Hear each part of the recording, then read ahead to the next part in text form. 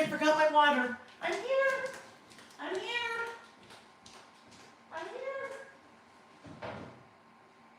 I'm here. I am here. I'm here. Hello. Hello. Realized I forgot my water. We can't be, working without that, can we? All right, let's see here, my friends. Where are we? I think we're here, right? Come on. Come on. Is that it? Yeah, it is, right? Okay, here we go. Here we go. Yes, we're here. Hello, my friends. Ooh, what's going on there? Hang on, I was just a little bit close. Wrinkles and all, right? Wrinkles and all. Let's have a quick hydration break because this has been in the other room all day. What's that? Awesome. Got my little electrolytes in my water, so we'll be ready to roll. One more. Good morning, friends. How are you? Happy Saturday. Happy first. Yes, it is. Happy first Saturday in June. My favorite time of year. Like, seriously, I need to live somewhere where it's like this all year. I live in northern Utah, and it's beautiful. It's been like low 70s, low to mid 70s the last couple of days, which is so pleasant. That is my ideal. Anyhow, hello friends and welcome. Happy to have you here joining me this Saturday. If we have not met before, my name is Lael Kankar and I have a business called Lael by Mail. When I'm not traveling on Saturdays, most Saturdays, every once in a while, it's a weeknight, we are here and we're doing what I like to call creative listing. So it is a very fun, easy, approachable way to document your life, document you, document your story, a very approachable way. Basically, a couple days before we are together, I publish several listing topics, and that is what I'm playing with when we are together. So we'll take one of those list topics, take a number of different products, and play. But really what it's all about is telling your story. We'll talk a lot about that as we go, but did I say? Oh yeah, Lael by Mail. Most of what we'll be doing, you will find on my website at laelbymail.com. In the link, there's in the description box of the video, there is a link that will take you to a page on my website of what I'm using. Now, that changes every week, so if you are watching this video a year in the future, then what you're seeing on that link will be what I'm using at that time. But super easy to help you find anything that you're looking for. Let me see. Amy's here. Yes, wonderful. My sidekick Amy is here. Welcome, Amy. Lovely to have you as always. Lots going on. I'll tell you about that in a minute. Anyhow, if you are watching live, welcome to you. In the chat, Amy will be popping in links to the products I'm using. So make it really easy for you to find what I'm using if you are interested in that. But no pressure, because I always say all you need to do what we do is something to write with and something to write on. Everything else is just added bonus. Pull from what you have, scratch it down on a piece of paper, put it in a spiral notebook, whatever you want to do. I think the important part is that you are documenting. Listing, right? But creatively. Okay, so today we have 3 list topics that we'll be working on. We have a couple of giveaways that we will do. I am going to start right off the bat when I rotate the camera on a live giveaway.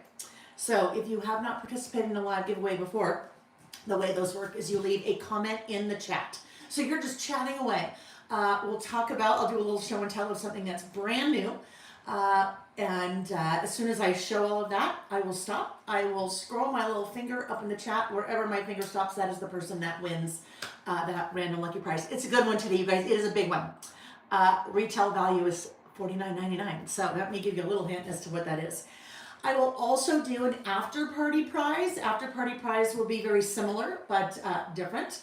And the way you participate in an after party prize is you leave a comment on the video when it's over. So as we are working together, I always have live prize and then an after party prize. After party prize is so that anyone that can't watch live still has an opportunity to win a prize, because I like to share.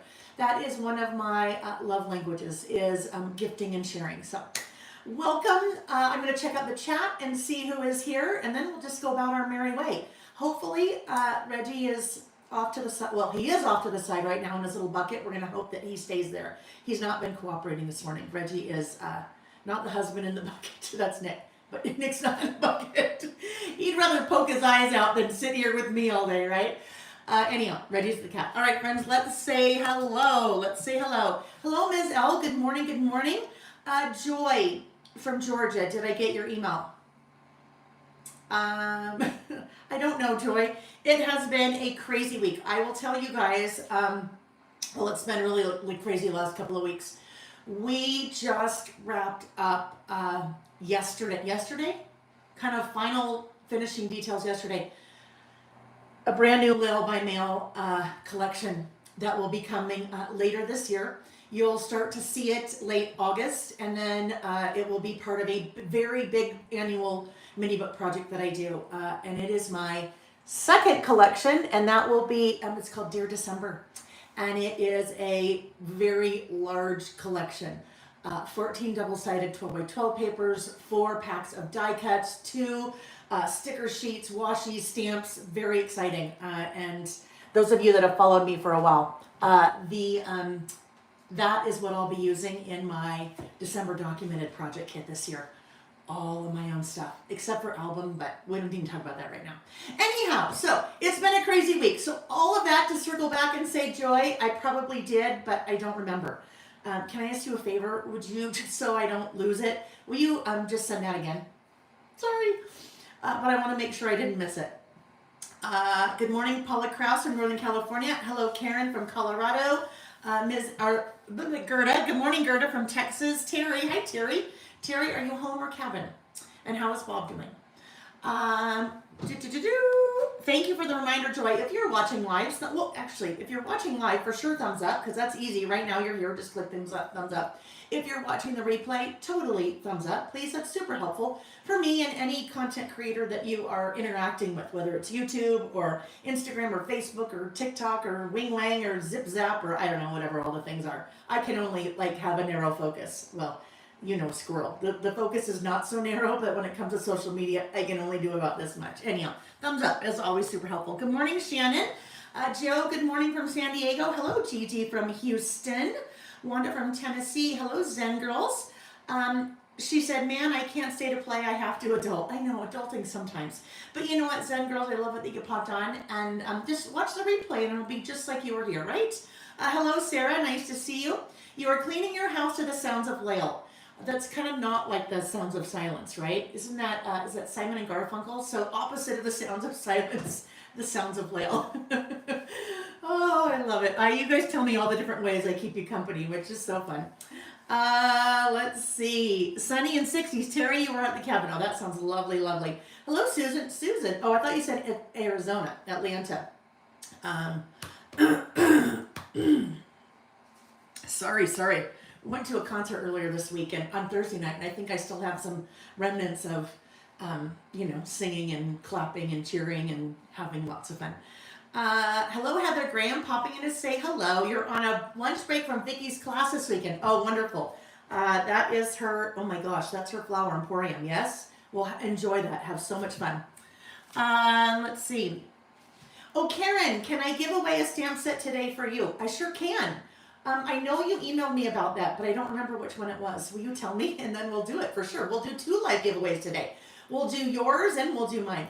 And I have to say, you guys are so amazing.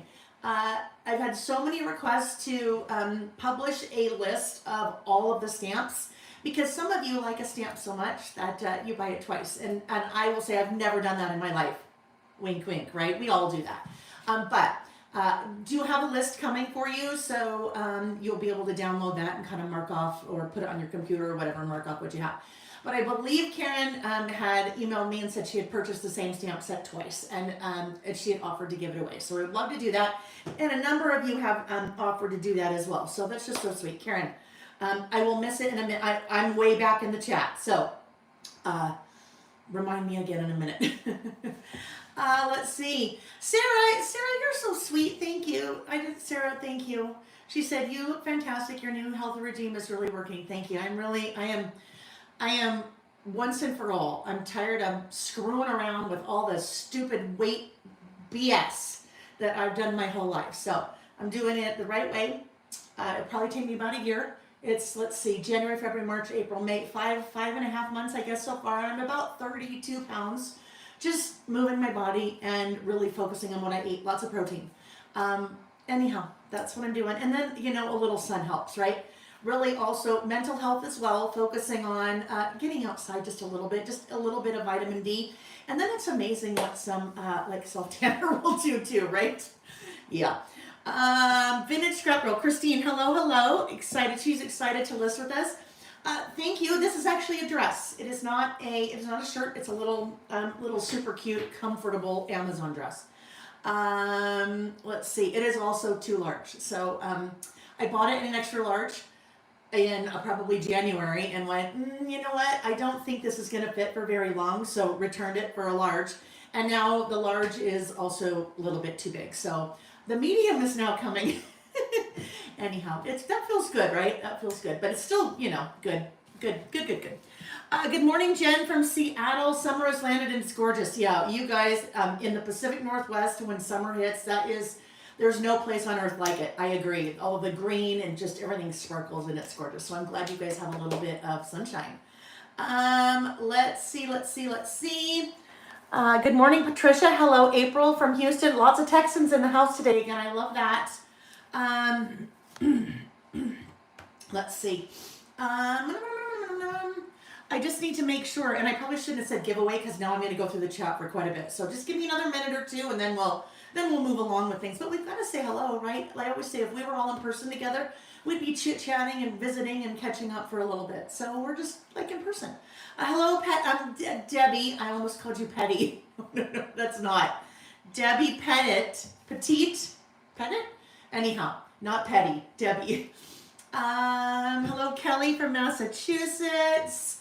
April said, I love this version of documenting, but it doesn't come naturally to me.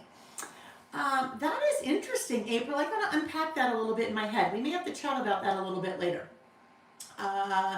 Let's see. Christmas. Yes. Good afternoon, or good morning, Scrapbook says to afternoon for you. Hello, Anne from Tampa. Catching a live from the beginning. Oh, I love that. It's so fun when you guys are live. Doing great. Bob is doing great. Bob, Terry's husband, had some health, big health scares. So I'm very glad that things are looking up. Terry, please tell him I said hello. And I'm sure Nick says hi too. Jen Hurt, hello from Spokane. That's Pacific Northwest again, right? Says it's a beautiful day there. Diana from Orem. Diana, you're probably like maybe 35 minutes away from me. Hello. Hi, Colleen. Nice to see you. Smokey from the Western Province's wildfires. In Toronto, right? So, wow, that's a lot, right? And I guess, we generally here in Utah, I always have to say this because not everybody knows, we're kind of one of those states that just kind of gets lost a little bit in the middle. That we're 2 states east of California. And so usually it's a little bit later in the summer season, but we get lots of smoke from fires in Idaho and California. So I hope those are cleared up soon, Colleen. Well, all of Canada, I hope the fires are cleared up soon. Let's see. Good morning, Carrie from Spokane. We also have Spokane in the house, or I should say Washington in the house. Hi, Jackie. It has been a while. Louisa, good morning. Heather, I love that. Said, I wouldn't get a thing done if we were all together in person. So true, right? So true. So then we just, socialize for a few minutes at the beginning and then we do the work, right? We do the play first and then do the work, but the work is also the play. So it's all play. It's all play to have fun. Let's see. Pet it. I love it. Debbie said pet it. Like if you were holding a puppy, what would you do? You would pet it. Perfect. Okay. And April said she's been scrapbooking for 40 years, but starting with the list is very different for how I create. Okay, April. So I will tell you that's where I started as well. I started as a scrapbooker 28 years ago. And as I grew, as I got older and as our kids got older, and eventually we became empty nesters, I really struggled for a while on how to kind of transition my style of memory keeping and documenting, because I was so used to following my kids around for years with a camera that I always had things to scrapbook or document. And, I'm sure much of their chagrin when I wasn't, following with the camera anymore, right? Then I kind of had to really reassess how I wanted to continue doing my documenting and memory keeping. And that is where kind of the creative listing really gelled. And I think it's been 10 years that I have been doing that. I find it, and I hope you find it, it for me is, I've always been a creative person. Going all the way back to, I went to a summer art camp when I was in 3rd grade, and we lived in Texas. And I was doing like puppets and, making little things out of ivory soap and putting beads in them. I've just always loved to do things with my hands. This for me is a totally different way of being creative, but I'm one of those people that needs to have a little creativity in my life every day. And sometimes I don't have a lot of time to be creative, right? So I find if I'm doing something like this, and now this would be outside of what we do on a Saturday, because we're always here for, a couple of hours, at least a couple of hours. But sometimes if I just only have maybe half an hour to be creative, I can literally take a list topic. I can add, some stickers, do a little bit of stamping, maybe some washi, make a list, and call it good. So that's how I kind of help to fill my creative cup if I don't have a lot of extra time. The other thing I find is that I have probably 100 12 by 12 albums, and don't really have room for those anymore as we kind of continue to downsize and our life changes. So using what I use, a little traveler's notebook, just that format is a little bit easier.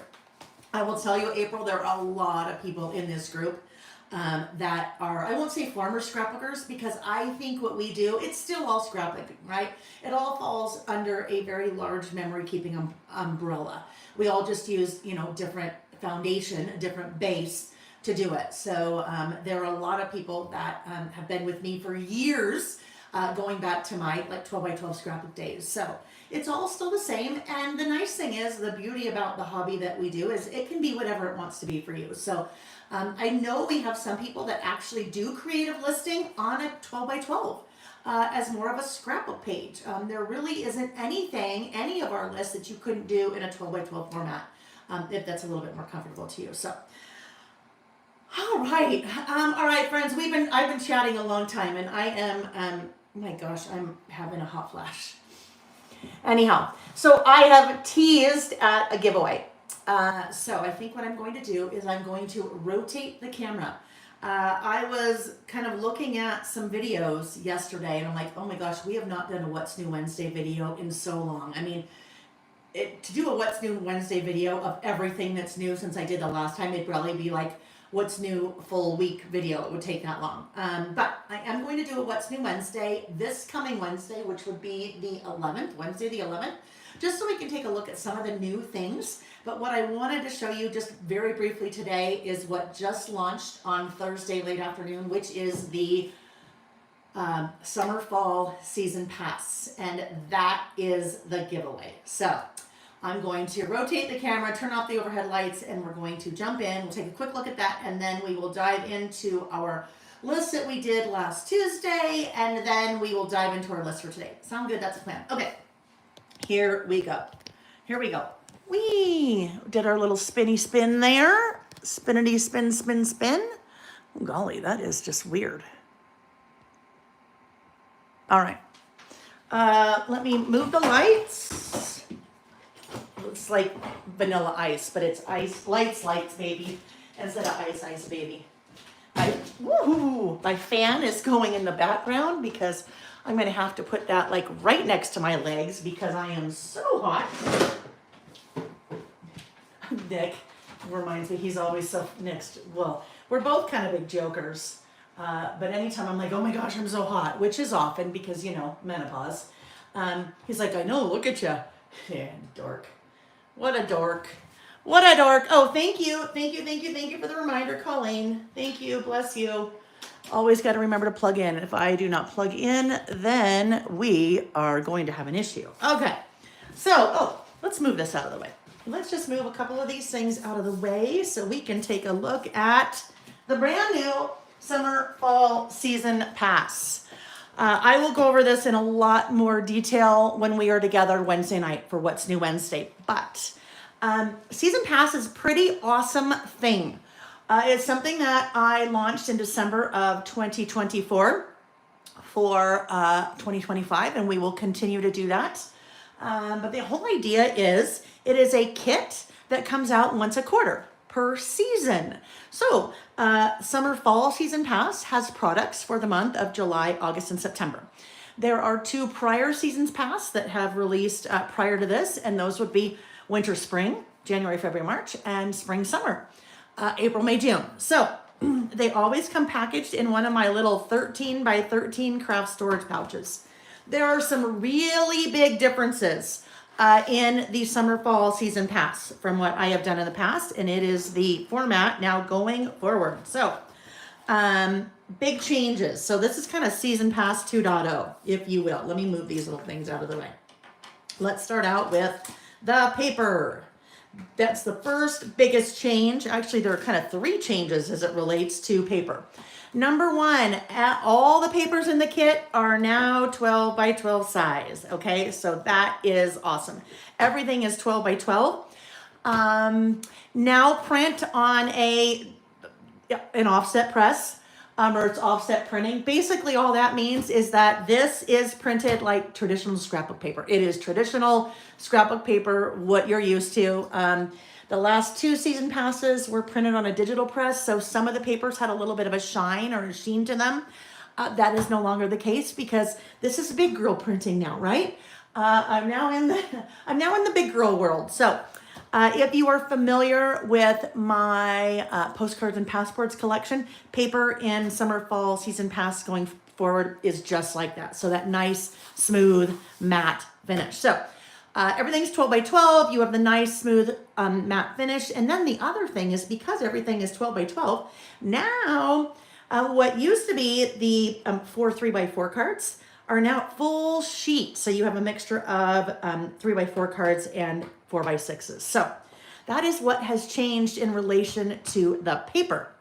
The other big change is now that the washi is exclusive to the kit and it is sporting patterns from some of the papers in the collection. So super, super excited. The biggest thing, you guys, Joe Disney fan, it is an 80 pound cover. So that's the thickness of your Simple Stories or your Echo Park or pretty much, any, scrapbook collection, that kind of standard weight. That's a great question. Let me see. I was just going to say something. I don't remember what it was. It was just prior to that. I will tell you guys, the printer that does my paper is local here in Utah, and it's the same printer that I've been using for the last 4 years on my idea books. So that's really fun. Now I am giving them a ton more business. So they do my idea books, they do my themed traveler's notebook inserts, and they are now doing my paper as well. So that's super exciting. I will also tell you everything in the kit, with the exception of the washi, is all made in the US. And what's nice about that, all of the changes that I've just made, and we're not getting political at all here, all the changes I just made, with the exception of the washi, there have been no additional tariffs for me because everything made in the US, and I do that where I can, not always possible. So all those changes I talked about, there is no increase in price in the season pass kit. So that was really important to me to be able to keep that price steady for you guys. All right, so let's just take a quick peek. You have the 3 months. We will start out with the cut apart papers for the month of July. You have 8 3x4 cards paired with 2 4x6 cards. Not everyone uses season pass for what I do for a traveler's notebook. So if you're using it for layouts or if you're using in mini books, now you have more fun 3x4 cards to play with, and also 4x6 pattern on the back side. Just kind of a fun, nice neutral tone on tone polka dot. You have the tickets paper. Love that. Super fun colors for the month of July. And so far, everything, really, there is nothing here that is specific to the 4th of July, right? Really the only place that you're going to see things specific to the 4th of July, you have maybe a card and maybe a die cut or two that, you know, say 4th of July, because not everyone does 4th of July. Well, that's not true. Everyone in the world does 4th of July. Everyone in the world that uses the calendar has a July 4th. It just maybe doesn't mean the same thing, right? All right. So your cute tickets on the back, that beautiful floral. I will tell you guys, the designer that I worked with for the summer fall season pass is an incredible designer. Her name is Cassidy Demkov. So a couple of you have said, hey, I think I've seen something. This kind of style looks very familiar to me. That's why you may have seen some of her work in the past. And then this one, isn't this fun? Those popsicles. This doesn't take you back to being a kid like the Rocket Pops, right? And they're super fun popsicles. On the back of that, you have a really fun little star. And then a beautiful stripe. All right, so those are the 4 papers for the month of July. And yes, if you ask, that is supposed to be distressed. Both sides of that distressed, every single paper looks like that. The printer came back to me and said, hey, is there something wrong with the artwork? And I said, nope. That's supposed to be there. And then just nice, that fun little blue on the back side as well. All right, so that's the 4 papers for July. Then we jump into August. So August, again, we start out with that, the cut apart 3x4 and 4x6 cards. So very loose, little bit loose, kind of back to school theme, but not necessarily. You kind of pick that up in the Apple, right? But not necessarily. You have a stack of books, which works well for school, but doesn't have to. You have a cute little backpack there. And instead of saying back to school, back to the routine, right? Because sometimes you yourself may not be going back to school, but kind of August, tend to be kind of end of August when we're starting to get back into the non-summer routine. Backside of that, really fun apples. A great ruler, works for school, but definitely outside of school. Really fun multicolored pencils. And little, I think that one's upside down, our little, almost called them pineapples, watermelon slices with a great stripe on the back. And then just a really fun floral, right? Nice green diagonal stripe on the back. All right, and I've missed all kinds of comments. Did it answer the question about the cover sheet? Let me see. I did not see that. Question about the cover sheet, because I need to show that too. So Terry, yes and no. The cover sheet does still have a print on the back side, but this time it is a bonus pattern. That just reminded me of something though. So let me just, I'm going to put this little thing right here. I'm going to run downstairs and grab something because it's important for me to show you that. I will be right back.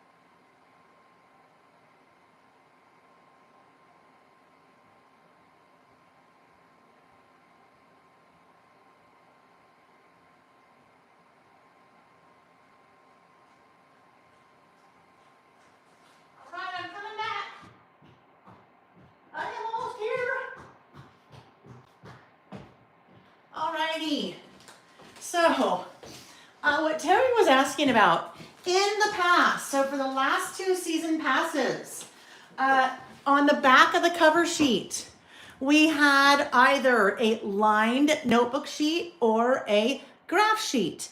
I had a lot of requests to make those sheets available. So in the past, I've always had, last couple of years, these 2 packs. These are 6x8 packs of the 6x8 lined notebook paper and the 6x8 grid. Now, this also just released late Thursday. Now those are available in 12 by 12 in packs of 10. So that is a pack of 10 of the 12 by 12 lined notebook paper. Those are double-sided sheets. And then you also have a pack of 10 of that kind of 12 by 12 graph paper. And that is also double-sided. So, Terry, to answer your question, there is still a pattern, but now it is a pattern that you can use on the back of the cover sheet. But those 12 by 12 sheets are now available a la carte. Now I gotta take a deep breath. And Amy just linked those. So thank you for doing that, Amy. Carrie, yes. Carrie asked if I'm still offering the option of buying extra pieces for those that buy the season pass. Yes, ma'am. Anyone that's bought the season pass in the past, you guys will be getting an email about the new season pass and how to grab those a la cartes if you want to grab the a la cartes. Okay, that takes us into the month of September. All right, so in the month of September, we have the 12 by 12 cut aparts again, your 8 3 by 4 cards. Just point that little guy out, right? 8 3 by 4 cards, your 2 4 by 6s. Beautiful butterflies on the back in that blue. And then you have kind of a little, I don't know, a little forest scene maybe. Some little foxes, little snail. There's a little squirrel in the tree. A nice kind of checkered pattern there.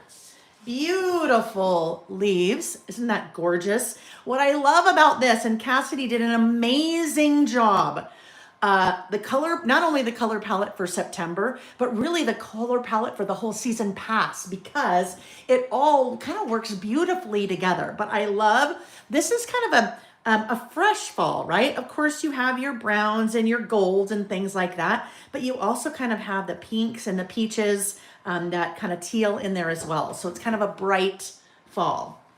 And then a beautiful floral. And then just kind of a nice neutral polka dot there. All right, so those are the papers in the new summer fall season pass. I'm really, really excited about all the changes that I mentioned, you guys. I think it just makes it a lot more usable for a broader range of people.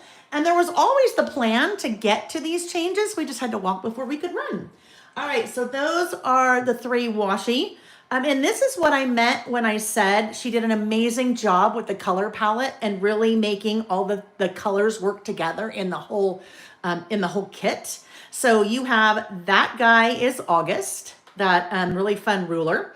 You have that guy is July, and that one is September. So they each work within their own respective months, but look at that. They also work really well together if you're layering. Those are the 3 washi. You have your die cut packs. Die cut packs, there are 68 pieces here. So I won't get them all out and show you. I'll do that on Wednesday, but you can see those on the website. You can see kind of all the different pieces there. You have the word strip stickers, so 78 stickers. That is a 5x7 sticker sheet.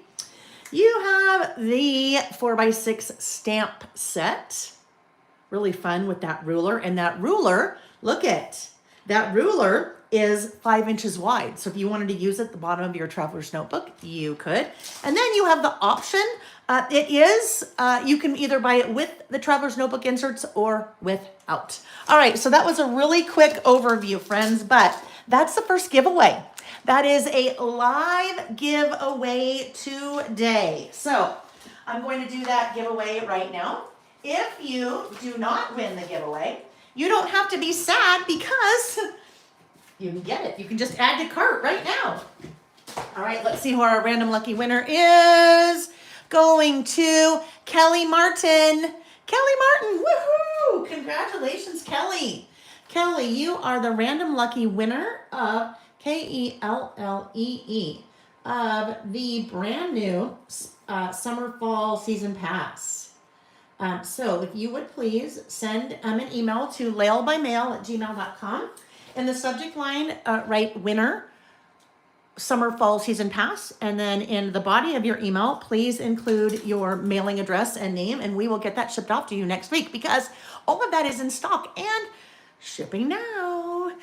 Speaking of giveaways, last week, the live giveaway winner was Flora, and Flora won Flora won the Say It stamp set, but if Flora is here, we've been emailing back and forth because she already had it.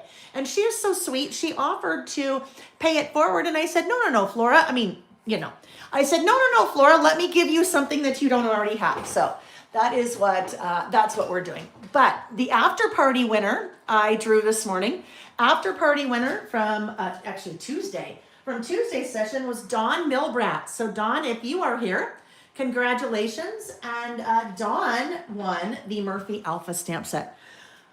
Okay, my friends, if I missed anything in the chat, which I probably did because I know when I do giveaways like that, the chat's going really, fast. So if I missed a comment, I've got to scroll back. If I missed a comment and you wanted me to see that, if you wouldn't mind, just go ahead and type that in the chat again. If you put it in all uppercase, then usually I can see it. All right. All right, friends. So let's take a look at the lists that we did on Tuesday night. We did 2 lists. And thank you so much, Anne. Anne said, Lael, you hit the ball out of the park with the season pass. Thank you so much, Anne. Season pass has been really, really fun. It's been a really fun undertaking this year. And like I said, we had to walk before we could run. And I'd say we're at a good jog. We're at a good jogging pace right now with season pass. So it's sustainable jogging pace, right? I don't want to say sprint, but we're at a good sustainable jogging pace with that. All right. Thank you for saying that. All right, so let's take a look at the 2 lists that we did on Tuesday night. The first list that we did is a list that we typically do the start of a brand new month, and it is called About Last Month. So we did this on Tuesday, June 3rd, did that for the month of May. So About Last Month is a concept that I introduced almost 5 years ago. Basically, I make a list of things that happen during the month, and I add photos. Sometimes I'm adding more photos, sometimes I'm adding less photos, but this is a way that I can say I am 100% caught up in my memory keeping because I have done this list every month going on the last 5 years. And I will tell you, I've been a documenter, memory keeper, storyteller, whatever you want to call it, for 28 years. I never, before I started doing About Last Month, have been able to say that I'm caught up. Now, that's not to say that I wouldn't, or that I won't continue to go back and document some of the stories, maybe a little bit more, but I have everything here. And that's the beauty. If I want to go back and document a series of photos from July of 2022, I don't have to remember what was going on. All I have to pull up my insert from July 2022 and I will remember because I told myself everything that was happening here. So with this one, we used the About Last Month, the 2025 About Last Month stamp set. I do a brand new stamp set, a brand new About Last Month stamp set every year. So this is from 2025. And this one, I used my postcards and passports collection. I traveled half of the month in May. So it was kind of fitting that to use the collection. All right. So that was our first list. Our second list, this one, for me, this list was favorite things about Little Craft Fest. So Little Craft Fest was an event that I participated in April in Conroe, Texas, which is a suburb of Houston. That's how I met many of you guys that are now joining me, right? Many Texans that are brand new. Anyway, it was a stationery fest, like a big stationery fest, and stationery with the E, not the A. A is not moving. E is, paper and things that we like to play with. I vended, there was a very large, maybe 100 plus vendors, marketplace, and then workshops. So I taught 2 workshops and then vended. So had so much fun at that event. But I wanted to do a list so I could remember some of the things that were my favorite about that event. So this was the second list that we did last week. Now, there may be a handful of you. I know Terry could do this list. I know Gerda could do this list. I think Gigi could do this list. I know Amy could do this list, right? Because I know you guys attended Little Craft Fest. But most of you are like, Lael, I would never do a list, my favorite things about Little Craft Fest. So I always say, anytime I'm picking a list topic, if it is not doesn't necessarily pertain to you, switch it up, right? Your favorite things about fill in the blank, right? It doesn't have to be Little Craft Fest. It could be about summer, winter, spring, fall. It could be last week. It could be your favorite things about your favorite author, Colleen Hoover, whatever it is, right?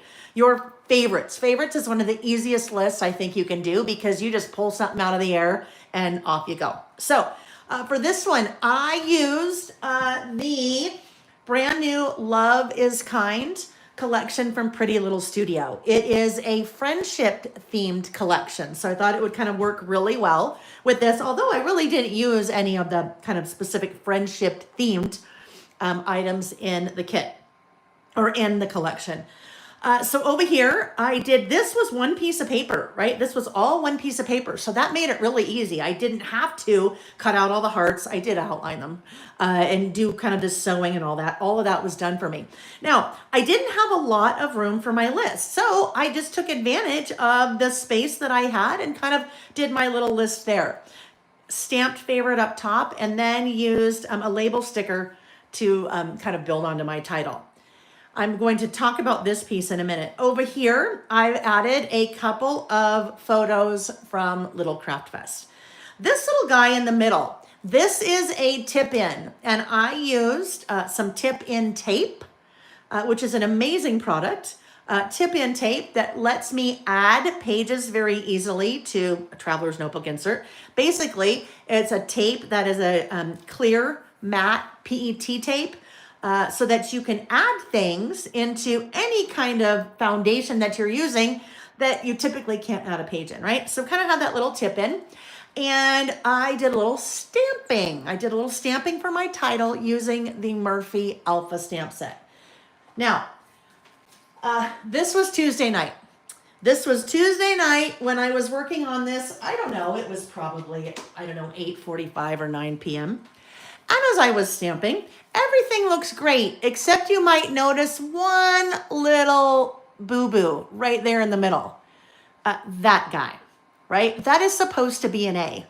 I stamped it backwards, right? So instead of crying over spelt milk, instead of starting all over again, I just kept it the way it is. I don't know if you can see that. There we go. And I wrote, oops, with a little smiley face. So if that ever happens to you, don't be sad. It's, you know what? Don't cry over spilt milk. Just embrace it. I could have started all over, but you know what?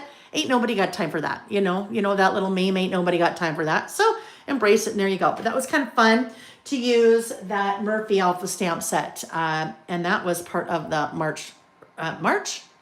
May release. The tip-in tape. Cherie, Amy just linked that in the chat. So yes, I sell that on my website.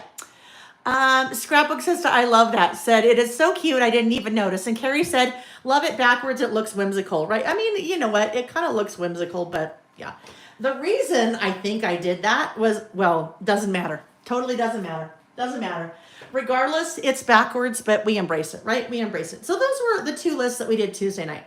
So the first list we are going to start with today is the third list that we did not get to on Friday or Tuesday night. And that is things that are turning 25 in 2025.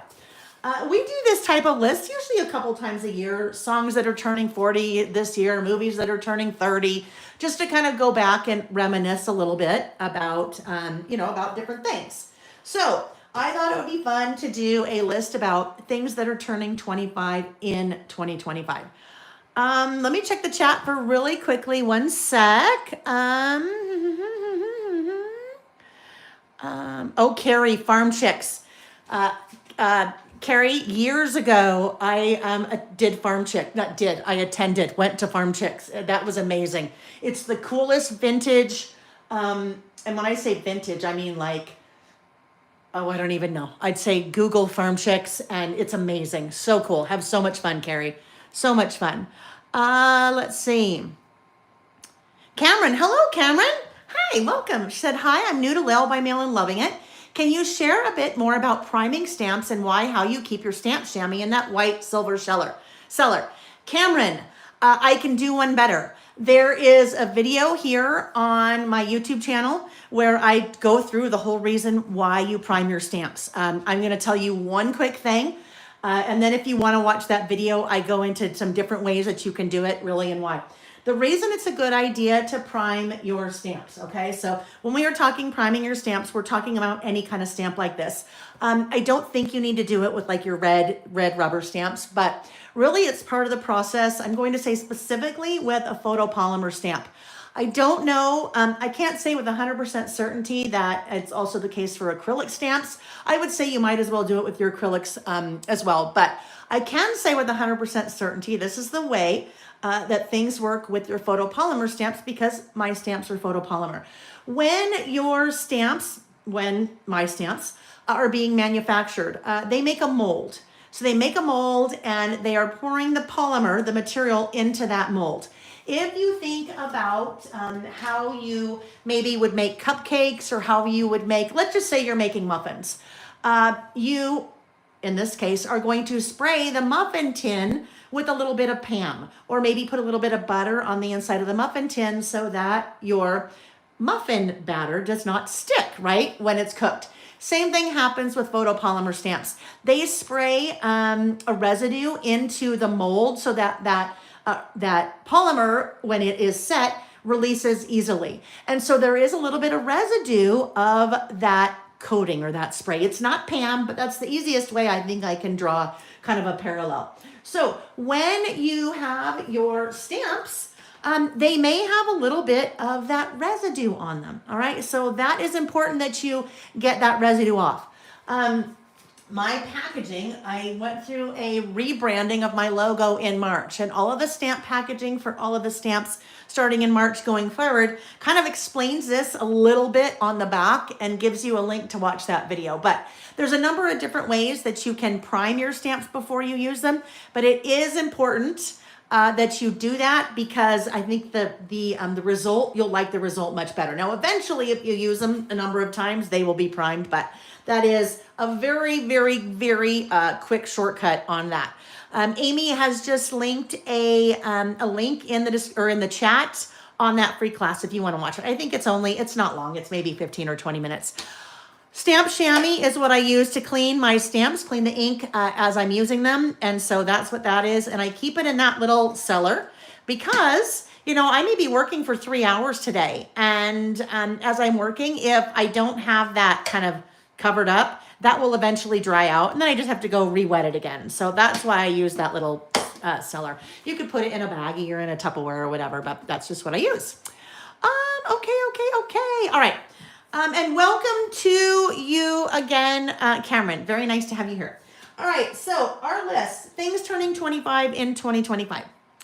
I did not know off the top of my head. I knew one thing in my life that was turning 25 in 2025, and that is our son, Sam Konkar. He was born in 2020. He was born in the year 2000, so that made it really easy. But other than that, I'm like, what is turning 25 in 2025? That's when my best friend Google came in, right? So I Googled. I will tell you, Sam Konkar is the only person on my list because I am so old that when I Google things turning 25 in 2025, any of the people on that list, I'm like, yeah, no clue who those people are. They're 25. They're not in my, they're certainly not in my friend group, but they're also not in my, they're just all younger people. So I didn't know any of the people that were on that list. So things on my list are more pertaining to like places, not even places, I guess things and not necessarily people. Songs, movies, toys, different things like that. All right. So what I thought I would do is kind of thinking about this a little bit. And then this morning, I totally changed the direction I thought I wanted to go on this. So I think this is going to be a single page list. And I am going to add one photo. But then the rest of the things on my list will actually be on a list. All right. So the product that I am using for this is what you saw in kind of my flat lay and what I was kind of advertising with. And that is product from the Simple Stories Sunny Days. Wait, I don't know if that's right. What is it called? Yes, Sunny Days collection. So it is kind of part summer, part retro, part vintagey. And I thought, even though like that is not turning 25 in 2025. Some of the artwork that I pulled out is kind of that fun, little bit different type of artwork. So I have a couple of songs on my list. I thought that might be fun. So I thought I might work those guys into my thing somehow, into my list somehow. The other thing that I know I wanted to do was I am going to use a stamp and die set. I need to pull that out. I forgot to pull it out. It is the in the envelope stamp. That's the in the envelope stamp set. And then the in the envelope die. All right. So I will be using both of those together. And I will use that little envelope. And that is what my photo will tuck into. And that is what my list will tuck into. So as we get going, these two really kind of jumped out at me. All right, those two pieces. So let's take a look and see how this might work. If this guy, what's my other list here? All right. If this guy went right here, this is from the Sunny Days 6x8 paper pad. So 6x8 paper. My inserts that I use, my Label by Mail inserts, are standard wide. They are 5 by 8.25. So if I trim this down to 4 3/4, that would give me a nice even border all the way around, since it's 8. 4 3/4, 5, 8, 8.25. So if this was my base, and that went right here, we would trim like that. Now what's interesting about that, so you got to think about this a little bit. When I'm trimming, if I trim that, I am really going to lose I'm going to lose all of this because I'll be putting an envelope right there. And I will kind of lose a lot of that. So I don't know if that is the right paper for us here. I will end up, for sure, we will use this collection a couple times, but I will also be using this collection for a summer layout next week. So let's see then what we might do instead. If this is the base of my list, if this is my envelope, then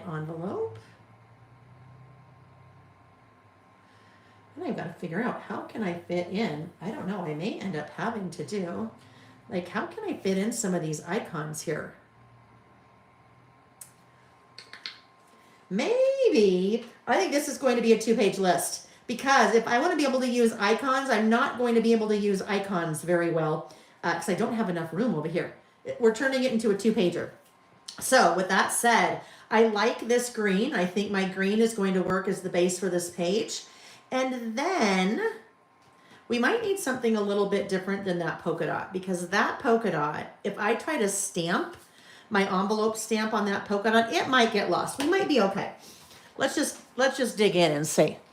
So before we start, I always do some prep work, and I always do prep work in my Listing with Lael workbook. My workbook is a little tiny bit different than yours because I need to capture some different information. But oftentimes I'll do a little bit of sketching ahead of time so I know kind of what I want to do. Other times I really have no clue. I know what I'm going to use, but I don't know how I'm going to do it.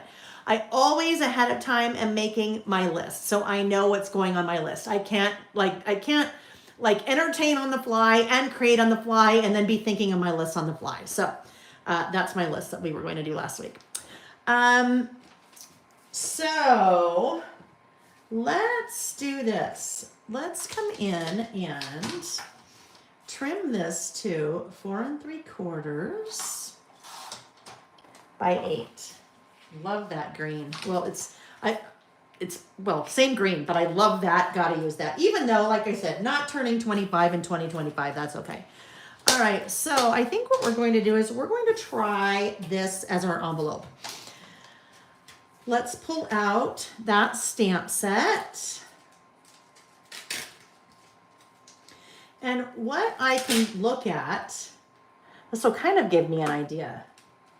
If this goes on top there, oh yeah, look, that'll be fine. I was a little worried that you wouldn't really see the envelope, see the stamp part, but yeah, you'll see that loud and clear, so not worried about that. All right, let's get out our stamping block. How are we doing today, friends?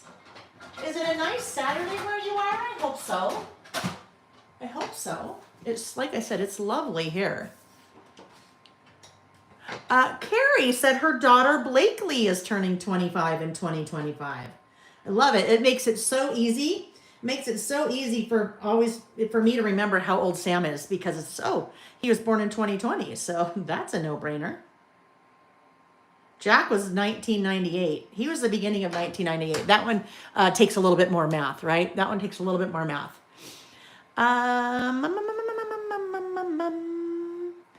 Zen Girls. This is interesting. Zen Girls said, maybe I could be more productive if I prep instead of pants on fire and supplies everywhere while creating and playing. So, Zen Girls, I will tell you, I would love to say that if I'm just crafting on my own, I prep ahead of time. I don't do that. I just wing it. If I'm on my own, I wing it. But I do have to have some prep done. Could you imagine? It'd be such a cluster. If I had no prep done, I'm like, okay, let's see, what product should we use? And this is, for me, sometimes it's analysis paralysis, right? Have you ever heard people say that? Analysis paralysis. Sometimes we have so much product or so many different options, it's really hard to make a decision, right? So even if you can narrow down a little bit what you think that you want to use, I'm going to do it this way. Even if you can narrow down a little bit what you want to use, it may make your process just be a little bit smoother, right? That happens to me all the time. Or if I've got too many things, if I'm not certain what I want to use, and I'm like, oh, I could use this, or I could use this, or I could use that, I end up spending my entire time that I have to craft going back and forth. Should I use this? No, I don't want to use that. Oh, wait a minute. What about that one die cut that I have somewhere in my stash of 8,012 die cuts that was a red and green bird? Like, I'm going to look for that because that's what I want to use. The next thing you know, it's 12 days later and you find that red and green bird and then you can't even remember why you were looking for it anymore, right? So if you limit yourself or just pull out, maybe a subset of supplies that you are going to kind of let yourself work with ahead of time, sometimes I find that helps. And that's definitely what I do, right? Again, I have to do that because if I don't do that, we'd never get anything done. Ever, ever, ever. We'd never get anything done. All right, so let's just trim this now. All right, and trim this. So that's the in the envelope stamp set. Now there is a coordinating die that goes with that. All right. So let me move that. You may have noticed, I have that stamp and die set stored in a 4x6 stamp storage sleeve. I have those in 3x4, 4x6, 5x7, and 6x8. But then I also, because it has the die with it, I have a 4x6 magnetic sheet, and I keep both of those stored in that same storage sleeve. So really easy for me to find. I have those guys available as well. They're paired like that. So they come in 4x6 and 5x7. So you get those together to keep your things together. All right, let's pull out our little die cut machine. Let me try to just get that out without making too much of a disturbance here. All right, so the die cut machine that I use, this is an Anna Griffin Empress Mini.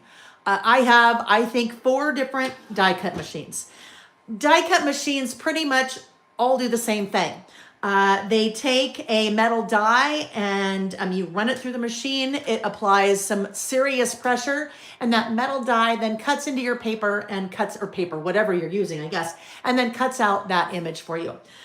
This is an electric machine, so it's super easy. All I have to do is turn it on and hit run, and then it pulls it through for me.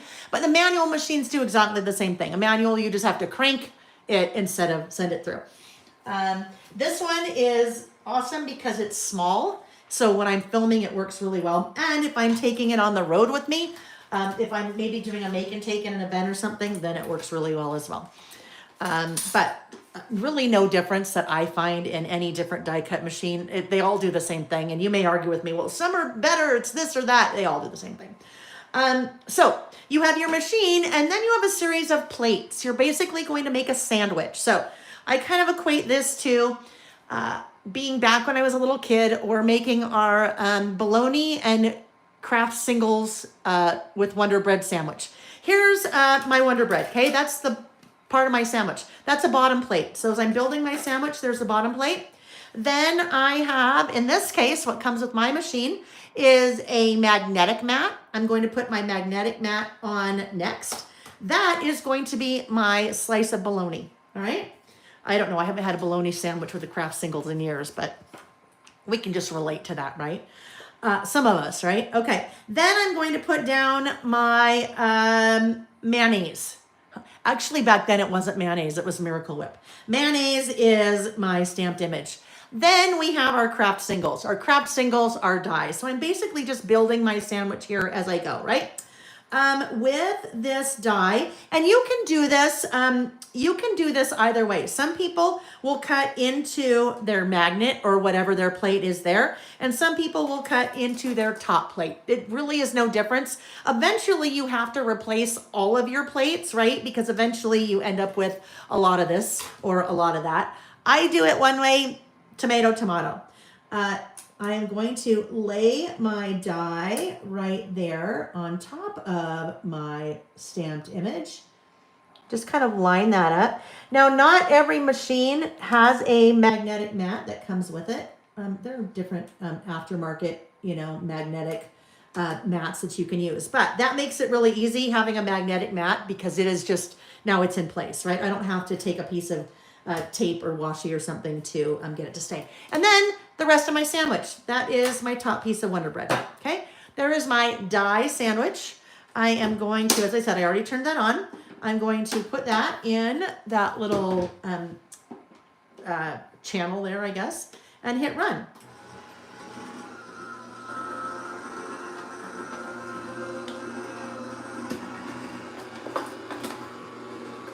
And there we go. Get that out of the way. And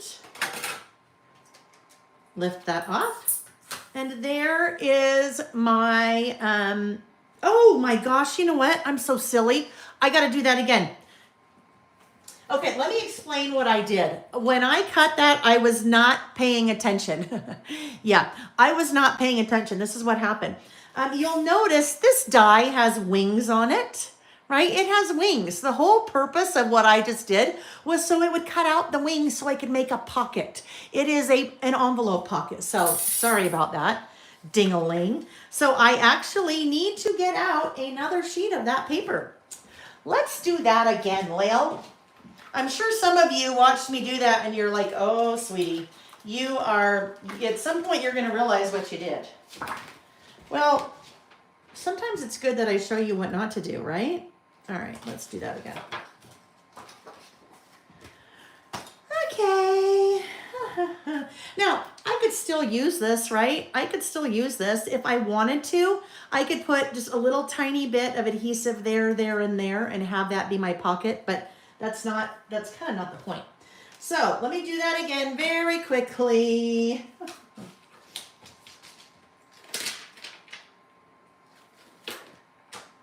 Get my stamp out. This will go really quickly. Apologies for that.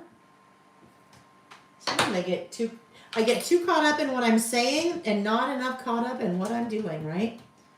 That's the hazard of trying to talk and work at the same time. Maybe I shouldn't say talk and work. It's probably more like entertain and work. All right, we inked that up again. And this time, if I'm doing this again, I need to make sure to allot myself plenty of room for the wings. Now I can go all the way up here. All right, I need wings. All right, there we go. Let me just clean that off really quick, because if I don't, I'll end up putting something on top of it and then it will get it all dirty. Good idea to clean your stamps right away. It makes it so much easier. I always kind of joke that it's like your dishes after you eat dinner. If you put them in the sink and you try to clean them the next day, you have to work a little harder to get that dried food off of your dishes. Same thing with your stamps. If you clean them right away and then put them away, your stamps will last forever. I mean, really, they will last forever. You take good care of them, they will take good care of you. But much easier to clean while that ink is still wet. Okay, take two. Take two. let's come in with our, we'll just do this with scissors. Speed it up a bit.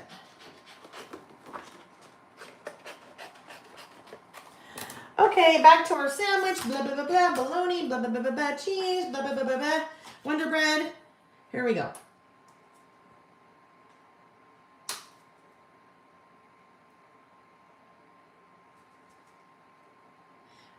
This has been a super popular stamp and die set. There are quite a few examples on my website with the stamp, with the die, and then it also comes in a bundle. But you can see, if you go to those products on the website, you will see some of the different projects that I have done with them, and then also the design team. Yeah, Louise says funny. Honestly thought you were showing us another way to use the die. Yeah, no. I mean, that is another way to use the die if you didn't want to have the wings, right? I guess we could say that's what I was doing, right? I guess we could say, all right, there we go. That is what it's supposed to look like. All right, let me get these things out of the way. And now you have your little wings, all right? So your wings are what's creating your pocket. All right, there we go. That's how I have my pocket. That is how I can put my my things in there. I will tell you guys, we just got samples. Did we get them yet, or are they on the way? No, I think we just got samples. I don't know. Amy could tell us. Amy gets the samples for all the dies. She tests them all. So we just got the samples of of three. I think three new that you'll see them come out staggered throughout the year. Three new in the pocket. No, four or five new in the pocket stamp and die sets. Well, you don't have to use them together, but some really fun ones. Okay, there we go. Now let's come back here. I need a corner number. I like to round the outer corners of whatever base paper I am using because the corners of my inserts are rounded. That's a fun one too. That ice cream. Oh, you know what? We did a list. Let me just set that down properly. We did a list back in oh my gosh, let's see. This is my deconstructed book for photography. Let me grab one that's not deconstructed. Let's grab this one. All right. Idea book. I think it's under food. Let's see. Food. This would be a really fun, if you have this collection or you're like, ooh, I kind of like this collection. All right, chapter 15, food, page 65. We did a list. It was, here we go. Favorite ice cream flavors back in July of 2021. You guys, we've been doing creative listing for 5 years. But that would be really fun. This collection, the Sunny Days collection, it's a whole paper of ice cream and that ice cream icon. So that would be kind of fun. There are now 3 idea books. The original idea book that we did was for the first 3 years of listing, 2020, 2021, and 2022. That was volume 1. Volume 2 was all of our lists from 2023. And volume 3, all of our lists from 2024. So that is a great resource. You're looking for different list topics. If you're looking for different kind of inspiration on decorating your lists. All right, so here we go. This is our little pocket's going to go right there. So with my wings, I am going to add my adhesive, but my adhesive here is going to be different than my tape runner. I want to have a little bit of stronger adhesive for my pocket, just because I could be pulling things in and out of my pocket. So I don't want it to kind of my pocket to fall off. If you have something that's interactive, sometimes it's better to use a stronger adhesive so it really sticks. So I'm grabbing some score tape, some half inch width score tape. So I'm going to put that right there.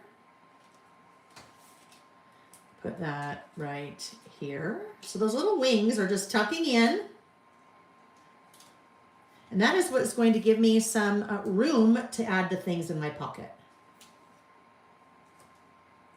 All right. So with score tape or your double-sided tape, kind of a double-edged sword. The good thing about score tape is that it's super sticky. The bad thing about score tape is that it is super sticky. And what I mean by that, you basically have one shot.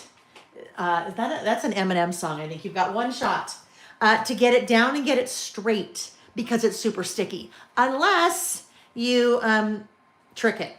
So what I'm going to do here is I'm going to trick it. I am only going to make it a little bit sticky to start. And what I mean by a little bit sticky, I'm just going to reveal a little bit of that sticky. So no stick there. No stick here, little stick here, right? I'm going to do the same thing on all three sides of that. I'm just a little bit. And you'll notice the part that that little, I don't know, what do you would call it, that protector, whatever it is. I need to know what you call that little sheet, that little strip. I am poking it out the outside, right? Those are going to become little tabs for me. I have my pocket, I have my base, and now look at this. I can move this around anywhere. It is not sticky, and I am literally, release paper, thank you, April. Trick it so you can stick it, perfect. April, you are on a roll. Trick it so you can stick it, and that's the release paper. So your release paper, you only want to release a little bit, and then you stick the release paper out the side, right? So because it's not all released, that lets me have a little bit of wiggle room, actually a lot of wiggle room. So I can come down here and do this until I get it exactly where I want it to be. Looks pretty good, right? And then I press down on the parts where the release paper is no longer, and then gently pull out the rest of the release paper. That has saved my bacon on so many projects I can't even tell you. Because if you've ever used score tape or double-sided tape like that, you know you have to get it exactly straight. And if not, oh well, it's going to be crooked, because if you try to lift that up and reposition it, not going to happen, sister. Not going to happen. Well, it'll happen. You'll just rip everything off underneath it. All right, let me see. Let's see. April, I have idea book 1. Which should I get next, 2 or 3? Because it's newer products that I probably bought. So here's the thing, April. I would say for anyone just starting, 1, definitely. And 1, just because it's the first 3 years. When it comes to 2 or 3, it's a toss-up. I mean, the only difference is it is lists from 2024 versus 2023. In terms of products that are used, I'd say probably 90% of my Lail by Mail products that I use, stamps and dies and things like that, are evergreen, meaning they don't really go away. We continue to use them. So in terms of those products, you would see both used. I would say people are probably using the idea books more for list topic inspiration and maybe layout inspiration, as opposed to what you can do with the specific products that you purchase, like, paper collections and things like that. So that really didn't help at all. I don't know what I'd tell you. Yeah, I don't know what I'd tell you. Let's see. Bacon. Okay. All right. So here's the start of my list. Now, I was toying with, when you look at my sketch, this was actually just 2 different versions of the same thing. I was toying with doing photos of a lot of the different things that are turning 25 and 25. And then I'm like, you know what? I don't think I want to do that. So I switched to only 1 photo. That 1 photo, this is Sam. Now, this is Sam 2 ways. Well, it's really the same Sam. 1 is just lightened up a little bit, but I wasn't sure what I wanted to do here. So I'm going to do two different things with the same photo to see which I like better. And that is going to tuck into that pocket with something else. So this is a 5x7 photo, but I want to trim it to 4x7. So what I'm going to do is take I'm going to start over here. Let's take, I think I can just take that off, right? Sorry, Reg, we took some of Reggie's hands off. Paws, he doesn't have hands. Cats don't have hands, Lil. I took some of his paws off. It's okay. He still has his paws over here, so he'll be fine. All right, so let's see what we did here. If it stays like that, this could then go in the pocket, tuck in the pocket, right like that, right? So there's just kind of fun little photo in the pocket. I will put something else in the pocket as well.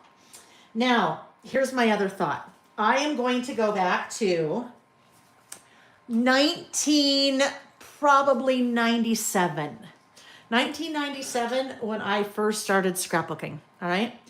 And I don't know if it's gonna work. I don't know if, well, I know it'll work. I just don't know if I'll like it. So that is, that's why I printed 2 photos. I am going to do this.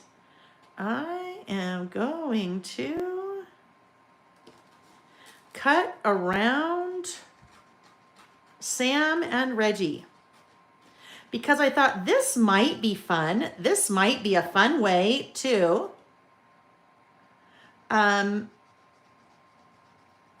put in the pocket, right? Did you guys do this? So back when, I started, actually, I need to do something different. Let me do this. I started paper crafting when 1997, when I was pregnant with our oldest son, Jack, scrapbooking, right? And back then it was, everyone was taking your little photos and cutting around them and making little silhouettes and stuff. So I thought that might be fun to do now. I just cut the large parts away. As I started getting into these little areas here, I'm going to switch scissors. Regular scissors, fussy cutting scissors. So I am going to use fussy cutting scissors. That is going to let me get in a little bit tighter in those areas. It's just a little bit easier to work with something that's smaller when I need to be in a smaller area. All right, so these are my fussy cutting scissors. And when I say I mean my Lil by Mail fussy cutting scissors. They work very differently than a regular pair of scissors, right? Regular pair of scissors like this. Fussy cutting scissors like this, right? Very small movements. They just sit in the palm of my hand like that. There's little serrated edge there, serrated edge there, serrated, not serrated. There's a ridge there. How about a ridge? It's not going to cut you.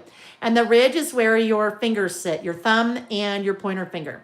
And very small movements to move those blades. The blades are also very short and small. So that makes it really easy to get into small, tight spaces. And you'll see as I am cutting, my hand is not moving at all. I mean, barely. And my scissors are really not moving at all, just barely, right? It is my object that I am cutting that is moving. These scissors, people tell me if you have arthritis, these are great scissors because you are using totally different movements in order to cut. And your range of movements are much smaller than you are with your regular scissors. All right, so now let's see. Oh, April. Okay, April. You know what? I love what April just said. What April just said, she said, or you can layer it over the photo with foam tape and then it will be dimensional. So here's the thing. I can do that, but maybe not. The reason I would say maybe not. Oh, but I want to. Here's the thing. And I'm getting towards, actually, I'm okay.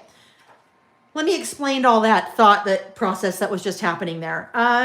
When I'm working in a traveler's notebook insert, I generally stay away from things that are dimensional. Because if I'm all the way over here and I'm adding a lot of dimension, then when I go to work on my list next, it's kind of puffy and raised, but not puffy and raised in all the areas. So sometimes it makes it difficult to continue to work. But I think I'm going to do it. I am nearing the end of my insert. So, that guy doing that. We're going to do it. We're going to do it. The other thing that I can do because this piece is going in a pocket, I can, because it's going in a pocket, when I go to work on the list on the next page, I can just pull this piece out of the pocket and I don't have to be worried about that. What a fun idea. All right. So this is what April was saying, right? That I can layer that, and actually it also, oh, sorry, Reg, guess what? Your paw's going to have to cut even a little bit more, dude. Sorry. It's probably better because that does look a little odd, his little paw right there just sticking out. Now, will that part of Sam, his part of his shoulder still work there? It will. Okay. I love this idea, April. Not something that I would normally do in a traveler's notebook. So I love it. I love it when you guys when you're like, hey, what about this? Or, hey, you know what? You should do this. Because we all learn that way, right? I'm by no means the expert. Just done it for a long time, right? Doesn't mean I'm the expert. All right. Carrie, I love that. Carrie said the best fussy cutting scissors she has ever used. Thank you. Yeah, they're pretty awesome. They are pretty awesome. I will tell you, I did not invent them. But we worked with a factory to source them a little bit differently. There was a company that I'd been buying them for years, and they were always out of stock. Always, always, always out of stock. And so I put Amy on it and said, Amy, go source these. And they are actually, it's a piece of medical equipment. It's used in they're used in the medical field, but we had them powder coated in my navy logo color, and we had them done in matte. Just nice, super nice. All right, so here we go. Whoopsie, don't do that. And it's okay. That's sound effects, right? It's okay because on a photo, if you put adhesive on it and then you try to pull it off, that's what's going to happen. You're going to pull off part of the ink from the photo on the adhesive, right? Not a big deal though, because we won't see that part because we're doing our little layering here.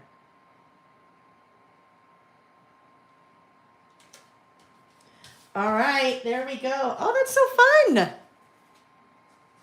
Thank you, April.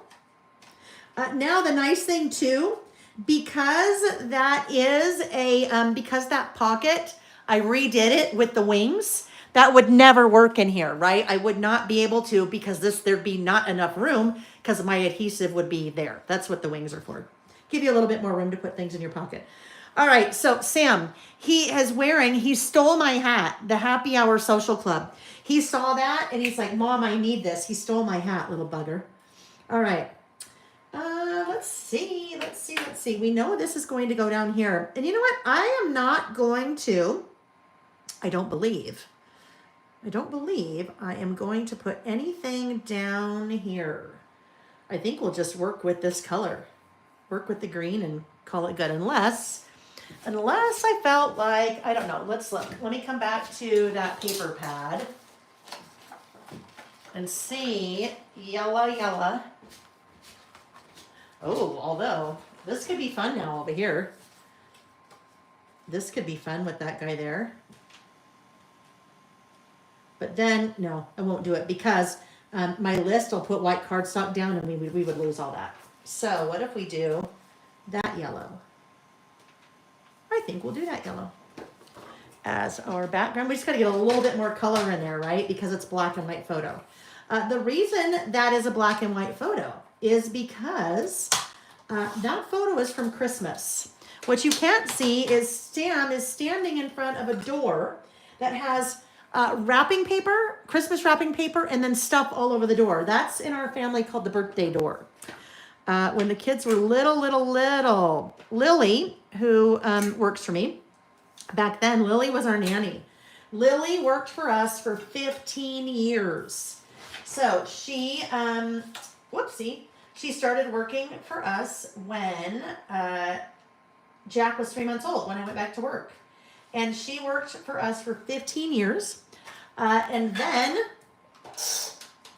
when Jack was 15, and then about maybe 4 years ago now, I want to say, I reached out to Lily and said, hey, Lily, what are you doing? You want a job?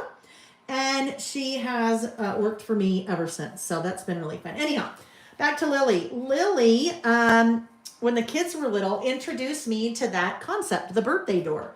And it was something that she had done with her kids in her family. Her kids are just, well, her oldest is a little bit older than Jack. But the birthday door. So the whole idea behind the birthday door is the night before the kids' birthdays, before or after they went to sleep, we would decorate their bedroom door, Nick and I would, like a big giant birthday present. And you would wrap the door, basically hang wrapping paper from the door, and then decorate it. So candy, little toys when they were little. Now it's like candy and nuts and jerky and gift cards and things like that. Anyhow, Sam's birthday is in December, so Sam's birthday door is most often Christmas. All of that to say, I turned the photo black and white because it would look really weird if that was Christmas. Back in the idea book, that is one of, I think it's idea book 1 again. One of the lists that we did a couple of years ago was called Family Traditions, where I talk about the birthday door. Family traditions is a fun list to do because you may have traditions in your family that have been around a long time. You may have told the stories of those traditions, you may not. But that's part of kind of the why we do what we do, is to tell those stories. But via list, it makes it a little bit easier. All right, so let's just see what we want this one to be. I always just eyeball it, and then it ends up being about the same measurement every time, but let's double check. So we're really not going to see much of that yellow. It'll just be a little bit of a background for us, right? There we go, there we go. It's usually about between 3 3/4, it's usually about 3 3/4 by 7, I believe. Actually, you know what? Let's do this. Let's do this. I'm going to do one of these guys. So, you have, I showed these earlier. That's the new 12 by 12 grid paper. For a long time, I've had that 6 by 8, but that is the same scale. So, you could use, if you use 12 by 12 things more, you've got the big one. If you use 6 by 8, you could use the smaller one. I am going to use the smaller one. Karen, did you tell me what stamp set it is that you have? I don't want to forget that, so I can do another live giveaway. I don't want to forget that. So let me hang on here. I'm just grabbing from my stash of 6 by 8s. And I have already trimmed one of those down, but it's not trimmed down enough. So let's see what we want to do here. It will just give a little bit more of a, ooh, don't use that. A little bit more of a background, a little bit more visual interest to our background than just a plain piece of white cardstock. Alrighty. Yes, Terry, Terry just asked a question. She said, Lael, will you show the inks that you showed on Tuesday that coordinated with Season Pass? Actually, Terry, it wasn't with Season Pass. It was with postcards and passports. So we will be doing a list today with postcards and passports again. So I will show that. I have not swatched inks yet for Season Pass, for the summer fall Season Pass, but I will do that by Wednesday when I do the What's New Wednesday. All right, so we need to round those corners. Now that will be the base of my list. And you might say, Lael, why do you round the corners? Well, we already talked about why I round the corners, right? I think that's what I was going to say. I don't really know if that's what I was going to say. Oh, no, that wasn't what I was going to say. That's funny. What I was going to say is, Lael, why are you not making your list on this? Like, why do you have to add that? And I say, no, you don't have to add that, but I want to add that because I don't like to list on colored things. I don't know why. I just don't. It's just me. All right. So now, here we go. That outlining I have to do on everything. Things look very naked to me if I don't do that. All right, now we're gonna have our little bus here.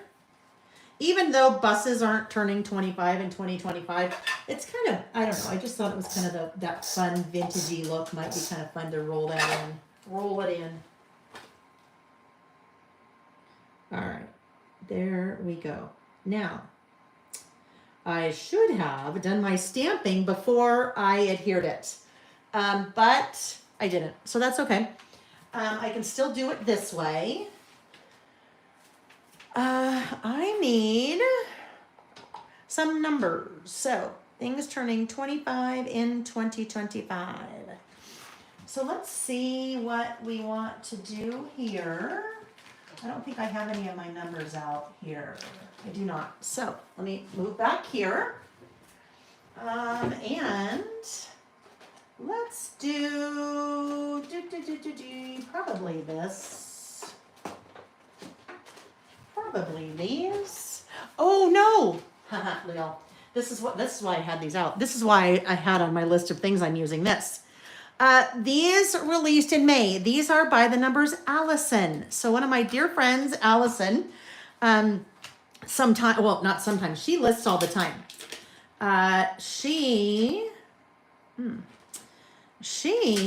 I don't know, about a year ago reached out and said, hey, I have an idea for some numbers that I would love it if you did. And I said, what are they? And so we kind of went back and forth, and this is what came out of that kind of collaboration with Allison, the ideas with Allison. So these are a set of numbers. That's a 4x6 stamp set. But if you'll notice, each number, you have the number, and then you have the little number written out, right? So 1, 1, 2, 2, and so forth. So I'm going to do, I think, this. So if I write this, if I write things turning 25 and below it, I write in 2025.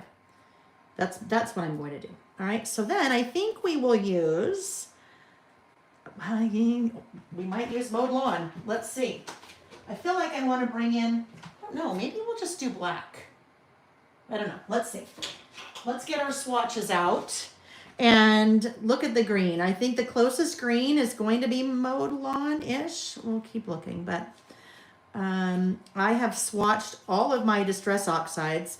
Distress Oxides are the inks that I use when I'm doing my stamping, almost exclusively with the exception of the black, and that is the black that I use. So mowed lawn, if I did mowed lawn 2025, I mean, that could be fun.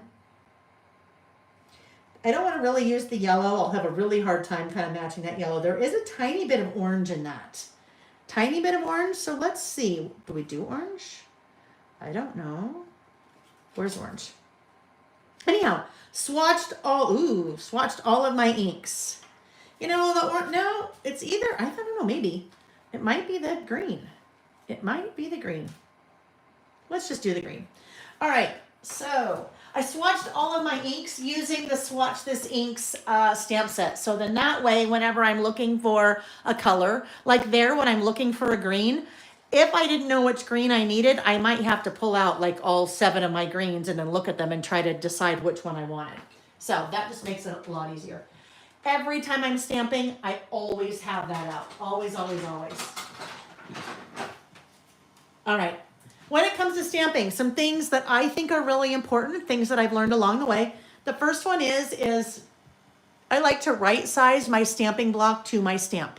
All right. I have all different kinds of stamping blocks that I use. In fact, you saw me use that really big one when I did the envelope, right? So we know we have to have big stamping blocks. We at least have to have one stamping block, and it has to be the lowest common denominator. It has to be as large as our largest stamp. That is all we really have to have, but I think life is a lot easier if you have a variety of sizes of your stamping blocks.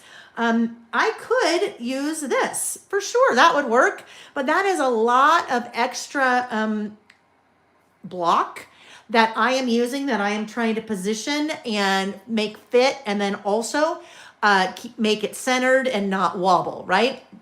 So if I have different size stamping blocks, if I right size my stamping block to my stamp, I find it makes it a lot easier to do my stamping. So here I have pulled out our little 1.625 inch stamping block. All right.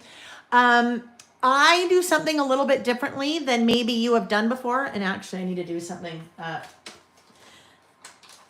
here. I will stamp each stamp individually. And the reason that I do that is because I like to control how close together I can get my stamps. And for me, I can't get them close enough on the same stamping block, so I will stamp those two each individually. When I first opened these, I kind of looked at them and I could tell these, I don't know where my other set of these is.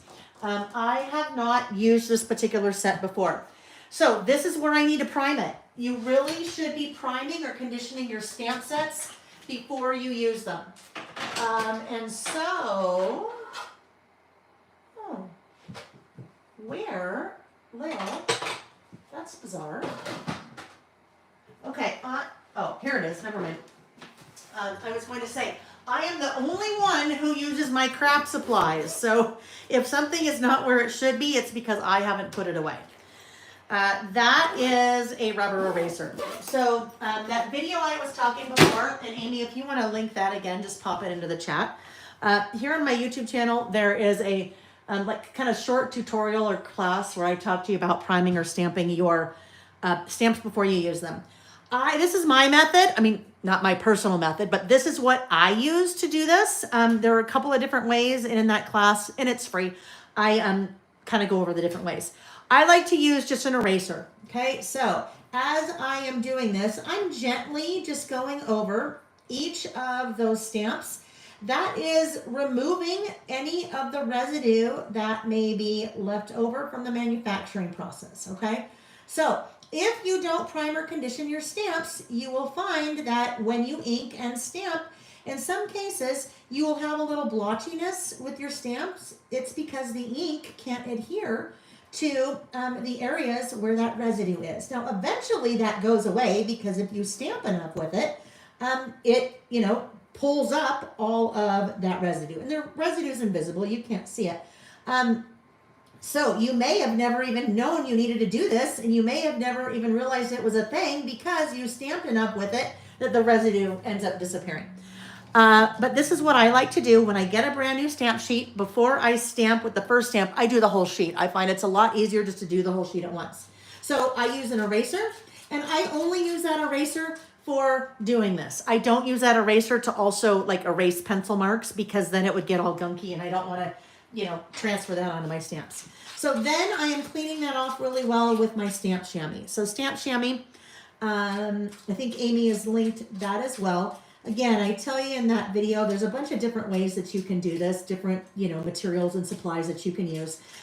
Stamp chamois, as opposed to a paper towel, you could use a paper towel, you could use a baby wipe. What we don't want to do is transfer any little fibers that sometimes you find in your paper towels or your baby wipes. Because if you're transferring fibers as you're cleaning, those fibers are now on your stamp. So instead of having residue that prevents your ink from adhering, then you have fibers that prevents your ink from adhering, and then you end up with spaces in your stamp where that ink couldn't adhere.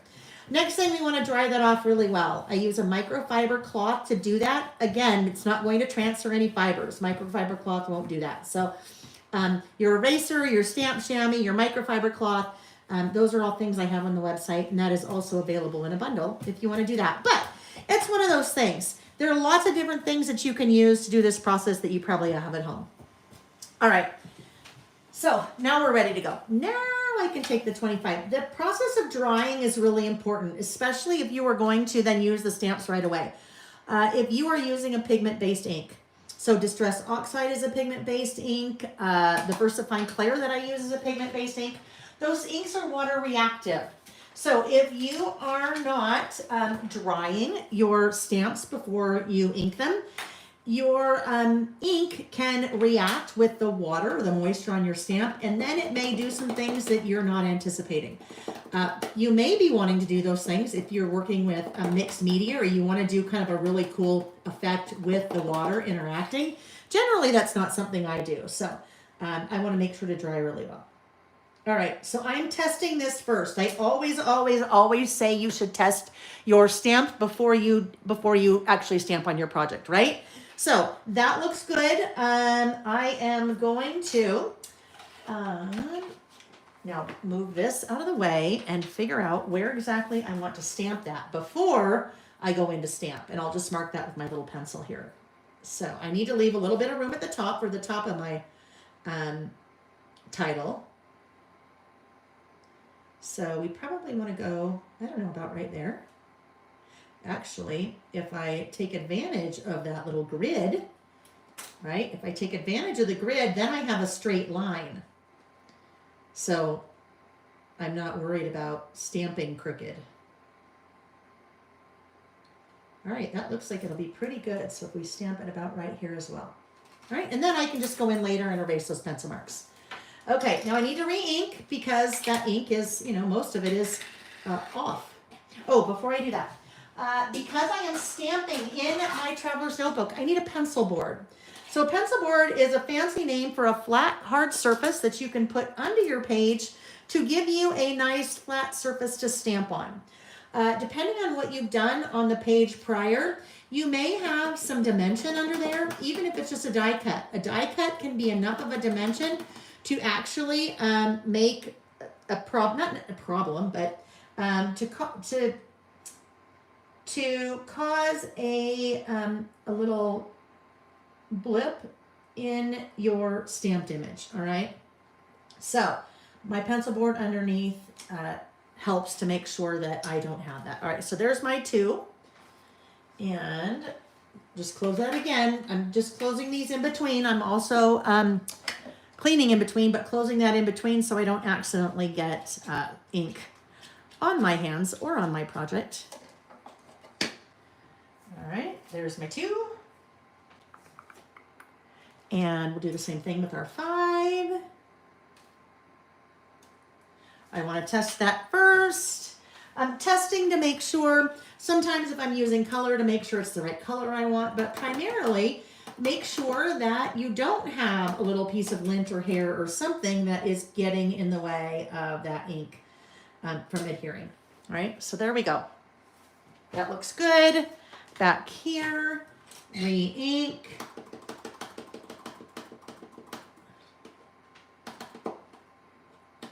Alrighty, and we'll go right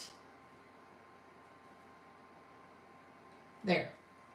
All right. When I am stamping, well, all the time I'm standing.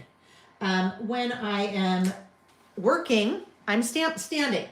When I'm stamping, when I'm crafting, I'm standing. I prefer to stand because I feel like I get a much better perspective when I do that. If you are not a stander when you craft, I highly recommend that you stand while you are stamping. I always joke, when you're stamping and you're sitting, these are your little T-Rex arms. You don't have a lot of range of motion. When you stand, you now have tons of range of motion. And range of motion and leverage, in my opinion, is really important when you're stamping. So if you stand while you're stamping, you've got that range of motion.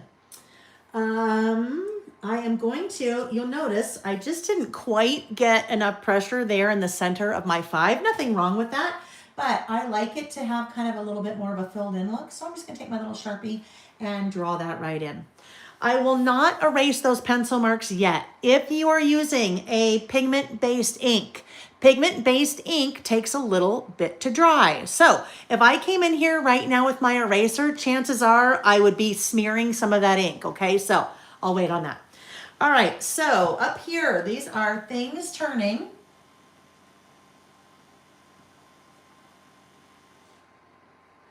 Things turning 25 in 2025. All right, so now I am going to, I think, just come in with a little bit of a separator here. So I'm going to take my little Sharpie and just draw a little separator right there, because as I am now going to write my list, I would like there to be a little bit of a visual separator between my title and my list, especially since that's black and now my writing is also going to be black. All right, next thing up. Actually, did I clean that? I did. Let me take a quick look at the chat because I want to make sure I haven't missed anything yet. I shouldn't say yet, but let me take a quick look at the chat and then I will keep going. Let's see. Is that what we're talking about, the butterfly? Sorry. This is, no, it's because I'm going to get some die cuts out and I need to be able to kind of separate them to know what I'm looking for. Sorry if that's been distracting that whole time. See, there's all kinds of things I miss when I am working. All right. And let's see. No time limit really, Terry. All right. I also am going to do a hydration break. Okay. And that's a reminder for you too to do a hydration break. You need your water or whatever it is you're sipping on. And if you're not sipping on anything, go grab something to sip on, okay? All right. Let's see.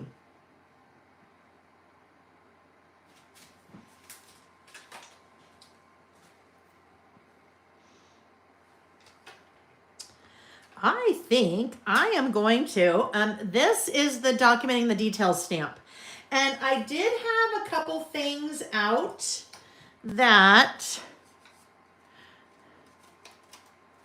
I thought I might use from the die cuts, but no. Now the way that I've done this, nothing is, no, we're not going to use any of those. We used that guy, but I would like something else over here. So I'm going to take that, This Made Me Smile, that is from Documenting the Details. I am going to stamp that, and then I will cut it out, that little circle I will cut out, and,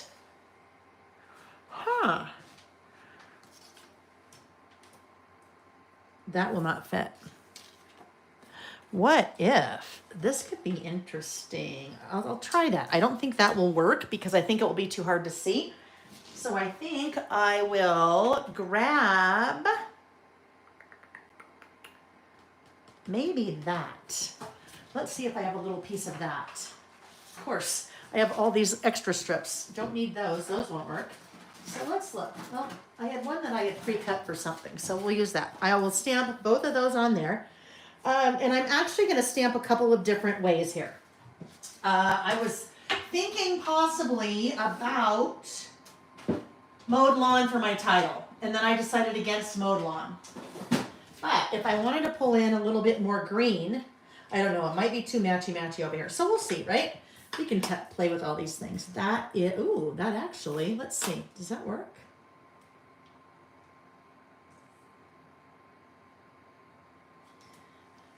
Ding, ding, ding. That works. All right, so let's see here. We'll do that.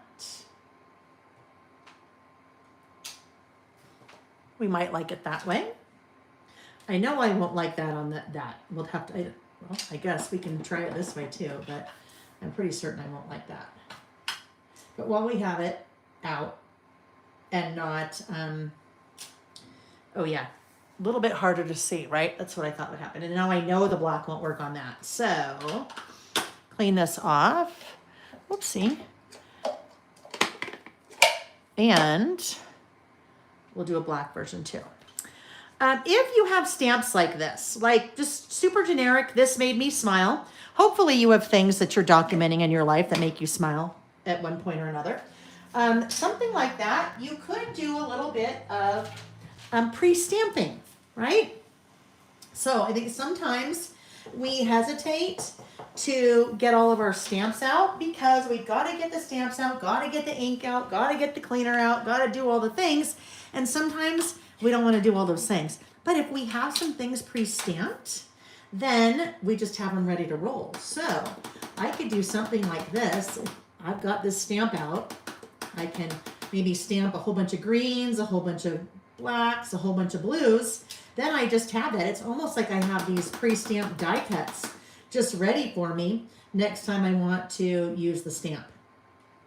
All right. So, and I don't know why I did too. I guess so I have one ready for me next time.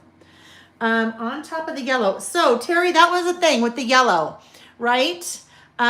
Just that. That's the only yellow I have that's left over. Unless I were to use another, you know what? I don't care. I'll use another sheet. Let's see. You know what I'm going to do? I don't want to use another sheet of that specifically because, I don't know, let's look. I know I want to use that in a summer spread. So I'm going to just start looking through my stash here and see if I have a yellow, oh, that I could use. Would this work? Hey, let's try it. That's from Vicky's Bold and Bright. All right. But I guess conversely, I could use that when I used the other one. Conversely. So you know what? That's a good idea, Terry. She said, try it first. I'm just going to do it. Because, yeah. Is there a die set for that? There is not a die set for that. Amy, will you make a quick note of that? No reason why there can't be a die set for that. That would be nice, wouldn't it? Okay, that one I could tell when I did that, I bobbled it a little bit, so it is a little tiny bit, it was a little blurry. There we go. I'll show you what I mean by that. Do you see up here, you can see how, oh, sorry, totally out of frame there. But do you see the M in the word me is just a little bit blurry as opposed to that one? All right, let's cut these guys out. I'm going to cut away from the sheet first, right, with my larger scissors, and then I will come in with my little guys. It's just easier, I think, to do that way. Cut with your big scissors first, and so you're only trying to fussy cut a little piece. A little piece is a lot easier to handle and maneuver than trying to fussy cut from that big old piece of paper.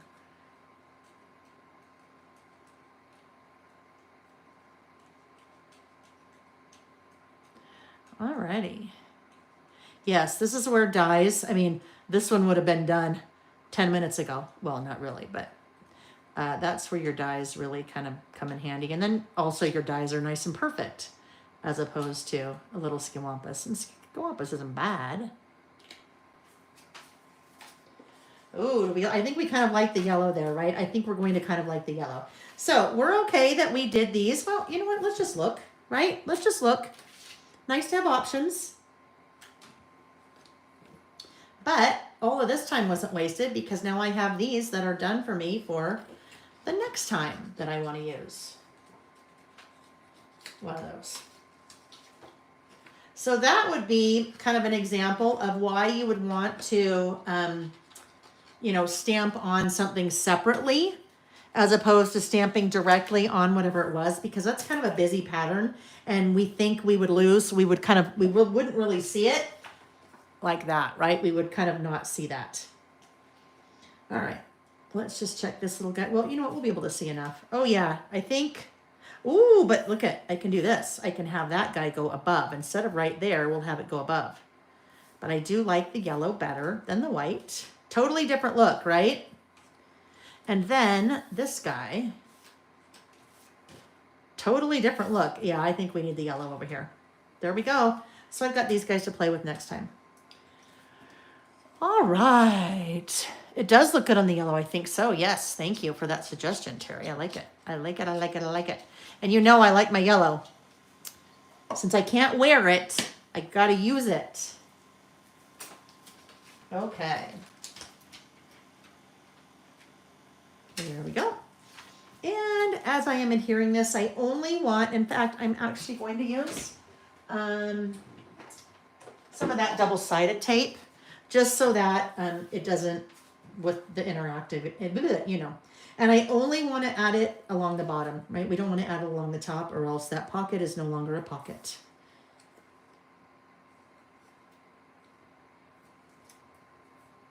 Okay.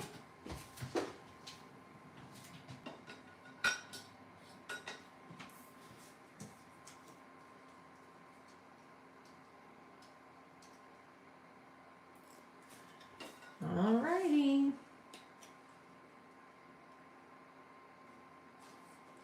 There we go.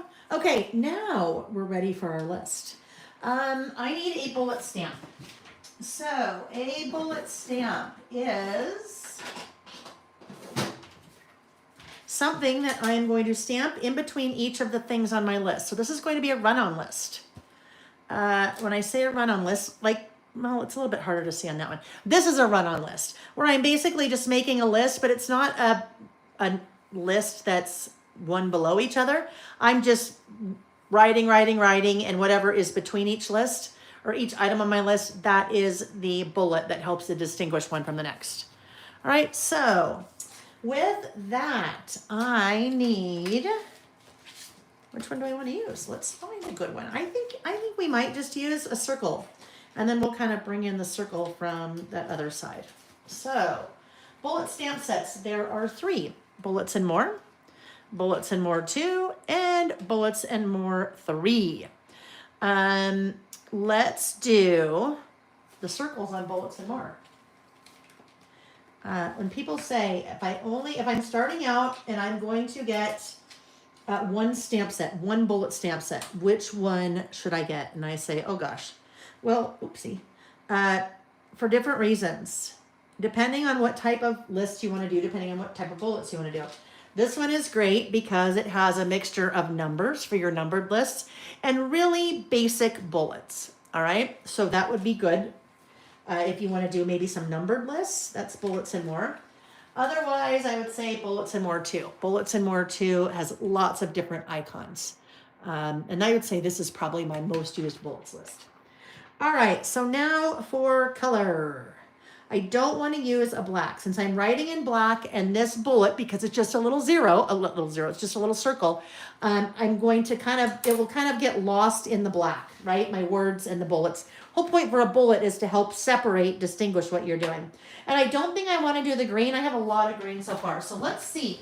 Maybe Scattered Straw might be that yellowish. Let's see. Do I have Scattered Straw in here? I think.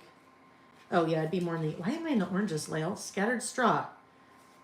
Yeah, Squeeze Lemonade, way too yellow. Mustard Seed. I don't know, mustard seed's pretty mustardy. Oh, Fossilized Amber, that's probably the yellow I use most often. Fossilized Amber. All right, so I added that bullet stamp onto the stamping stylus. This is basically just a different type of stamping block. Those little bullet stamps are so small, even if you have a little teeny tiny, stamping block like that, right? It's still really large when it comes to your bullet stamps. So right sizing our stamping block to our stamping stylus. This one is very comfortable in your hand because your hand is used to something like this, right? Your hand is used to something like this, right? Your pen or your pencil. So very easy to kind of maneuver. All right, so run on list. There is my first little bullet, and, oh, hang on. I see I have a little, no, I guess maybe that was just dirt on my finger. I don't know if that's dirt or a little tiny bit of ink on my, you really won't see that, but I think it's ink. I'm just gonna go, I'm taking a little sand eraser, and I'm just going to erase that right there. Sand erasers, a regular eraser that just has a little bit of grit in it, just to get rid of. You end up with a little fingerprint on your, an ink fingerprint on your project. All right, things turning 25 in 2025. The very first one is Samuel P. Concar. I don't know, I call him Samuel P. a lot. Samuel P. His middle name is Peter, after my dad. And so Samuel P. Concar is turning 25 in December. All right, what other things on my list? Oh yeah, here we go. Razor scooters are turning 2025 this year. There's actually, I'll leave the lid off of that. There'll be a lot of back and forth here. The ebook. And it didn't say, so I don't know, that's probably not a Kindle, whatever the first ebook was. But ebook, turning 2025. The Segway, right? the Segway, that thing that you ride on that I would kill myself on. There's no way that I would ever be able to balance on that thing. So there was a long list when I Googled. There's a lot of things turning 25 in 2025. So some things may pertain to you, some things may not. Some things hit my radar, they may not hit yours, and vice versa. Oh. Yes, Wanda knows it, huh? Louisa just asked a question. How did I decide on the name Sam? I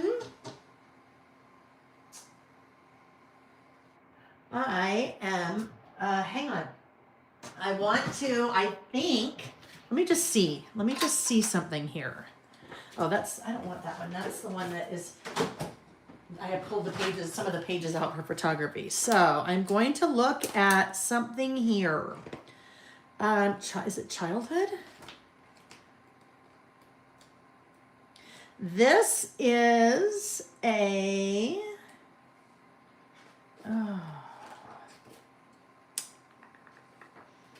I'm totally going to squirrel for a minute, friends. I don't remember. It's not there. It's in one of these idea books, but I'm going to grab something very quickly. I'm totally squirreling. So if you don't want to be with me to squirrel for a minute, go run in the other room. But now I'm looking for my be right back sign. Well, okay, I'm still here. I just need to grab something from one of my shelves here. So, oh, here we go. All right. We're like going way back in time here. If you are a little bit newer to me, when we talk about listing, I have been a list maker literally my entire life. I have always made lists. For me, I have a lot of things that are, I don't know, I've never been diagnosed ADHD, but I'm pretty certain that I have, if I don't have it, I have a lot of the characteristics. So if I don't get things out of my head and on paper, things are not good in Lael's head. So I've always been a list maker. Back in 2009, I made a book of lists. This book of lists is a compilation of like real life lists, not like lists like this, but like real life lists from all through the years. All right. So basically, I took a cinch machine and punched all the holes and then bound it all together. So when you look at the list in here, let's see, I don't even know what this is. Like, really did write a list of lists, so I wanted to include in the mini book. I'm like, I don't even know what this list was. Anyhow, things to-do list. This was a to-do list from 2006. Don't even ask me why I have all these lists, because it's kind of crazy.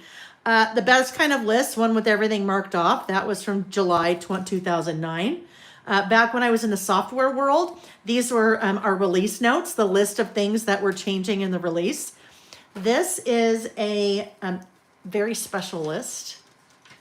Sam's Christmas wish list from 2006. Anyhow, this literally is just a compilation of lists. The oldest list in this book is 1995. And it is actually, it's not 1995. This is 1994. Anyhow, the oldest one, I was going to say, is 1995.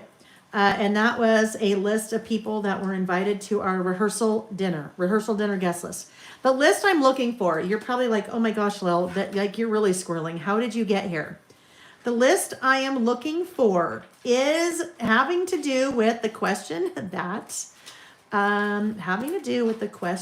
that, Louisa just asked.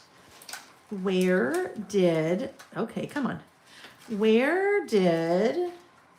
we come up with the name Sam? Oh, I'm going to panic in a minute. Where is that list? That's a special list.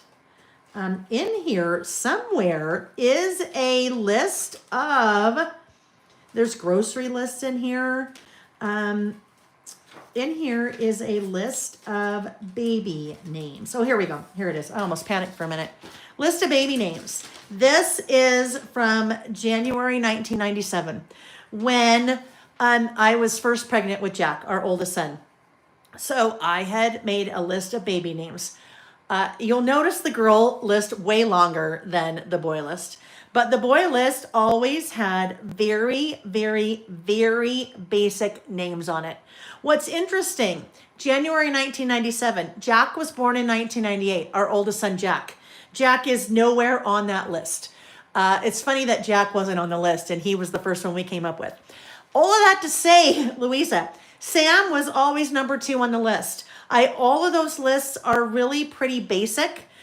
Cody, Noah, Alex, Sam, Andrew, Benjamin, Adam. Anyhow, Sam.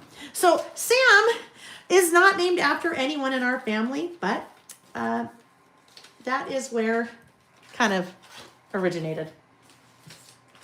And that, you guys, if you talk about lists telling a story, lists tell a story, right? This type of list tells a story, but even your boring everyday grocery lists, your packing lists. There's a really funny one in here. I think it was one of the very first one. Any of you that have done Weight Watchers at any time in the past, when you used to track your foods and all your points, even that, I've kept a lot of lists over the years. So, all right, total segue. That was squirrel moment. So welcome back. If you ran off for a minute, I'm going to have a quick drink of water and we're going to keep going.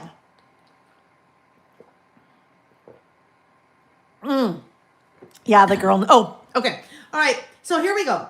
The Segway also turned 25 in 2025. What else we have on our list? The movie How the Grinch Stole Christmas.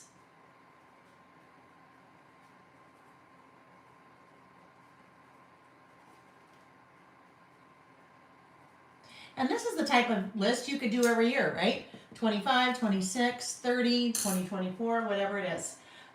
Big Brother, the show Big Brother. Now, I've never watched that, but that kind of hit my radar because every year for the last 10 years, maybe, I've taught an event in Burbank in the fall. Burbank, California, and that hotel is where this event is very near one of the movie studios. And so every year, television studios, Warner Brothers is just down the street. Every year it coincides with the, I guess, final taping of the show Big Brother. And there are always not the contestants, the people, I don't know what they are, the people from the Big Brother. There's always a big, like, party and all the people from Big Brother that are on the show are there. Oops, I did it again. No, I won't start singing, but you can feel free to. Oops, I did it again. That was Britney Spears.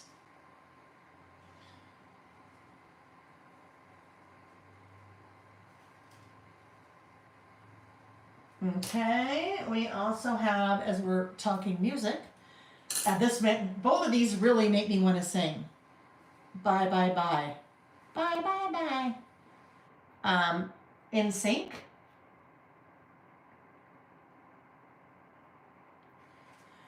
Alrighty, and we have, we're in the song era, I guess, here. It's My Life. And that was Bon Jovi.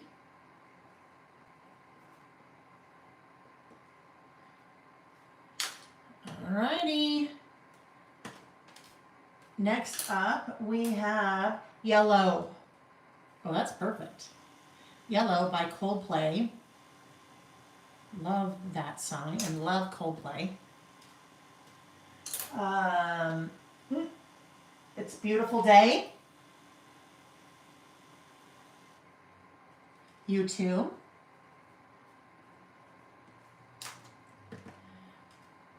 Who Let the Dogs Out? I didn't even write down who sang that one. Remember that song? Woof, woof, let the dogs out. The movie Erin Brockovich with Julia Roberts.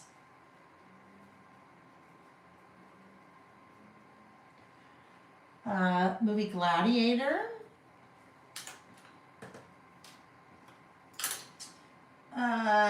Let's see. I'm going to put this here. X-Men, because I have just a little space right there. So I'll come back and do Gladiator here.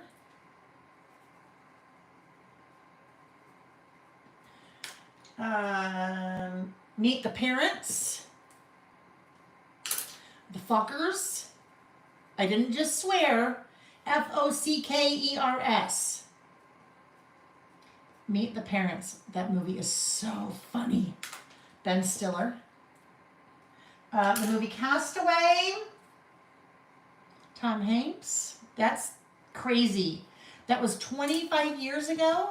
And then the first scary movie called Scary Movie.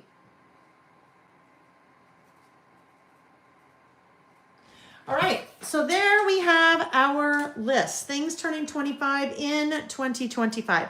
So normally I date my list. Now, we do know that this is 2025. So I think all I'm going to do is, I'll just do right down here under the Volkswagen. I'll just do, oopsie. Oh, well. No one's going to know. I just wrote May 2025. It is not May. It is June. I know that. But I already wrote May, so it's May. Doesn't matter, right? We don't really care when that is. All right, friends. So there you go. That is our first list. That is our first list. All right. All right, friends. So I'm sure I missed some questions. So if I missed something that didn't get answered, please, if you would, just type it again one more time and I will watch for it. Now, I think we're ready for another giveaway. Karen, did you tell me what stamp set it was? You probably have told me 8 times and I've missed it every single time, right? I've missed it every single time. So I'm going to do this. If anyone also saw Karen tell me what it was, please tell me what it is, and then we'll do that giveaway. I'm going to pick up these things. All right, I'm going to clean up the mess from, oopsie. I'm going to clean up the mess from, hang on, this list. And then while I do that, you guys can chat away. And then when I'm done cleaning everything up and when we're ready for our next list, I will stop, I will scroll up in the chat, and we will see, wherever my finger stops, that random lucky winner will win Karen's the stamp set that she accidentally purchased twice and wanted to pay forward, which I love it. Okay, it's document your travels. Ooh, that's a good one.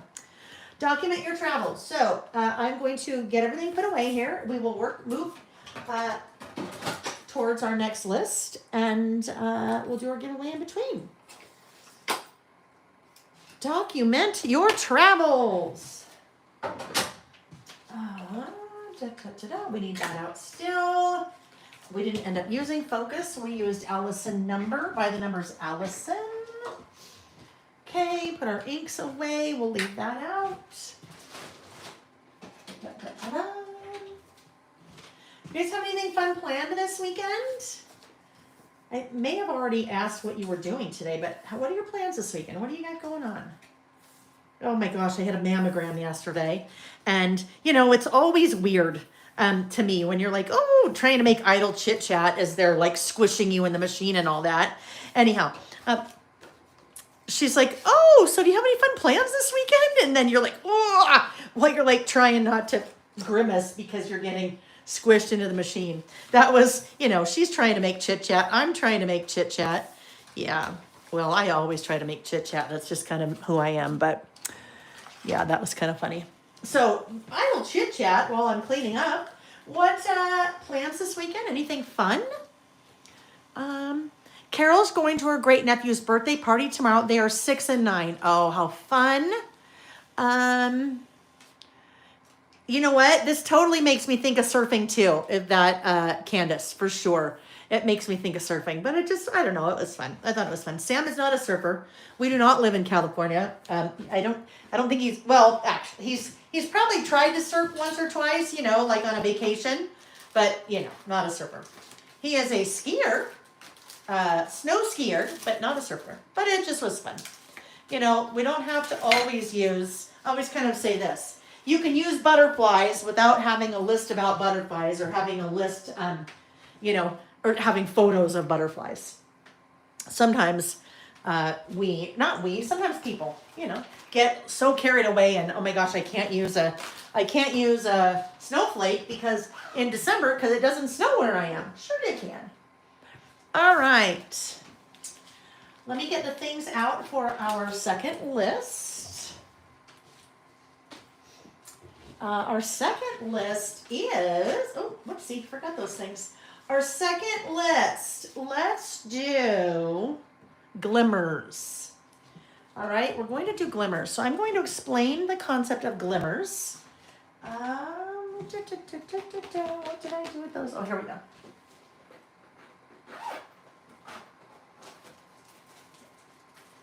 I am still here. I am also still looking for, how did I not put that back in the right place? My be right back sign. I need to use my be right back sign just for a brief moment. Well, what did I do with it? I do not know what I did with it. Oh well. I am going to run in the other room very quickly again, friends. I just need to get some headache medicine.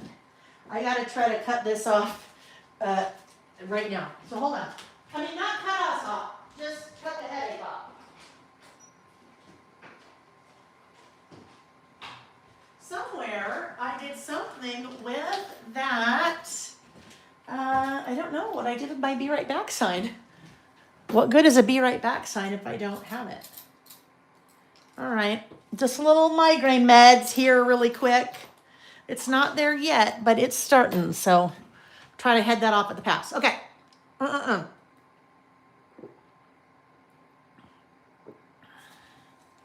All right. Daughter's turning 25 in 2025. I love that. Going to do a lot of nothing and go to the sand dunes in Michigan. A lot of nothing is good though. Sometimes we need to do a lot of nothing. And sometimes we don't feel like we can give ourselves permission to do a lot of nothing, right? Sometimes we just have to do it. Oh yeah, you could use it for skiing. That totally works. You totally could. No plan. Deborah, no plans. Let's see. Terry's also catching up on her habit tracker and her monthly calendar. Oh, very good. Lindsay H said if you haven't seen Lilo and Stitch, you have to. I've heard from a number of people that it is very good. So that could be something you could do this weekend. Carol was going to list with us, too busy with errands, which is totally okay, right? Life. Especially, I think, when it comes to summertime, this time of year, we start seeing fewer and fewer people here live with us on a Saturday because life, right? Exactly. All right. Lindsay made the sign for me, that sign that I had out earlier. Lindsay made it for me and emailed it to me, and then I printed it and laminated it. She just said, LOL, I made this sign for you. I can't keep track of it for you too. That is so true. I wish you could. All right. Let's keep going. Okay, nip it in the bud. Isn't that? Yes. Okay, gotcha. All right, friends. So let's do our giveaway. The giveaway is Karen is passing it forward. Karen Haynes is passing it forward for us. She accidentally ordered the same stamp set twice. And so she reached out and said, hey, I would love to give it away on one of your lives. So we're doing that now. So I'm stopping, and it's actually Lindsay H. She said, oops, I hate when I bought. That's funny. Because it's all random, friends. It's all totally random. Because I just scroll up and wherever we stop. So that Lindsay H is winning the Document Your Travel stamp set paid forward by Karen. So Lindsay H, if you will do me an email. Yeah, do me an email. Send me an email, lailbymail@gmail.com. In the subject line, please put I don't know, stamp or whatever. And then in the body, explain that it's Karen Haynes, the stamp from Karen Haynes. And then put your address, and then Karen will mail you that stamp set. Perfect. Thank you, Karen. Thank you. And congratulations, Lindsay. Okay, friends. So our next stamp set. Wow. That's how we know the headache is playing a little bit more in a part of things than normal. Our next list, I am going to take this out. As I mentioned, because I added the foam behind it, I don't want to then be trying to work over here with the foam in there. So I'm going to take that off to the side. Our next list is a Glimmers list. All right, so Glimmers. Glimmers is something that I introduced back in December. So about, what did I do there? About 6 months ago.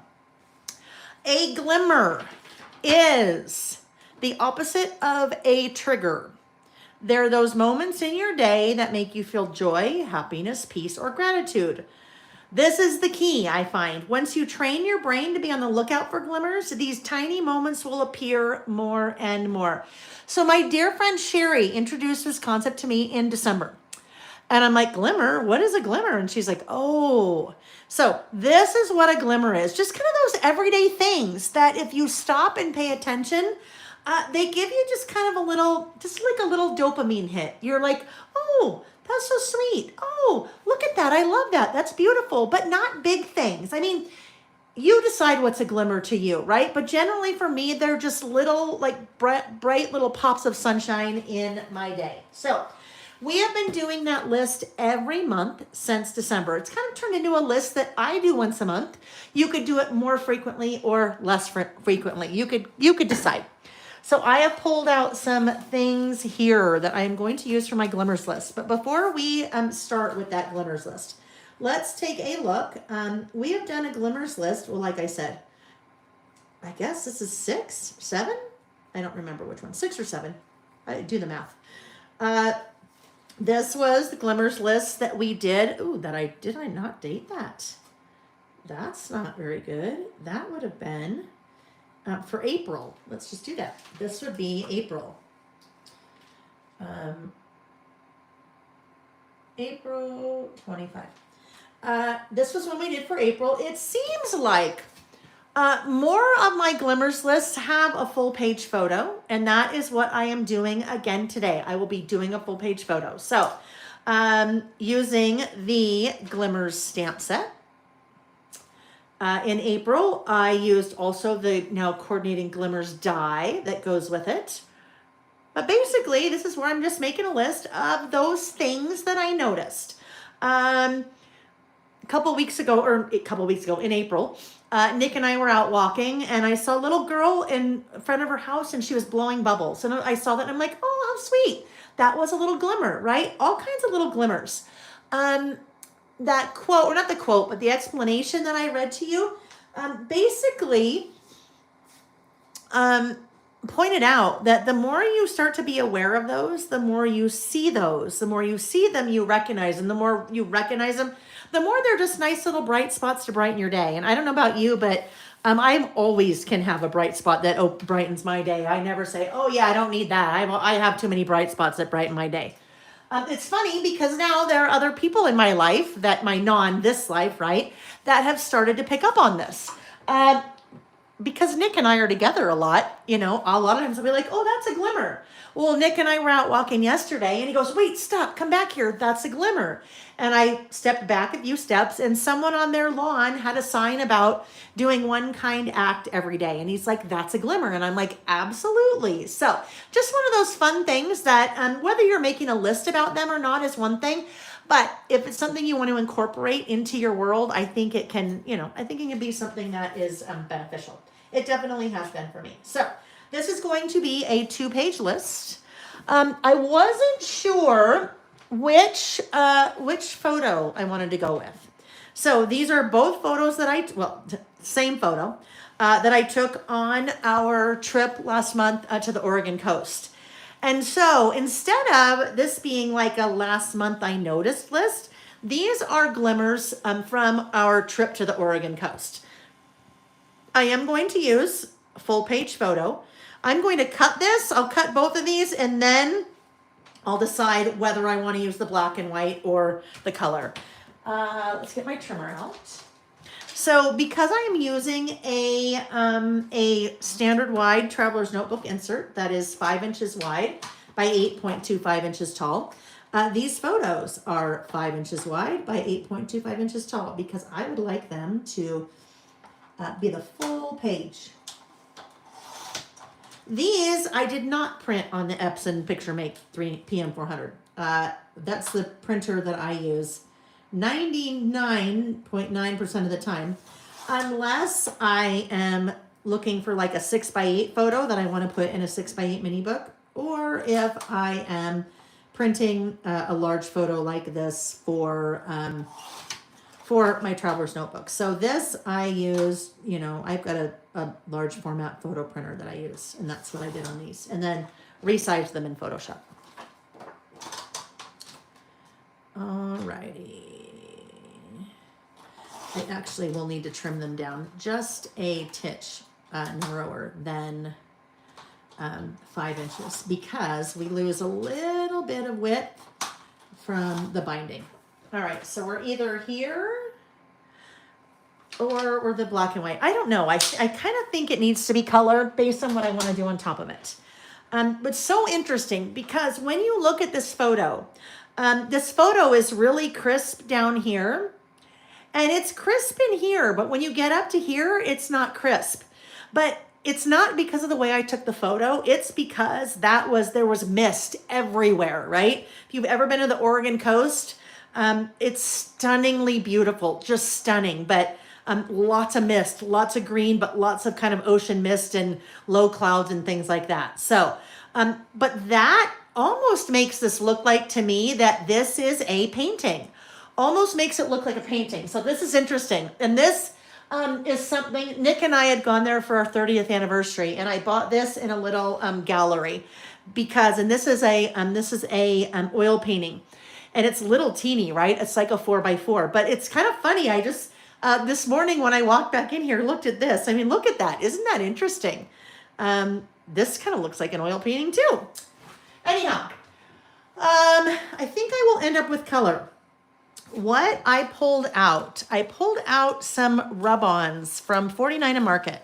So 49 and Market has a series of 4 different rub-on packs, and they are seasonal. So one is spring stories, one is summer, fall, and winter, as I'm sure you could imagine.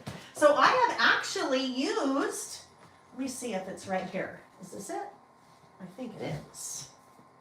I have actually used the rub-ons from that same spring set in a Glimmers list on a full-sized photo in the past. Let me find it here. Oh, here we go. So this was my Glimmers list from Lael. This is February. Okay, just don't mind me while I do this really quickly. We'll just do 225. I used rub-ons on top of my photo, right? So I'm going to do the same thing on top of this photo. I'm going to use rub-ons on top of my photo. You can use rub-ons on a lot of different things. Absolutely, rub-ons work on your photos.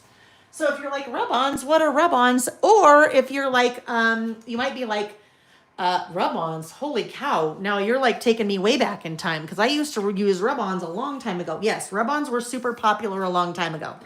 But in the last, I'd say maybe 3 years, they've definitely been making a comeback. What's fun about rub-ons is whatever you put them on, makes it look like whatever you're putting on it was printed on, right? So when I put them on top of this photo, it's going to look like my rub-ons, whatever I'm adding, was actually printed on the photo, not added. So rub-ons are a great kind of alternative if you don't have Photoshop or know Photoshop or know a photo editing program like that. If you don't know how to actually add text to a photo before you print it out, rub-ons will kind of do the same thing for you. So what I thought I would do, this rain, rain, rain. I thought that might be kind of fun, because that is definitely part of just kind of what you get when you go to the Oregon coast. So I thought I would do that, but then I also thought I might do, wasn't sure, either More Joy or Rain, Rain, Rain. All right, so that is the one reason why I was thinking I might do black and white, because that may not show up as well on there, but I think it's fine. Let's see what we want to do here. Let's back up and talk about rub-ons for a sec. Rub-ons are basically like a little transfer.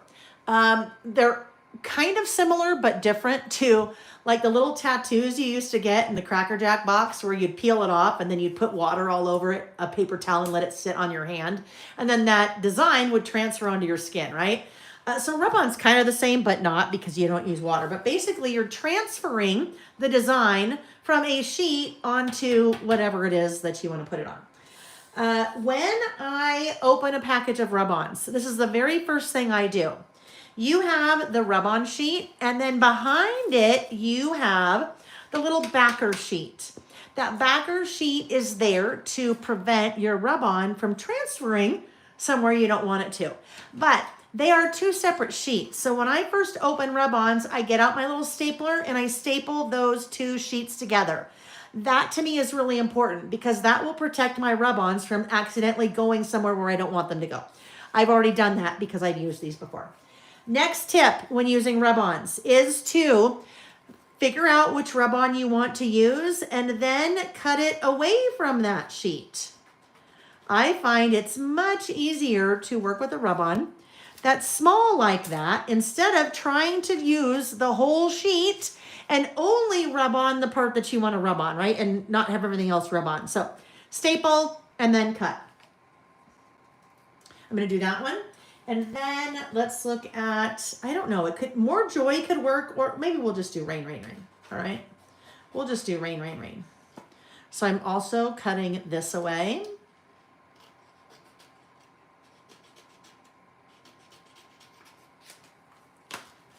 Okay. So if rain, rain, rain goes right there, and then this rain, rain, go away, come again another day, goes here. What I want to do, I don't like the rain, rain side by side with this rain, rain. That doesn't mean I have to keep it that way.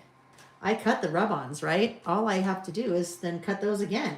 And then I stack them instead of keep them together. So what if we do rain, rain, rain, rain, rain. Nope, I don't like that either. So now that I see that, I think I'm just going to use my rain, rain and not that. So what I want to do with these, I don't want to lose them. So I'll grab my little stapler. Staple, oh, shoot. Where's my little stapler? Oh, here it is. Grab my little stapler, staple this guy, and then this guy, where did he go? Oh, here he is. Staple as well, and I'll just put that back in the package because I would like to be able to use that again. And if I just throw them in without doing that, then they won't work later. All right. All right, so now we just need to figure out where we'd like this to go. Now I don't want to touch it anywhere yet, because as soon as I touch it, then it's pretty much going to, that's where it's going to end up, right? You can't really put it down and then lift it because it's going to want to stay where it is. So I actually kind of like it down here. Let's do this. So my hands are not in the way. I think kind of down right here. Instead of in the center, I think it just nestles right here. So that's what we're going to do. We're going to nestle it right next to that tree, right there. Now here's the deal with your rub-ons. It's the opposite of Elsa in the movie Frozen. She sings Let It Go, right? We do not want to let our rub-ons go. We never want to let go of them, all right? We're going to be super clingy. I have pulled out, I call this a little rub-on tool. On my website, it's called a rub-on tool. This is really an embossing tool from Tonic, but I use this for rub-ons. You have your little balls on the end, your ball heads. They don't rotate, but this just makes a really easy way to apply your rub-on. So I'm not letting go. I'm going to move these fingers, but you'll notice I put that finger there. I always want to be holding on because I don't want those to move. If my rub-on sheet moves even just a slight amount, I'm going to end up with a crack or space in my rub-ons, which I don't want. So I always want to hold on. I'm just going to take that little ball and roll it all around, rub it all around, because it's not really rolling. That rub-on, all right? You'll notice I am still holding on over here. And then when I need to come over here, still holding on, and now I'm rubbing on over here. All of that because you do not want that rub-on to move. If it moves, you will get a little crack in your rub-on. And it's not the end of the world, but it just can, tend to look a little odd. All right. Now, we're still holding on, though. We don't want to let go because sometimes when you go to lift up the rub-on, it has not completely transferred. And as long as I'm still holding on, if any part of that did not transfer, I just don't want to scratch the photo when I do that. I can lay it right back down and rub on some more. So I'm still holding on, and I gently, gently, gently start to peel that away. I'm still holding on, still holding on, still holding on. All right, everything looked good. So there we go. There's my little rain, rain. Go away, come again another day. It's raining, it's pouring, and in that part of the world, it does that often. But that's what makes it so amazingly spectacular. Oregon coast. All right, so this guy is going to go right over here. Now, I am going to trim it a little bit further. As I get further and further into my insert, I kind of start to lose a little bit of width because there's so much that's happened here. I'm losing some of that width as it's curving. So let's go ahead and trim that just a tad. Cracker Jacks. I know, right? The things that we remember from when we were kids. That's another list. We do lots of fun lists. We've done over 500 lists, you guys. Do you believe that? Over 500 lists. Yeah, well into 500 lists because we had done 500 lists, over 500 lists at the end of 2024. I'm going to do just a little bit more off of that edge. But lots of lists about when we were kids. A lot of lists about, I don't know, I have to kind of say, like, we did one list it's in the first idea book. When I was a kid, and I feel like you have to say it that way. When I was a kid, we had to walk to school uphill both ways in 3 feet of snow. No, not really. Although I did walk to school in the snow. We had to get up and change the channel. You had to roll down the window. You had to dial the phone, right? Some of those fun things that take us back to our childhood. That was a fun list for sure. And that reminds me, there was someone in the Lael by Mail Facebook group earlier this week that shared a list or two, I think. I think she shared 2 different lists that she did. And she did them with her husband. Her husband, I think she said, is homebound. And so she is his primary caregiver. And she has taken to listing with him where they're both listing. And I think she's writing a list for him, if I remember. But one of them was favorite things about their childhood, or maybe it was childhood toys. But it was a 2-page list. And one side of the list was from her perspective, and one side of the list was from his perspective, which I thought was really fun. If you are on Facebook and are not in the Lael by Mail Facebook group and would like to be, just go to Facebook, search Lael by Mail. There is a Lael by Mail Facebook page and a Facebook group. Group is private, so you just have to ask to be a part of it, and then I say yes and let you in. All right, so I am just adding, I'm adding quite a bit of that double-sided tape. The reason I'm doing that, when I get towards the end of my Traveler's Notebook insert, is this, right? Whatever I'm adhering has to make that curve. And I find my regular adhesive or my regular tape runner isn't necessarily strong enough to hold that because gravity. Actually, that's, I guess, anti-gravity. That wants to pop up. Oh my gosh, Colleen, I missed it by 5 minutes. I missed 12:34 by 5 minutes, right? Oh, bazooka. Oh, bazooka bubble gum. Like you'd put it in your mouth and you like get all the sugar, and about 10 seconds later, you had to throw it away because it hurt your jaw so much, right? Bubble yum. Was that another bubble yum? I think. Ooh, all that yummy sugary. The zebra. What was the gum with the zebra, right? All right, let's see here. I need to, hang on, I'm gonna actually do this way, I think. start over here. I'd like to get it even over here-ish, right? Let's see. All right, there we go.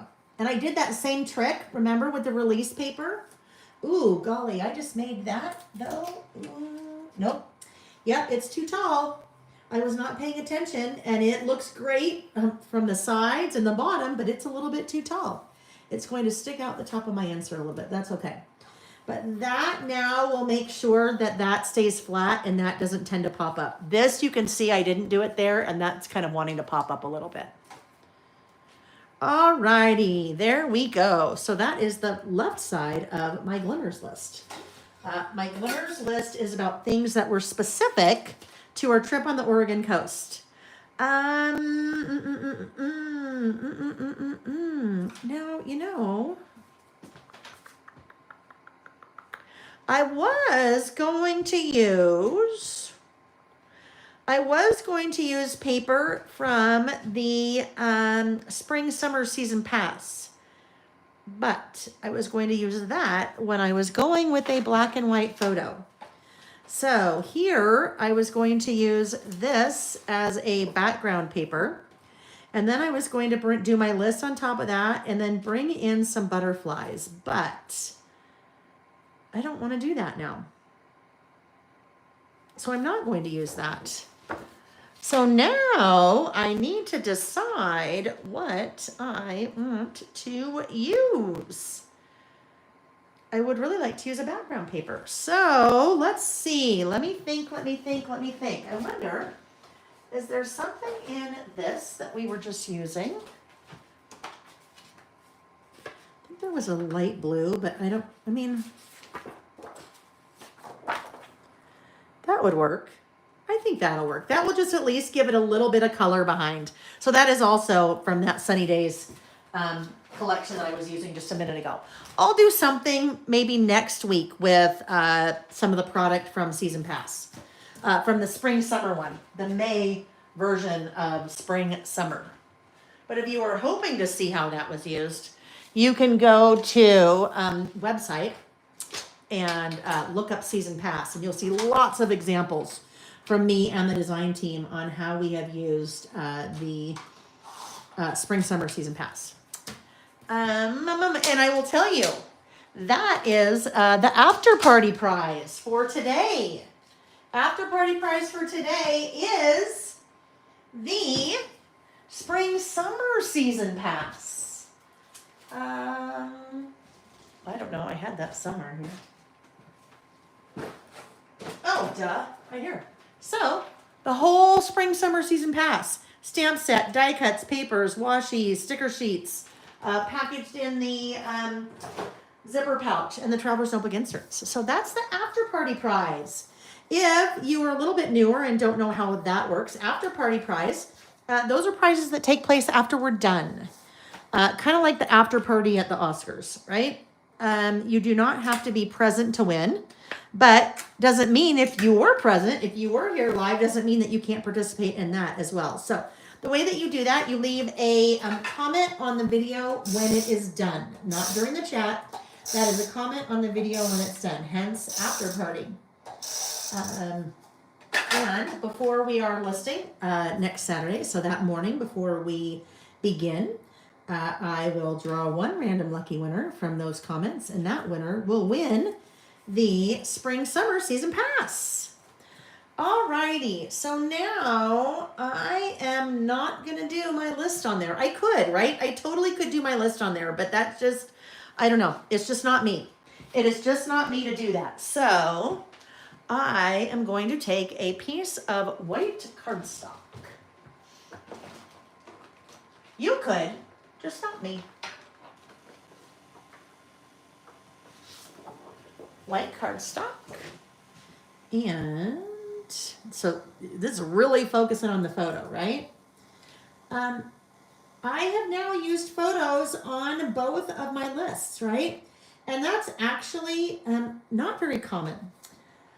Most of my lists, I would say, I don't use photos on. I think that one of the reasons creative listing is so approachable is because you don't have to have a photo. Sometimes if we feel like we have to have a photo to do something, then we're trying to find the photo. We can't find the right photo. We don't have the right photo. And then we just give up. We don't do it. In that case, in a lot of cases, that's the way it is for me, right? And sometimes I just don't want to have to print out a photo. So not all your lists have to have photos. In fact, none of your lists have to have photos.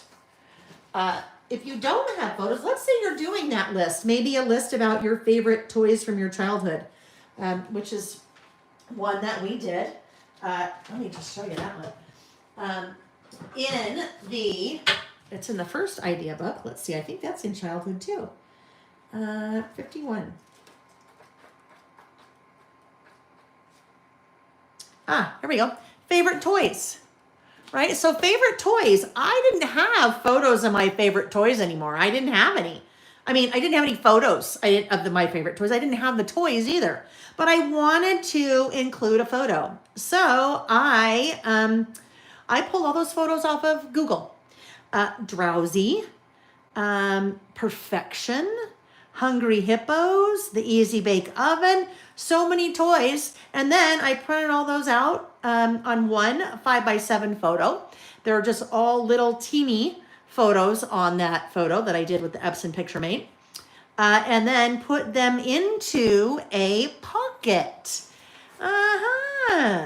So that just gave you a little hint on one of the products that's coming out later this year. And it's not an Easy Bake Oven. Anyhow, so that's an example of if you want to use photos, but then you don't even do anything at all because you don't have the photos, go to Google. You've got anything. I would bet that any kind of photo you're looking for, you could find it on Google. Google does not have to be your own photo. All right, so that's a little stark. That white is a little stark. I would like Slinky Dog, right? Yes. And you know what? Those are some of my favorite lists to do when we're together on a Saturday because the chat, what we're talking about in the chat is so fun. You know, I'm talking about, oh yeah, and I had the Drowsy doll, and then someone put something in the chat, and then we start talking about our favorite toys, and oh, it's fun. All right, so I am going to ink the edges of that white cardstock just to tone it down a little bit. So let's look at our light blue. Tumbled glass, no. Salvaged patina, no. Speckled egg, Speckled egg, and I don't want to do a green. Although, actually, if I do my glimmers, maybe if I do my glimmers in a green, let's see, then I could, but I want it to be super subtle. Maybe evergreen bough? No, rustic wilderness. I think rustic wilderness. Let's do rustic wilderness. That is very outdoorsy. All right. Rustic wilderness. So when I say I'm going to ink the edges, I am doing that with this. This is an ink blending tool. Here you have the ink blending foam. Turn that to the other side. This is one of my products, this little ink blending foam. It's called the Ink Blending Foam Storage Kit. So the kit is the box. It is 2 sheets of whatever ink that you need. I think we're up to like 10 or 12 different ink brands and ink types. And if you need one that you don't see there, just let me know and we can make one for you. So you have 2 sheets. So this little box holds up to 40, 20 per side. So 20, 20, 40. The kit also includes 40 of your little Velcro pieces. And that is what holds your little foam blending on there. And then also 40 pre-punch circles. Now the pre-punch circles are not inked or labeled for you, okay? The only thing that's labeled for you is that. But then you get the kit and you have all of your little foam colors and then do all your labeling. But the nice thing is I have all 80 of my Distress Oxide inks stored in just 2 of those handy dandy little storage kits. So I'm going to pull out Rustic Wilderness. There it is. And I know it's there because I've labeled it there and also labeled it there. There is a video that goes with, you can watch the video either way, whether you buy it or not, on the website with those ink blending kits. Where Amy, this is actually Amy's idea, which is, this whole thing is amazing. Because if you've ever, started to accumulate all those little heads, you have no clue what color is what. And you don't want to cross-contaminate colors or even different types of the same color, whether it's a distress or a distress oxide. Had a little bit of ink on my fingers there, so needed to clean those off. I don't know. I was thinking something and I don't know what it was. All right. There we go. So I've pulled off Rustic Wilderness. I am going to pick up some ink by swirling it around on my ink pad there. And I'm just going to ink the edges. So that is going to make that piece of white not so stark. And then it will pull in a little bit of green from the other side. And then my title, I will stamp using that same green.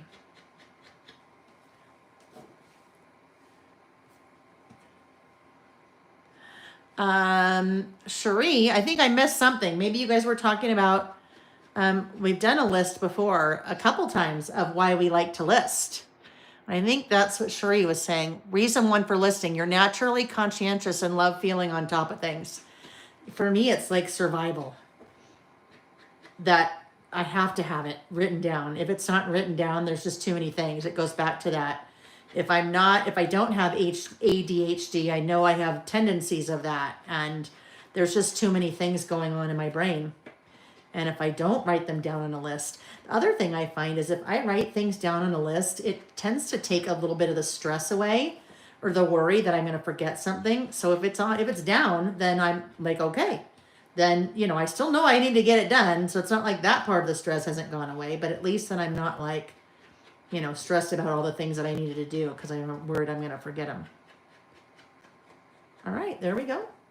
So that just made a huge difference. When I now set that down, it just kind of makes it not so stark, right? All right, so now I need to move this. Yep, I got green on there. So I'm going to peel this off, put it back in its little home. Close that, and then I need to clean my fingers because I have a little bit, I have now some Rustic Wilderness fingerprints are going to happen here.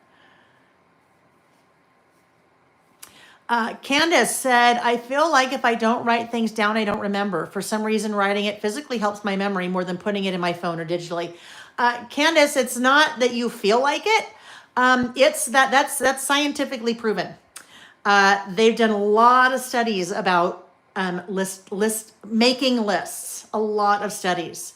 And there is definitely something about, in fact, Francis, I don't know if you're here, Francis. Francis sent me an email the other day, and I will post a link to it in the Facebook group, but an article that really talks about how if you write it down, writing something down is very different than typing it or putting it on your phone. There's a process of writing it down that your brain goes through that tends to solidify that a little bit more in your brain as opposed to typing it. So I'll share that article because it was fascinating. All right, so now we need our Glimmers stamp. So the Glimmers stamp set is a 4x6 stamp set. Obviously our title, Glimmers. You have 3 different phrases. Today I noticed, this week I noticed, this month I noticed.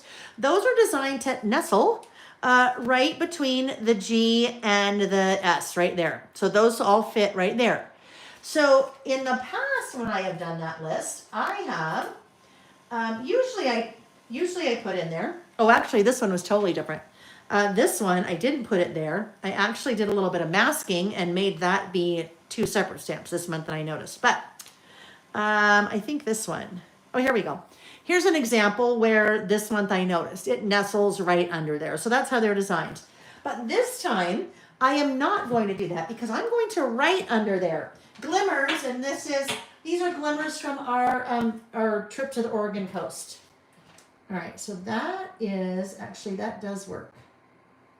No, it's a little bit too wide.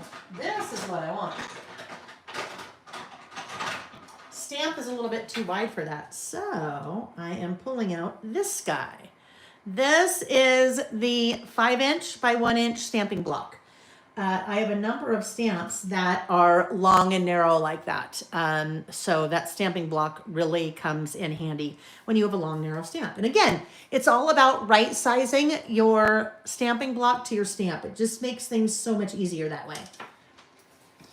We need as much easiness as we can get when it comes to stamping, right? Because I know lots of you are like, a little bit timid about stamping. Now, as with anything, practice makes perfect. And you don't even have to practice. It's just the more you do it, the more comfortable with it you get. I've shared a lot of tips that I have found make me a lot more comfortable with stamping. All right, here we go. Oh, what am I doing? Now this is when I start to get, well, okay, I was going to say loopy, but my migraine medication does not, or sumatriptan, if any of you know that, but it will just always makes me a little bit. So, yeah, not a narcotic. I need to say that so you don't think I'm here, high as a kite. All right, testing it out, right? Testing it out. Another reason I can test it out is sometimes I just want to see the color. Maybe, like, am I okay with that? Oopsie, can you see that works really well with my trees down there?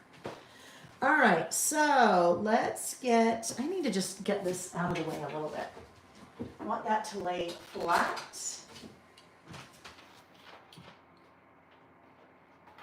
Just make it a little, what am I doing? I don't need to do that yet because it's going on here. See, loopy. Loopy. All right.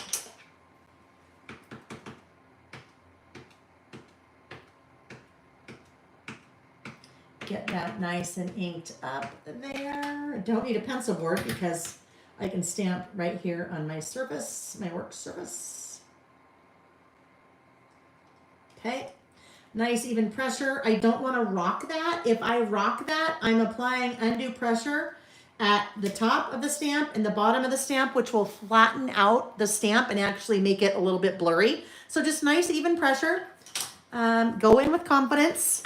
If you're really trepidatious as you're going, I tend to accidentally drop it, and then that's a whole other mess you got to deal with. All right, let's clean this off. Ms. L, absolutely. She said that's how I used to have to study back in the day, right? You would, to remember it, you'd write things down. That's the whole taking notes, right? Taking notes. And I know a lot of kids these days, I'm sure in high school and college and whatever it is, they're taking notes on their computer. But that, I don't know. I don't know that would work for me, right? Because we're not used to that. That's not how we were trained. Glimmers. All right. So then I think what I'd like to do is I'm going to take one of these little glimmer groupings of glimmer stamps and add that.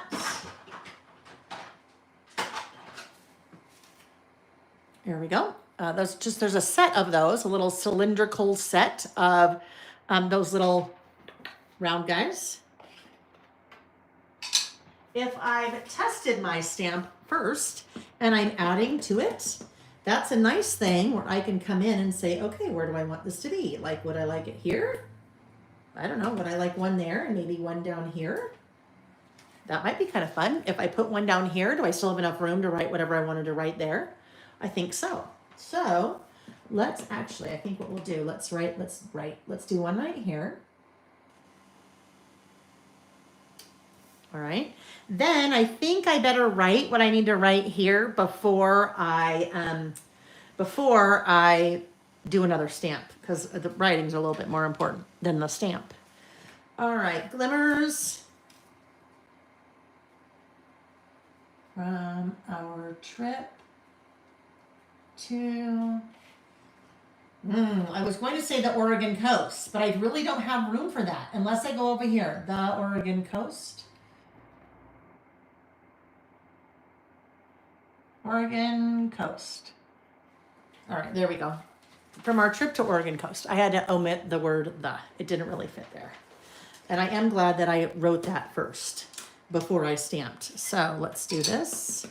And if I rotate this, maybe I'll rotate it. And so to make it look a little bit different. That little glimmer there. All right. And then what if, oh no.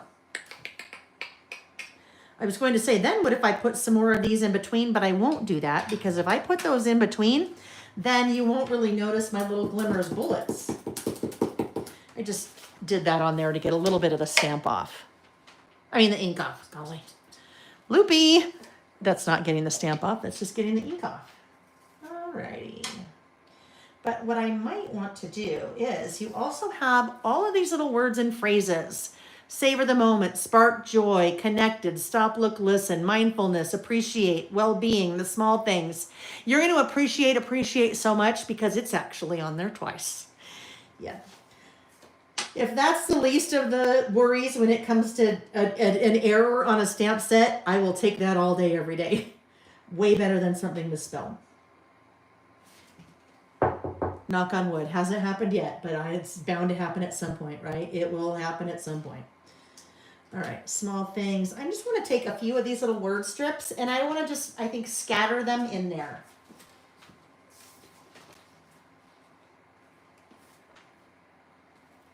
It's interesting. That blue almost makes it look like it's just an extension of all that water, doesn't it? All right, so I need a stamping block.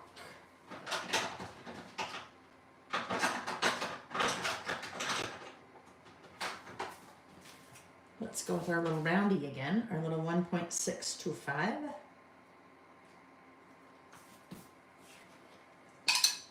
So from here, these are going to be kind of like little word strips, right? But instead of stickers or die cuts, they're just little stamps. Like there is the small things. And I am just going to randomly place these throughout my list. Even though I haven't started my list yet, I don't know really what I'm, I mean, I know what I'm going to write because I pre-wrote them, right? I have to pre-write them or else this would take us 8 hours. The small things, stop, look, and listen. That's a big one for me when it comes to glimmers. Sometimes you just really have to watch for them. Pay attention. Ooh, I don't want to put that one that far over. Okay.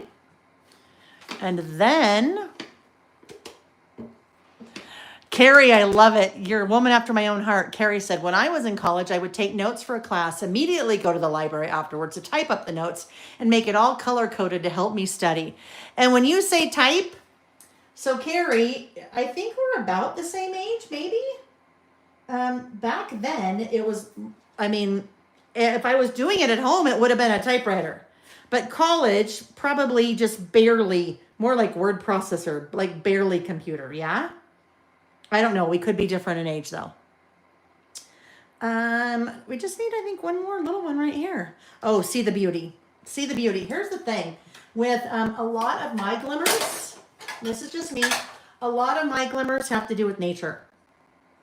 But glimmers don't have to all be outside, right? I mean, you could get, oh, here's a glimmer. Every time I see this, this is a glimmer. And I bet some of you are with me on this. If you ever cut an avocado and you open it up and it's like perfect inside, it's like no little brown, it's all green and it cut perfectly and the little pit is just right there, that is a glimmer. So not glimmers, well, I guess that is nature too, but that doesn't have to be outside, right? But a lot of my glimmers have to do with outside. Originally, my list started as just glimmers for the month of May. And then I started thinking, because most of my glimmers were from our trip trip to the Oregon coast. And so I thought, you know what, I am going to just have this be Oregon coast. But one of the glimmers, Nick and I were date night in early May, and we'd gone to a restaurant. We were sitting on the patio and across from a big park. And walking down the sidewalk like a mama goose, duck, goose. I don't remember what it was. It was, a mama, okay, duck with 12 little ducklings. So here's mom, and there's 12 little tiny ducklings just marching right behind her. And that was, I'm like, oh my gosh, that's a glimmer. That was so neat, right? Not something you see every day. All right, last thing, we need to get our little bullet glimmer ready. All right, so you've got a little bullet on there. This stamp set was honestly, I will tell you, the fastest stamp set I have ever designed in my life. After we did that first Glimmers list in December, didn't have a Glimmers stamp set yet because I just learned about Glimmers from my friend Sherry.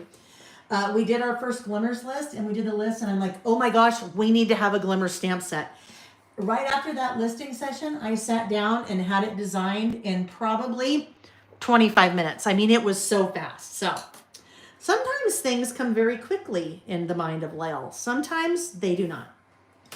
Sometimes they take a long time. But I also have a couple new graphic designers that are working with me that make it really easy to not get stuck in my head because I just give them kind of an idea of what I want. And then, there's one. Well, she's doing a lot of different things for us, but one is stamps. And like this stamp set, I said, hey, I want something that is very kind of word art looking with this type of theme. And here's some words that you can plug in. And she came back with this and I'm like, oh my gosh, yes, you are in my brain, which is a scary place to be. But I was so excited. Once you find somebody that's like in your brain, like knows, because I can't do this. I don't have the skill set to do that. I have the skill set to use this. I have the skill set to say, hey, this is what I'd really like to have to use, but I can't do that. So to have somebody where I can just describe this is what I want and then they can take that and make it happen. Oh, that was like happy day, happy day. All right, so starting here, Glimmers from our trip.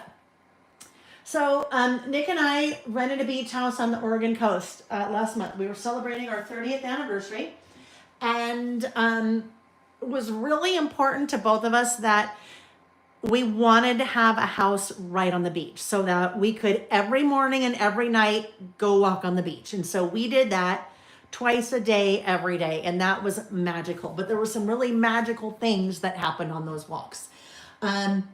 There were bald eagles on the beach. And I don't know if they were the same two or if they were just two that we always saw, but that were always there on the beach. They were flying. I just need to start writing this. The bald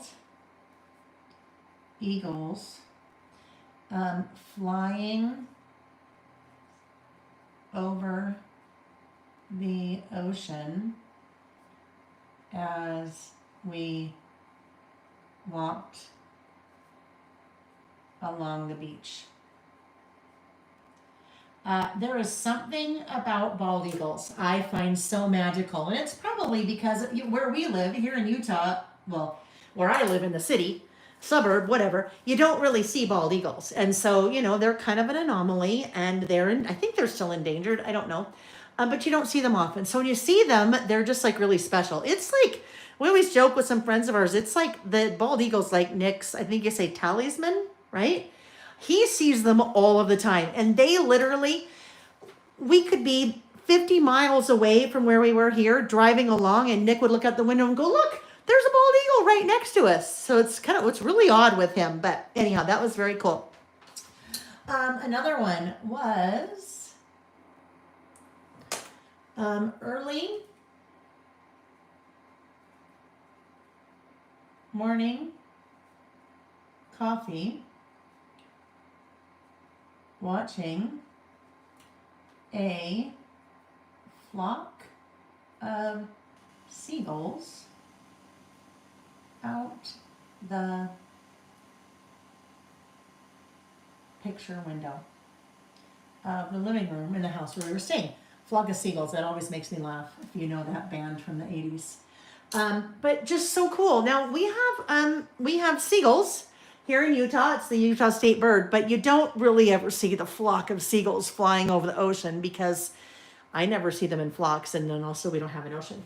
So That was just really cool. And it's early morning and you're on the ocean, but it's really misty because that's what happens in, you know, the, what is that called? I don't remember. I can't remember. This was another one that was really cool. This is the non-nature thing.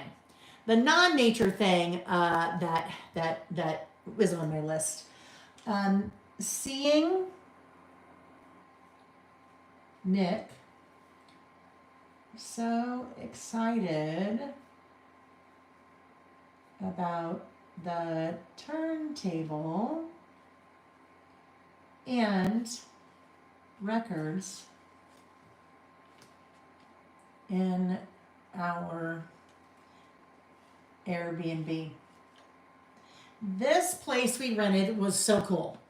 And we walked in and it was kind of decorated. They'd redone it. So it was and I guess the people, it was in their family for like 50 years. And it used to be this little beach shack and still very small.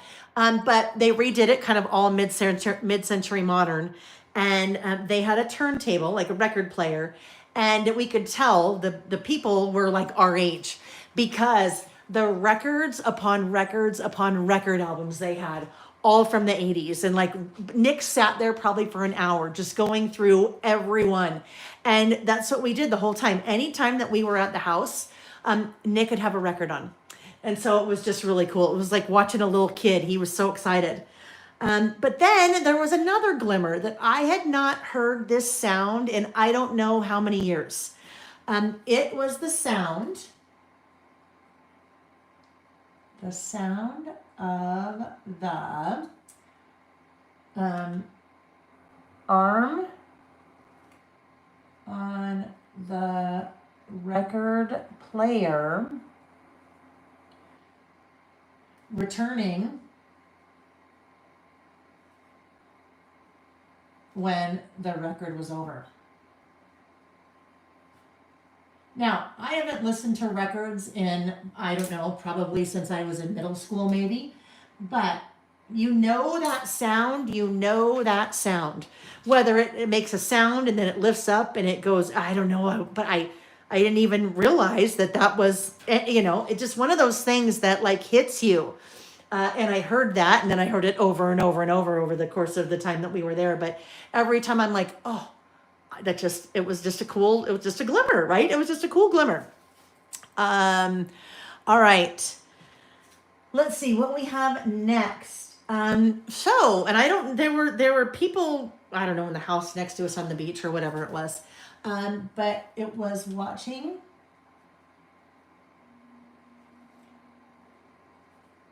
a young dad teach his boys how to fly a kite. Okay, really, nothing to do with me. I was just watching him out the window.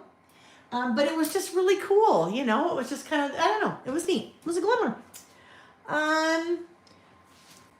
Seeing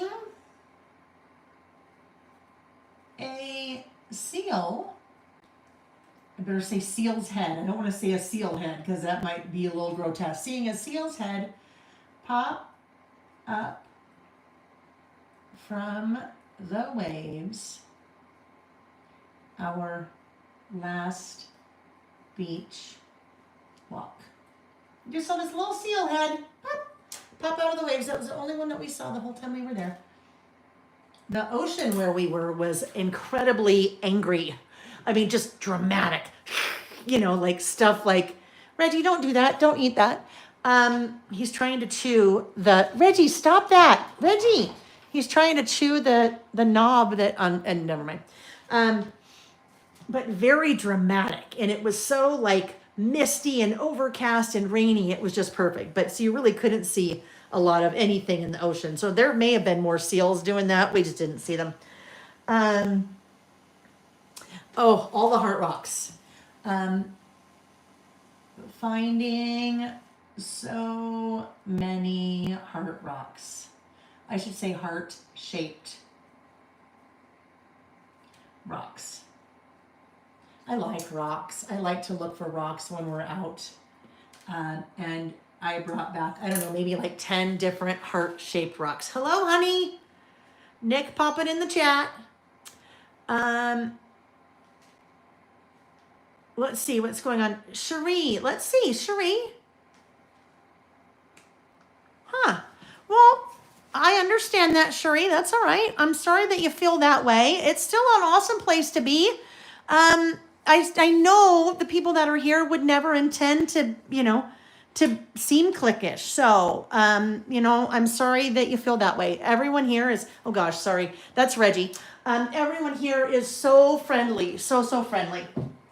But if you would like to steer the conversation in a particular way, more than happy to chat about whatever you'd like to chat about while I'm working, all right? I just want you to feel welcome. I always want everyone to feel welcome here, all right? Okay, let's see what else we have. All the heart rocks, yes. The rain at the beach and the overall coziness. That is why we chose the Oregon coast.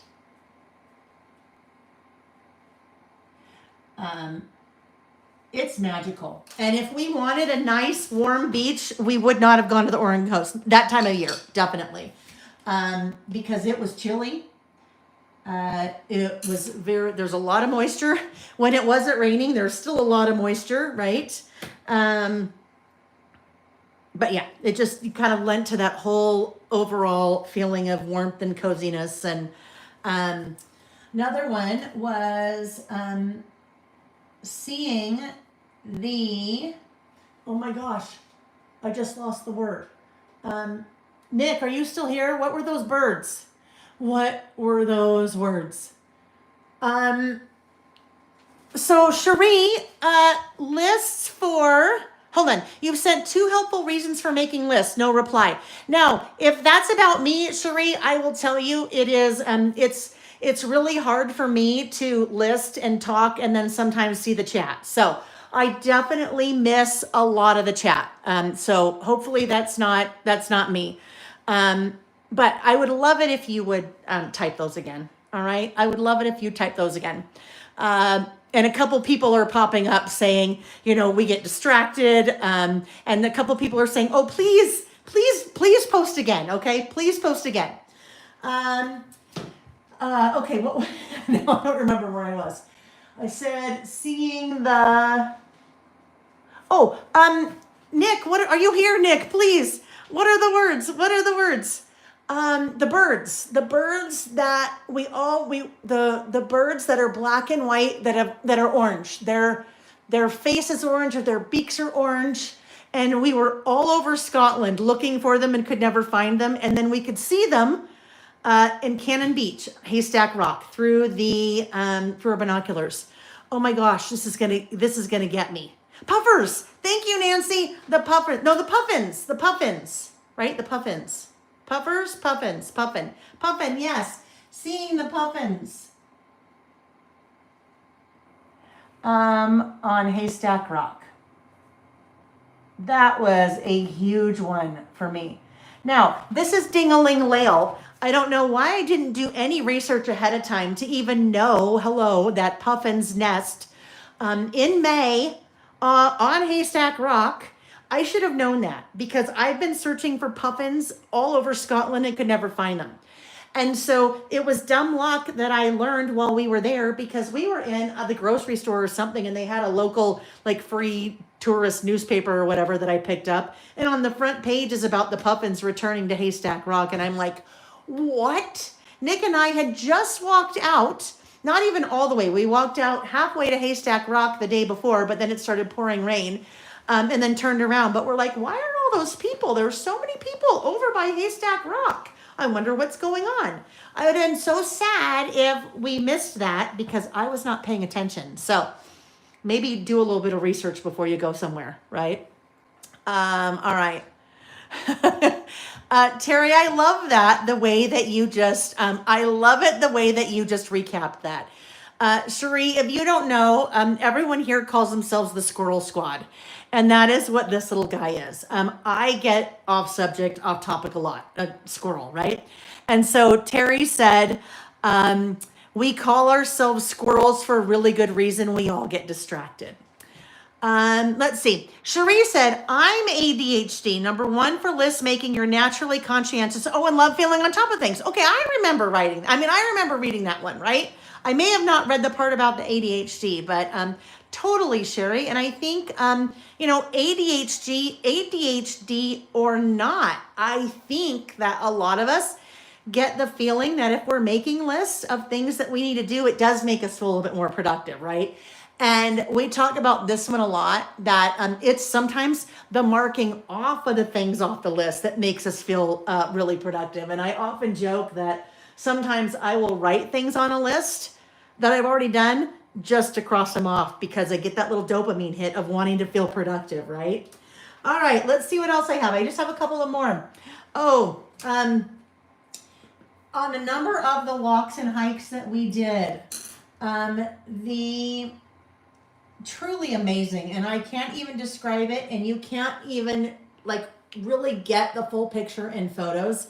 The amazing, and I have to look and make sure I spell this right, fluorescent, Fluorescent,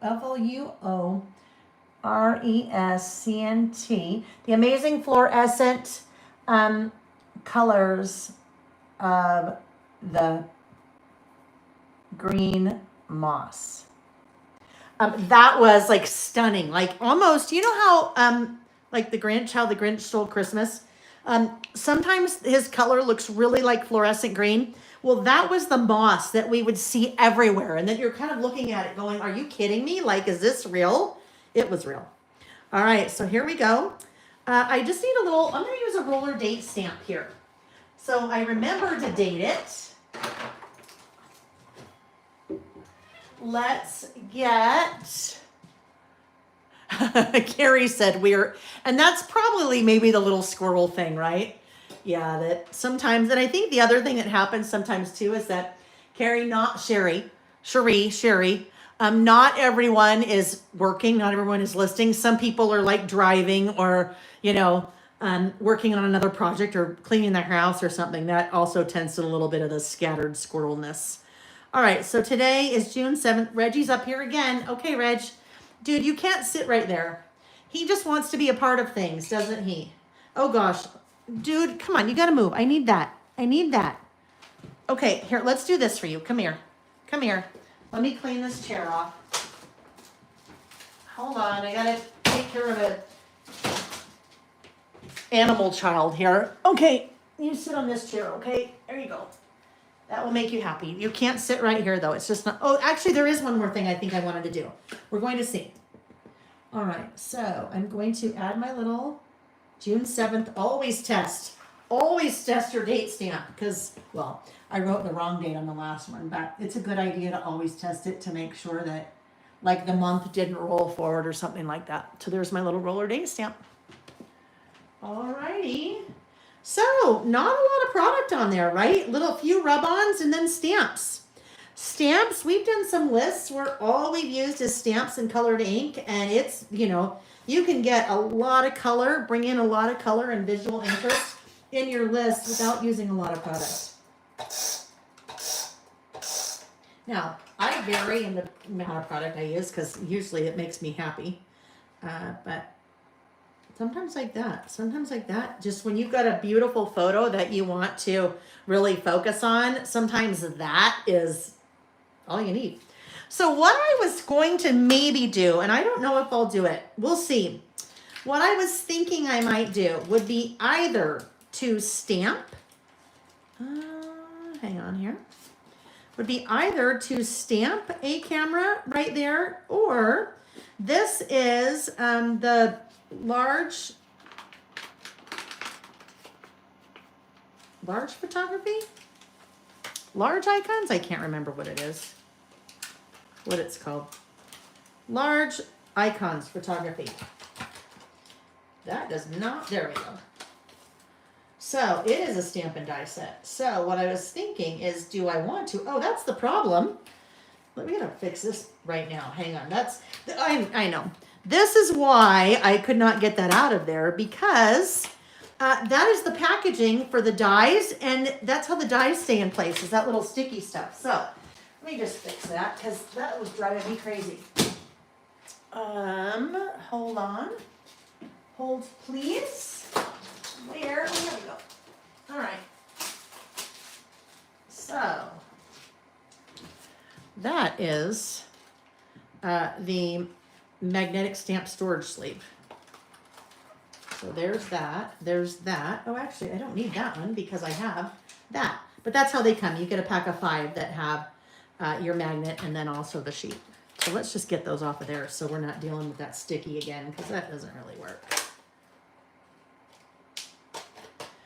So I will decide momentarily if I want to stamp a camera right above in that space, or if I just want to put that guy there. If I just want to stamp on something else and then have it go there. Oh, golly. All right, let's see.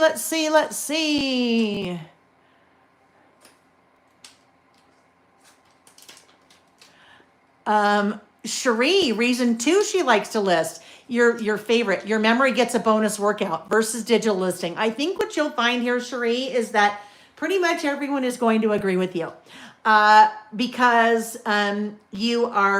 it's that act of physically writing things down. And I think most people here, not everybody here actually makes lists, but I think most people here do. So I agree with you. I think most people would tend to agree with you.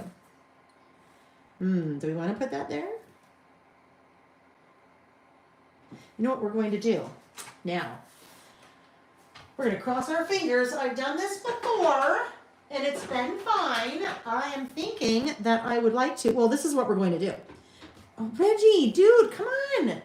I don't know what is up with him today. He is just on one. He really wants to participate in what we're doing.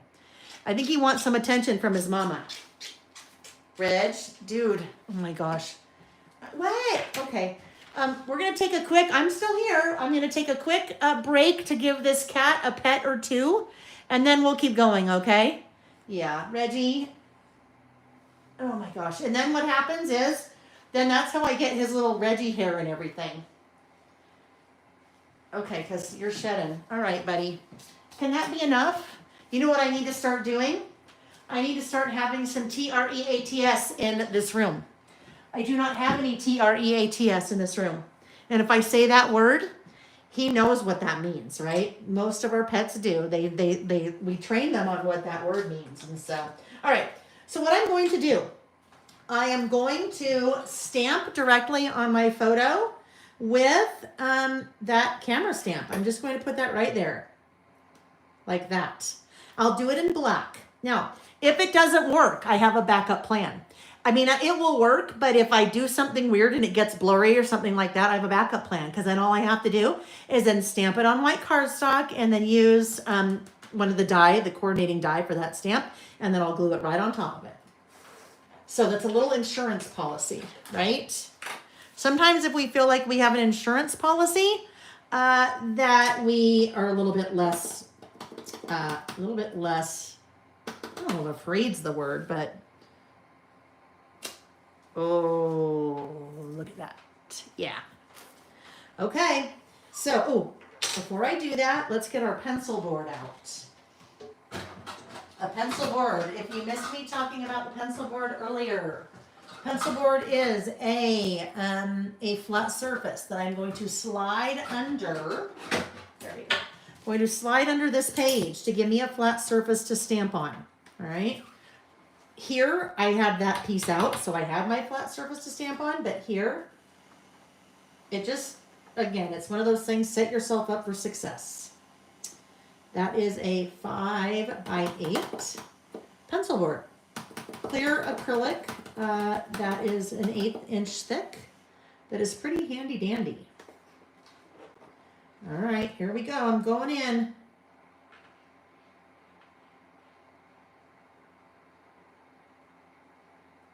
Now, the first time I stamped on a photo,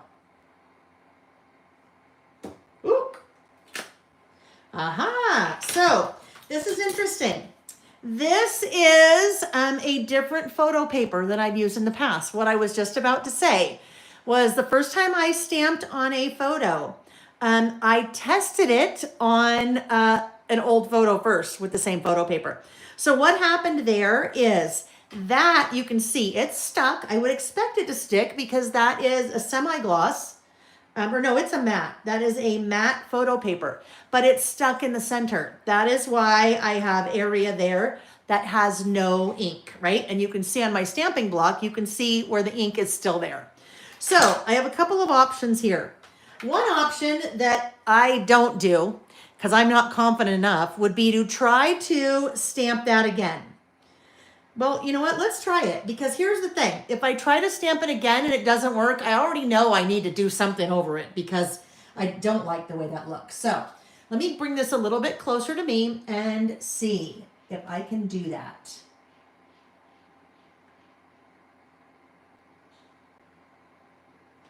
And then press down in the center and see if I can get any of that ink to release. Remember, we still have a plan B. We have an insurance policy just in case. Now, look at what that did. That actually put some of the ink down, but then it pinked. It picked up some of the ink back on my stamping block. So that is a good reason to experiment either on just a piece of your photo paper before you do that, or experiment on an old photo that you have printed on that same photo paper. All right, so it's not the end of the world because I said we have our insurance policy. Now, in hindsight, what I should have done, I should have done that on that black and white photo that I had printed that I wasn't sure I was going to use or not. All right, I want to get that really cleaned off. Clean that off really, really well. And then we're going to dry it. Sometimes our playing around and testing, I'm doing it for you, right? I'm testing for you. However, that is just different type of photo paper because we looked at this list. And actually, I'm going to put this, I want to put this right here. Just, I don't want any of that ink to transfer onto that other page. But this list that we had done, this Glimmers list that we had done in the past, I stamped directly on the photo, no problem, but that was a different photo paper. This one is a new pack that I opened that is a matte. So it just didn't take it as well. All right, let's do this. We're going to make sure that's really dry. We will get some white cardstock out that I had out. There's never any reason to cry about it, right? Or start over or print a new photo. We'll use this. All right, so I'm going to go back in again and I will, ooh, got black all over me. Back in again and stamp. Reggie hairs everywhere. Camera stamp, Susan, that is the large photography, or excuse me, large icons photography. All right. So there's actually two versions of that. There are mini icons photography and then large icons photography. So difference is just the size. Now, you know what I'm going to do here when we were talking before that as long as you have your stamps out, guess what? You might as well go ahead and stamp a bunch of them. And then keep them in your stash so that next time you need a little camera, well, it's already stamped. You don't have to get all your stuff out again. And I will only die cut one of these with the die, but I might as well do the same thing, right? If I wasn't on camera and you guys weren't like watching me, I would just do all of these. And then I'd have all these pre-made little die cuts all ready to go, right? But if I, it basically took me another minute to make all of these versus the next time I decide I need a camera and then I have to get all my stuff out, get my die cut machine out, stamp, ink, clean up. It just makes a lot of sense to do it while you have it out. And that is so, look at how nice and crisp those are. Isn't that beautiful? Those are photopolymer made in the US. There's a big difference, in my opinion. It's always in my opinion, I hope you know that, between acrylic stamps and photopolymer stamps. The quality is very noticeable, in my opinion. The price is also noticeable. Acrylic stamps, sometimes you'll find really inexpensive acrylic stamps, and there's nothing wrong with that, right? But you will also find the quality is not quite as nice and crisp as photopolymer stamps. And you know, just a different process, different materials, and so different cost. Alrighty, so let's bring this little guy back out again. And I really should have kept these in the same order as the stamps. I think it's this guy, right? Yeah, that's it. Okay, so let's grab our little sandwich again. Karen, I've cried and then fixed a project, but the pain was real. The pain was real. Yeah, I know, right? But I mean, here's the thing. So back in the day when I was, I don't know, I would say first starting out scrapbooking, I was doing some crazy things back in the day.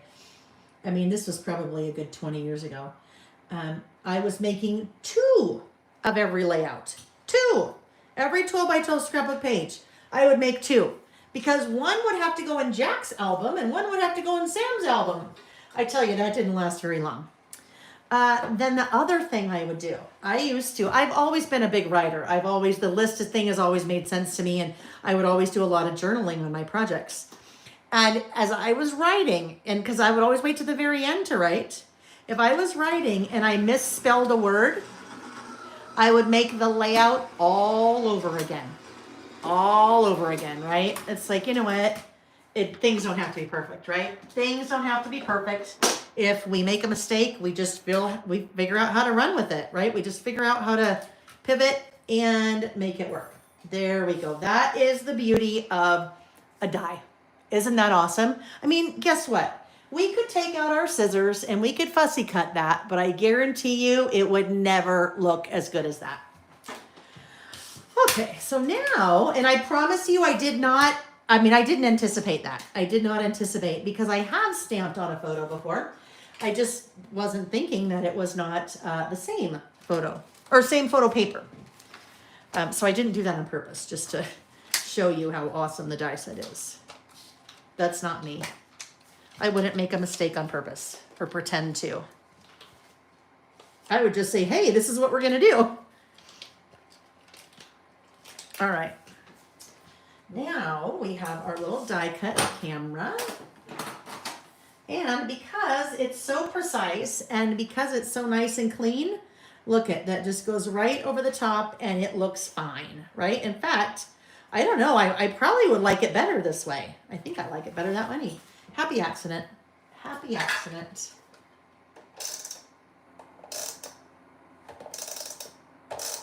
All right. This little guy will now go right here. Right over the top.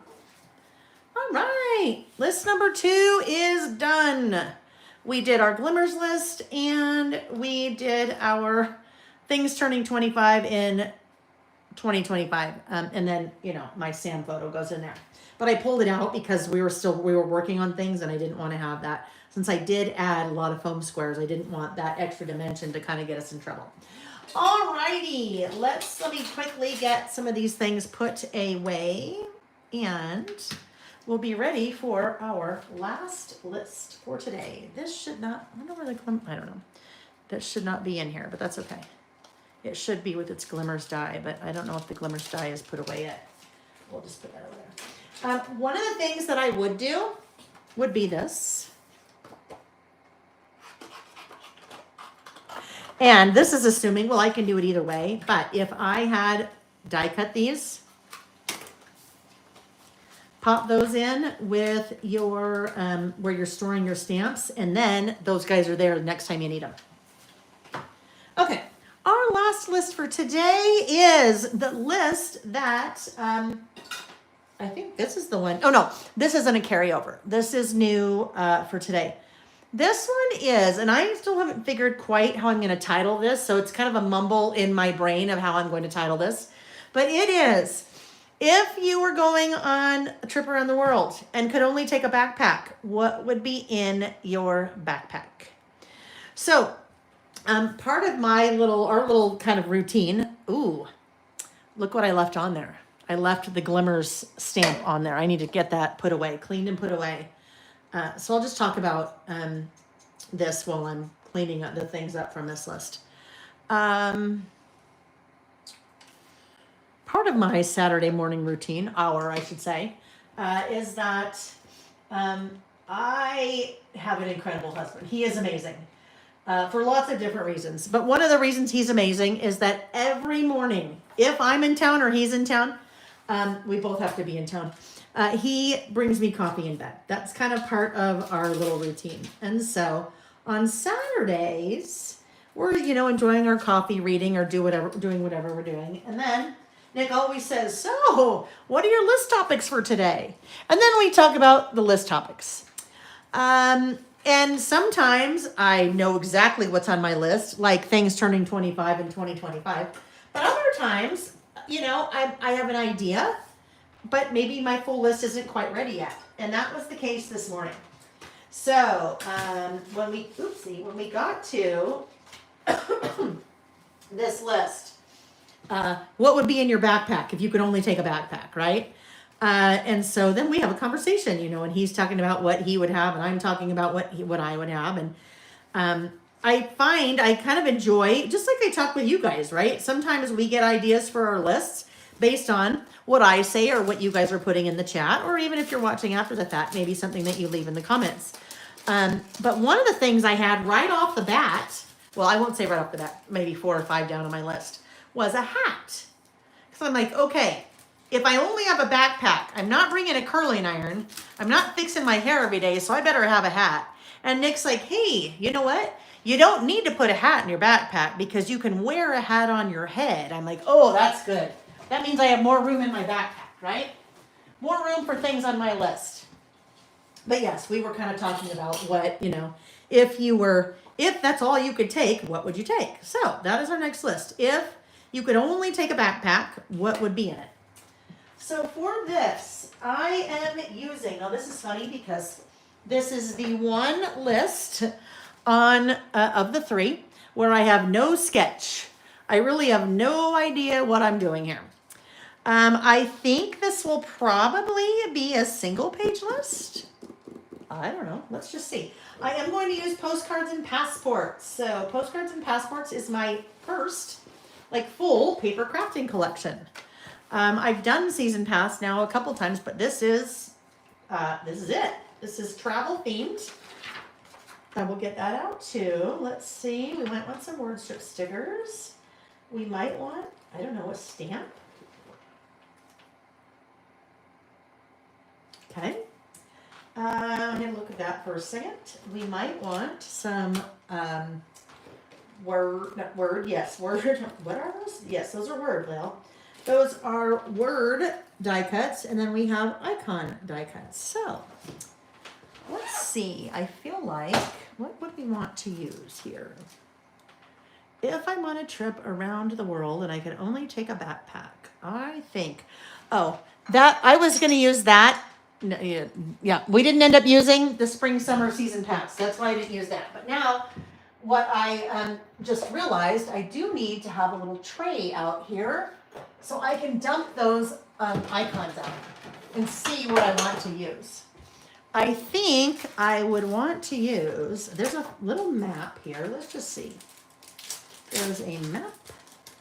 Let's get these guys out of here. The icon die cut pack is 96 pieces, so full of lots of things. And the words, 66 pieces, because those are a little bigger. But lots of good things. Now, let's go could work. I really like this map. I think that's good because it's kind of a fun map. There's a globe in there too that I could use. But I kind of like a map. I mean, suitcase, I don't know. Suitcase probably doesn't work because I'm not taking a suitcase. I'm only taking a backpack, so we better not take a we better not do a suitcase. Ooh, passport. If I'm around the world, I need a passport. In fact, that is one of the things on my list is a passport. If you are going on a trip around the world, you better have a passport in your backpack or in your pocket or something, because if you don't, you're not going to get very far. In fact, you won't even be able to leave the airport. You will not be able to leave the airport. That one actually, well, we'll see.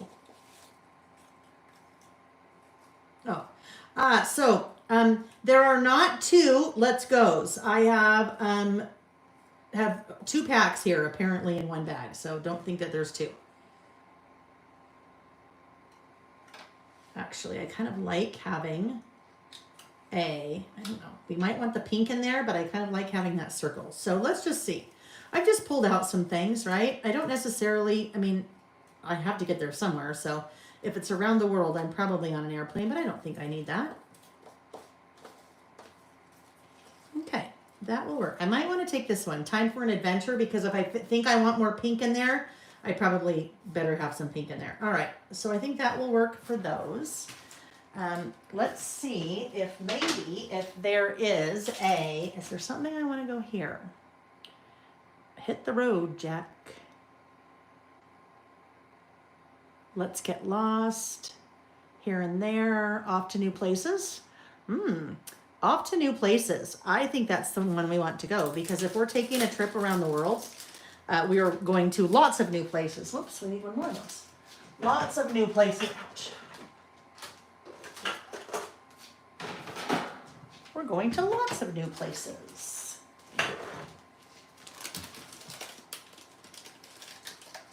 Let's see.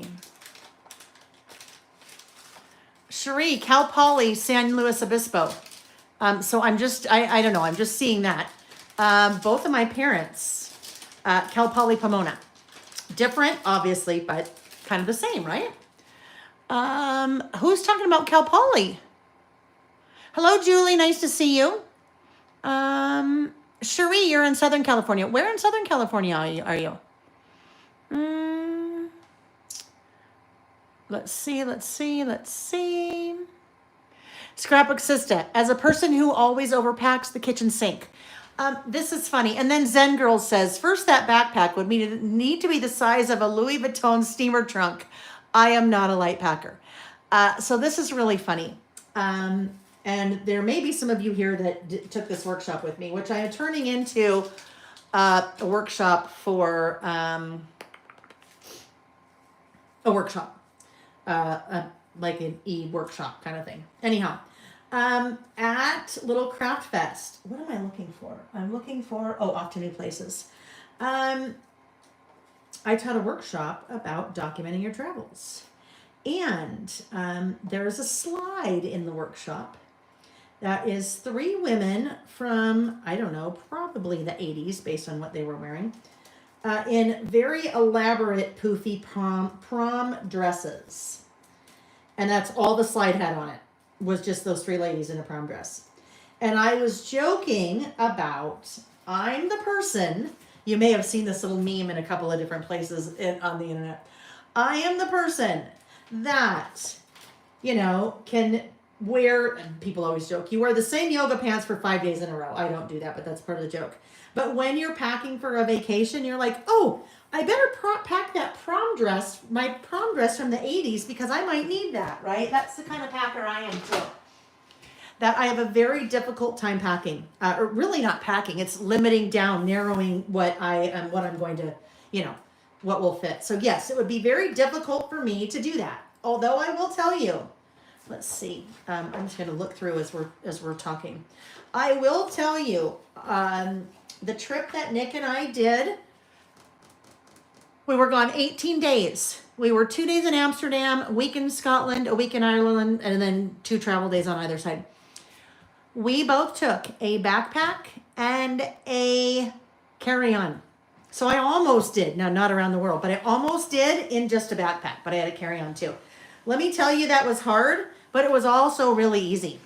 Because when you don't have a lot of room, you don't have a lot of room, right? You have to be very selective about what you take.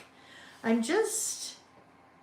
don't know. I mean, we could embrace the pink and it could just be the pink, right? Because you know me, I put white down. So using this, I won't be able to see this as much. But here's a little tip. Some of you tell me you only like 2-page lists. You don't like a 1-page list. The reason you don't like a 1-page list is that what will come over here, right? What has to come over here? You guys, I have to show you.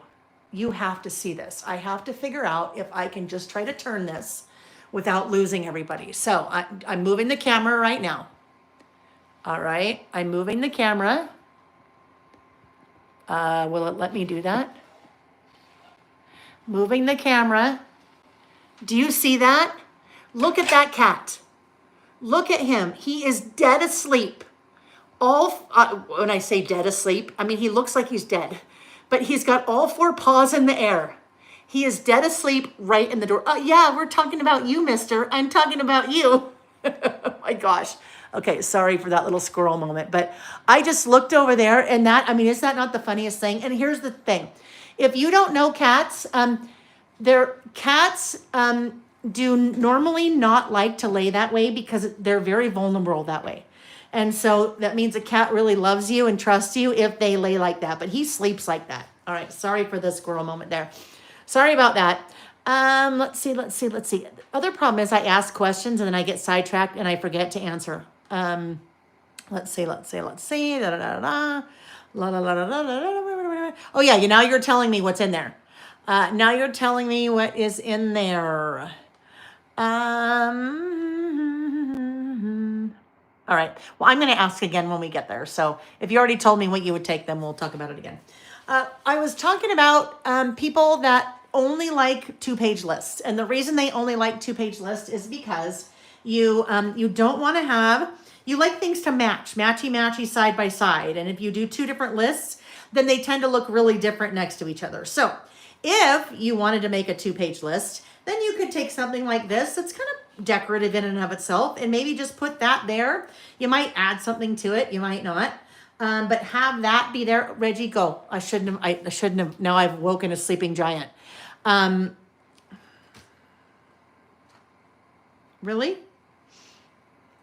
And then you know what he does? He just headbutted me. He headbutted me because he wants me to pet him. Dude. Yeah. Okay. Say hello. Say hello. I know, buddy. He's like, would you please play with me? Would you please play with me? I know, right? Okay. Reg, come on, buddy. Sorry, friends. But can you get on the ground? Can we get you on the ground? Okay, go on. Go on. Yeah. Okay. Next time I'm going to bring the TREATS in here. But that won't be good because then I will train him that that's what he needs to do.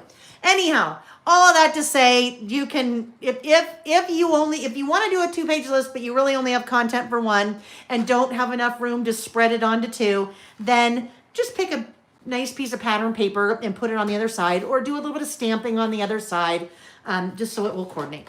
Oh my gosh, Reg, dude. Sorry. Okay, I'll be right back. I'm going to go get him a treat. I don't know where my be right back sign is. Come on, let's go get a treat. Come on, one treat. Let's get it. We'll get a treat. Come on, let's get a treat. Get a treat. Come on, get a treat.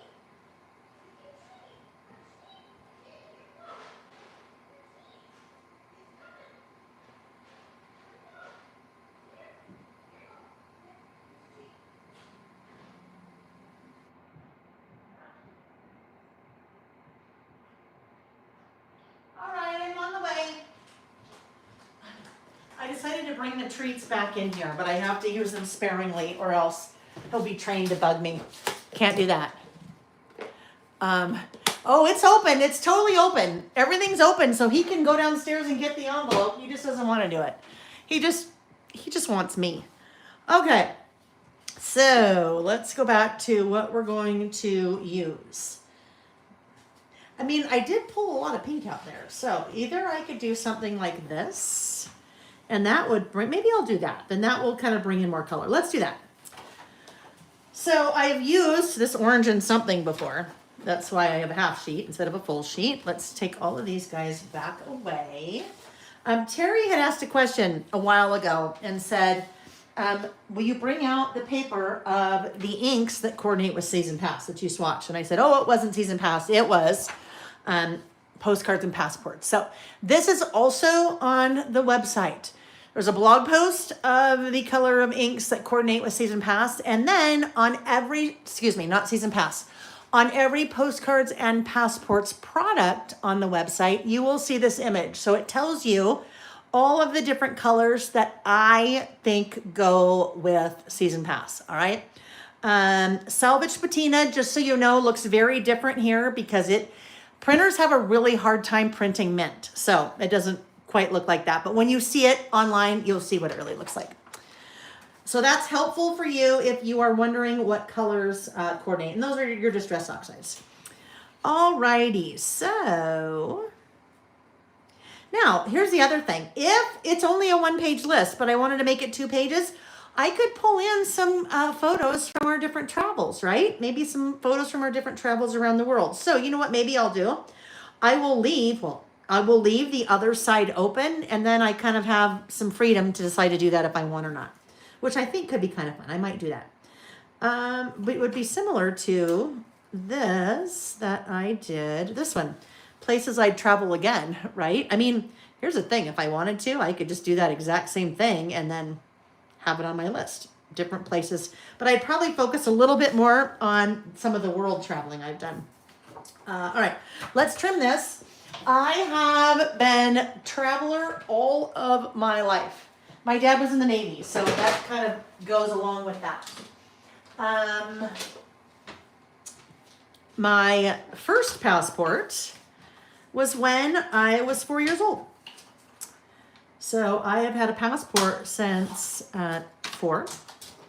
And I'm trimming this to 8 by 4.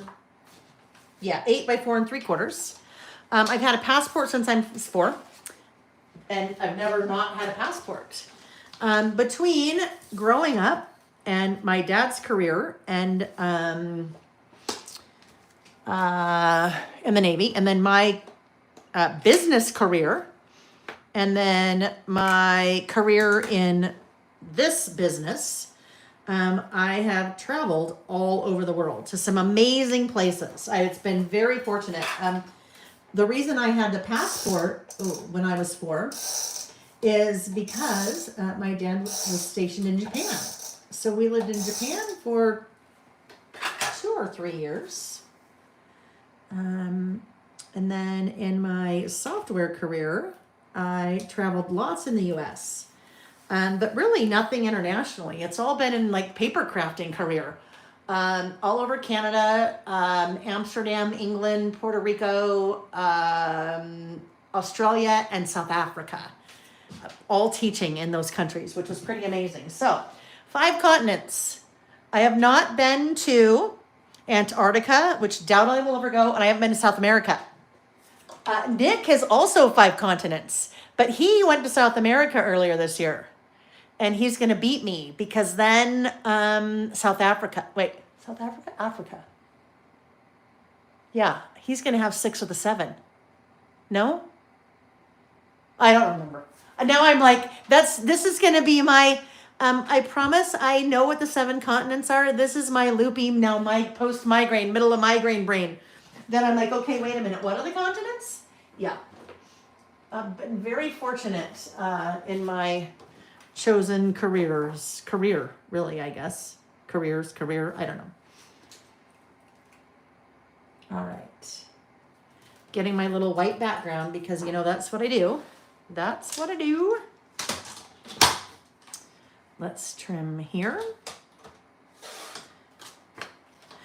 Speaking of postcards and passports, so the mini book project kit that is up for pre-order on my website right now, that starts shipping on the 16th, and that uses most of the products in the postcards and passports collection. I think I'm going to use that pink. I think I'm going to ink the edges with pink. And has sheets of the brand new 12 by 12 grid paper and graph paper in it. No, grid paper, graph grid, and lined notebook paper in it. That is also part of that project kit. So, I think, right, spun sugar. Isn't that what I said one of those colors was that coordinates? Yep, spun sugar. So, spun sugar is what I'm going to ink with.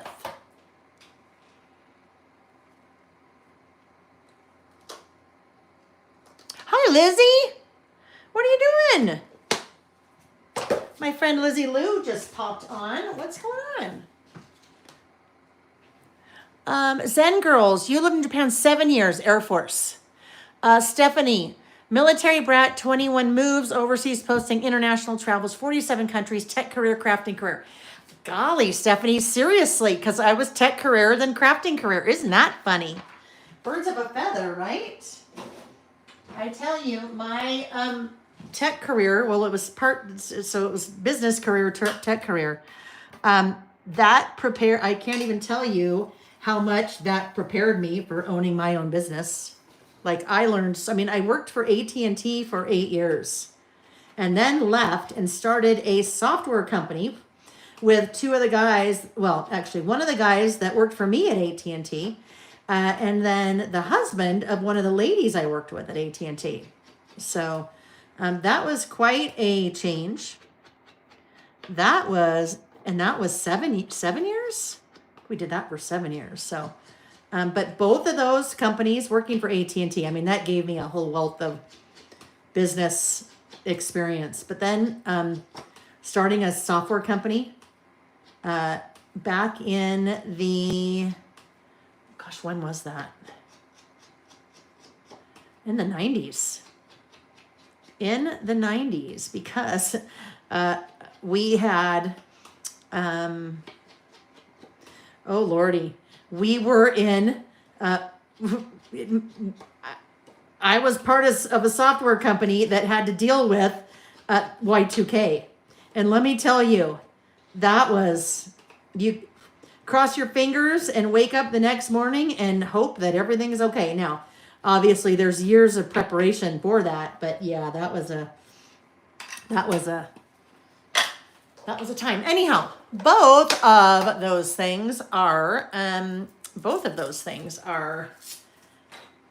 I think what has helped my personal career, my business, my now Lil by Mail business, immensely. Susan, I just saw your question about will I be previewing that project kit here and there? Yes, Susan, it's not done yet. That's why. The only thing you see right now on the website is the cover because it is not done yet. Still working on it. I knew that I had to release it when I did because not long after I released the postcards and passports collection in the beginning of May, I started getting so many questions about whether I was doing a project kit with it. And people were like, I don't want to buy the collection if you're doing a project kit with it. And it got to the point where I'm like, it doesn't make sense for me to keep answering emails. I'm just going to put the project kit out there. But then also traveling, I was gone half the month of May. And then we just wrapped up. It has been, like heads down to get that Dear December, my next collection, ready. Because you have to work far in advance when it's Christmas. All right. So yes, stay tuned in the next week. It will be done in the next week because it ships a week from Monday. Start shipping. A week from Monday. Yeah. So then it has to be done, but not enough to show yet, other than the cover.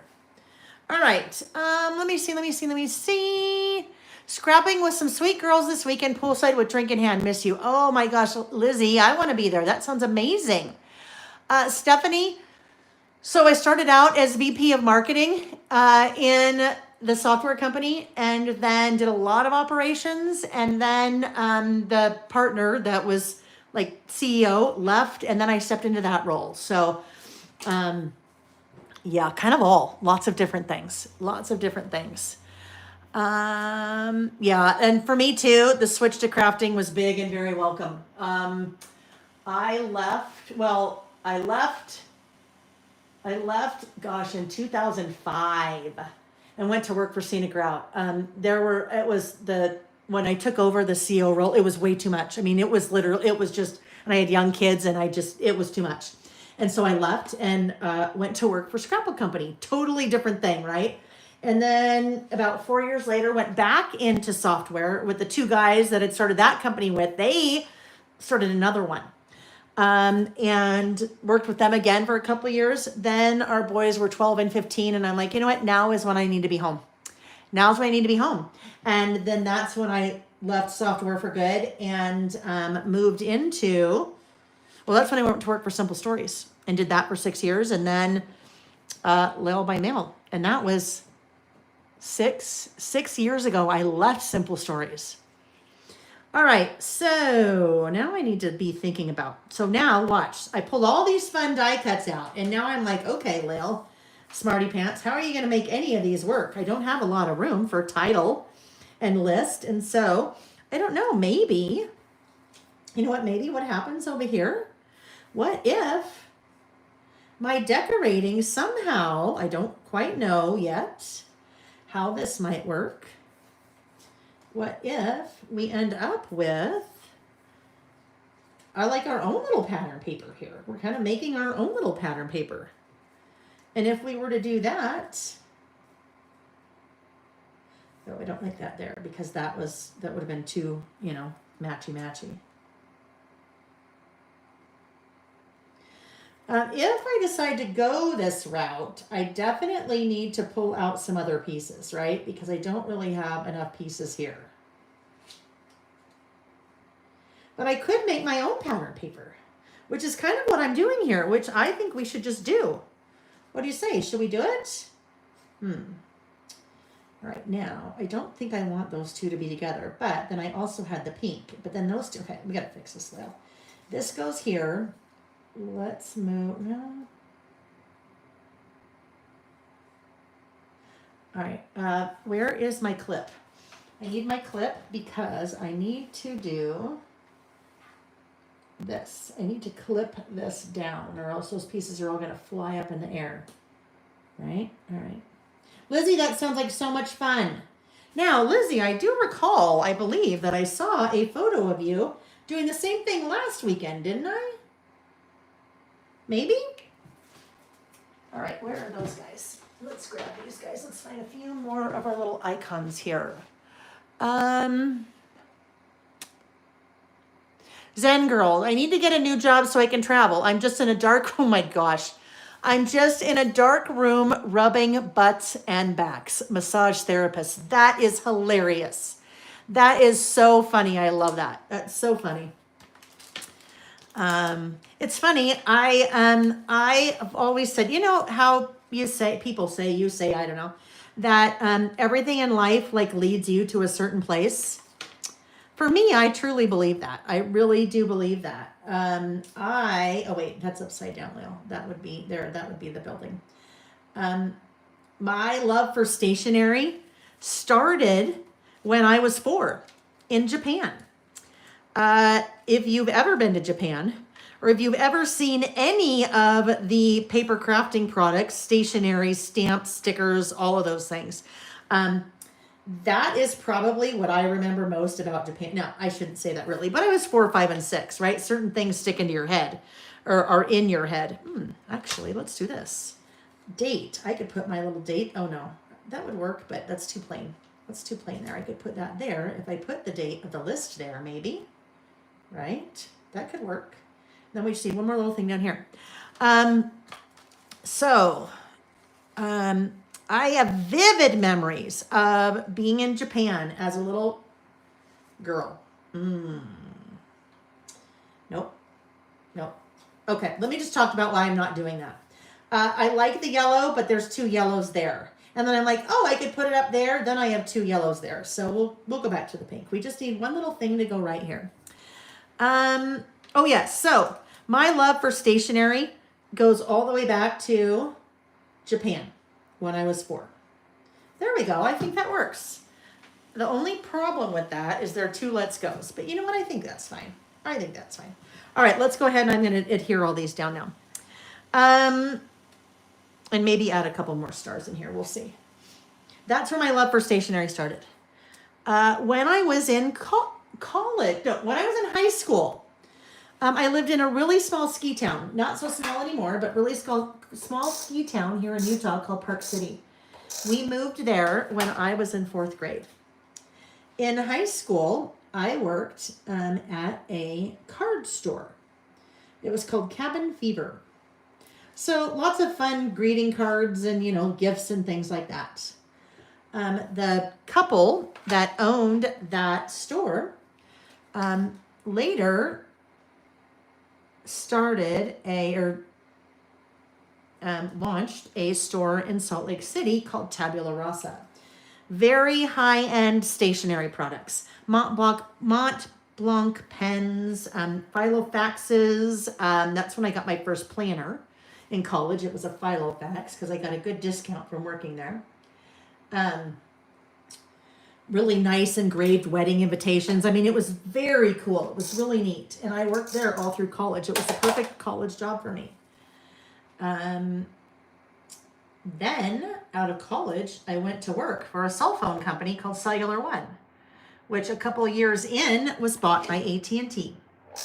Now I'm like corporate world, and of course had a Franklin planner, a maroon or burgundy,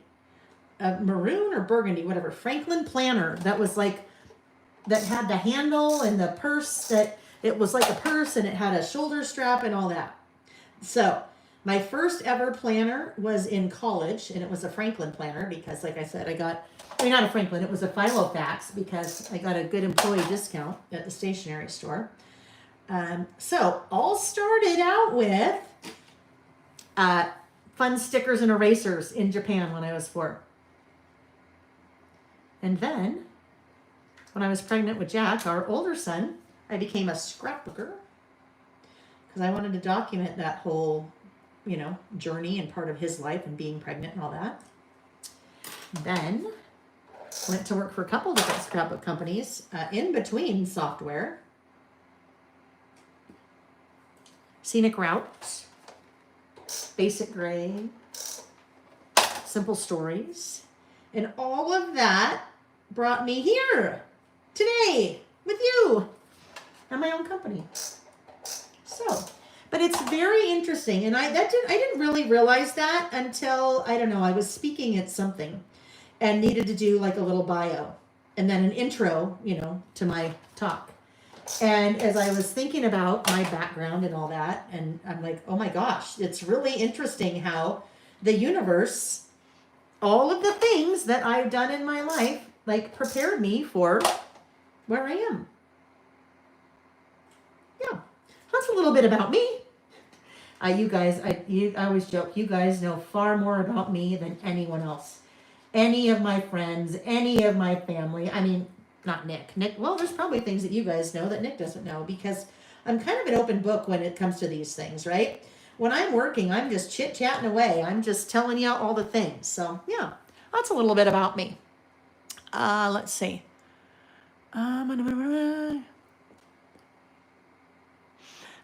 April. Now I'm missing all, this is hard. When I'm working and I miss all kinds of chat, then I'm like, oh, what did I miss?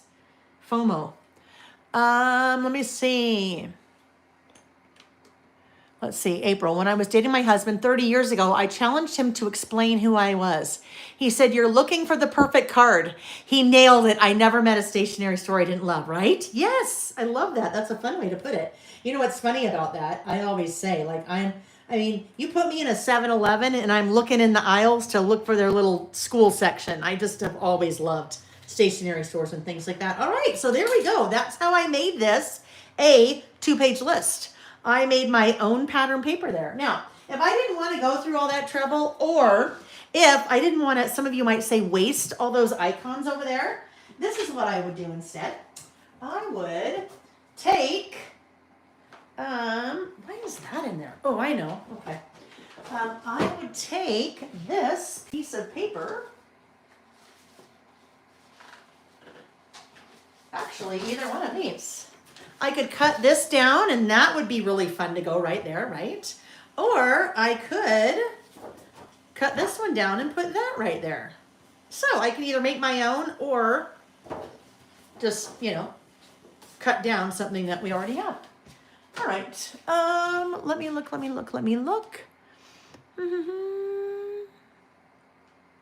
All right, let's do our outline here. And then again, please know, if you left a comment that I have totally missed, if I didn't respond to it. So just know that's not you, it's me. Especially if I'm telling a story and trying to do something at the same time, it does not transfer very well. Then if I try to also read comments, that's when things go wonky. All right, so this would be June 2025. I kind of lost the top part of my 2. I better fix that because it's going to look like it's 0025. All right, now we're ready for our title. Have I figured out a different way to say this yet? I have not. So I need to figure out how I'm going to word this, friends. If you'd like to give some suggestions, that would be awesome. This is the very long verbose. Is that the right word? Verbatim? Not verbatim. Verbose? I think it's verbose. Very long, wordy title that I need to somehow trim down is if I was traveling the world, if I was going on a world tour, if I was going on a trip around the world, what's in my backpack? Maybe I need to say, what's in my backpack on a trip around the world? Does that imply that I can only take a backpack? If I can only take a backpack on a trip around the world, that's what it's going to be. I just have to write this out so I remember. I will do this. If I only had a backpack,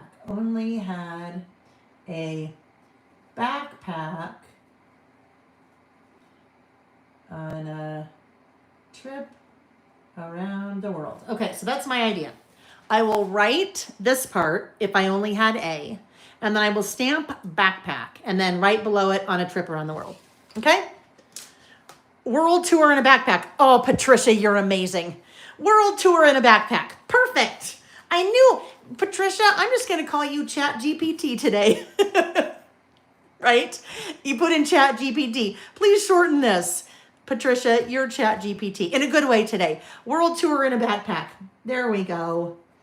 World tour in a backpack.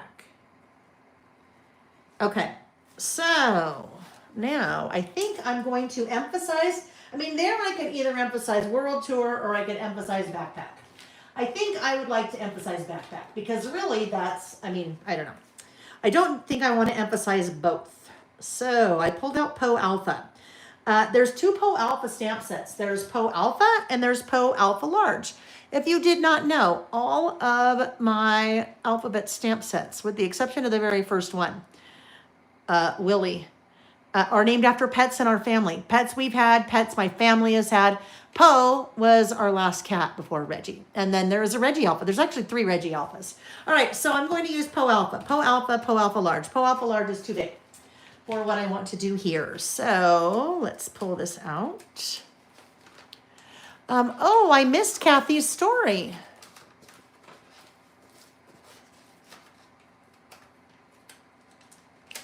See, I miss all of these things. I know, Anne, where would I put the brochures? Where would I put all of the memorabilia? Well, nobody said I couldn't send a box home, right? No, I would not be able to do that. So that would be difficult, wouldn't it? It would. But on this worldwide trip, I would not be able to collect all the brochures and the postcards and things like that. Oh yes, we need this. That little thing, and I need I need big. Oh, here we go. That will work. That stamping box. All right. So, backpack.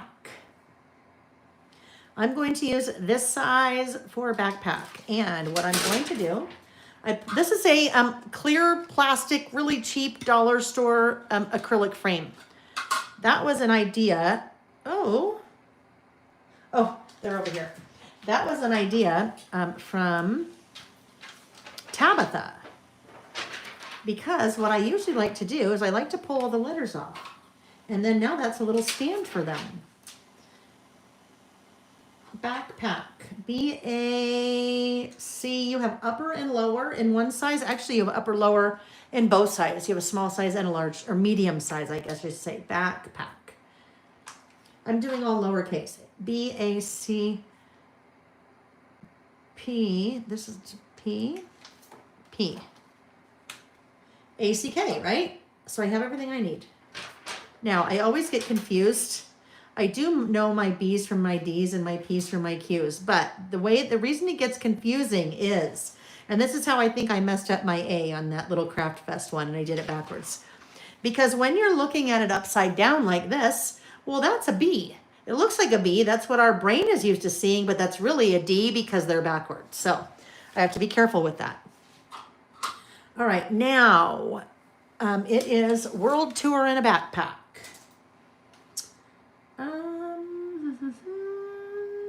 I need a little bit of room to write up here, so if I just drop it down maybe this much. I am going to draw a faint line with the pencil. That is my line for stamping.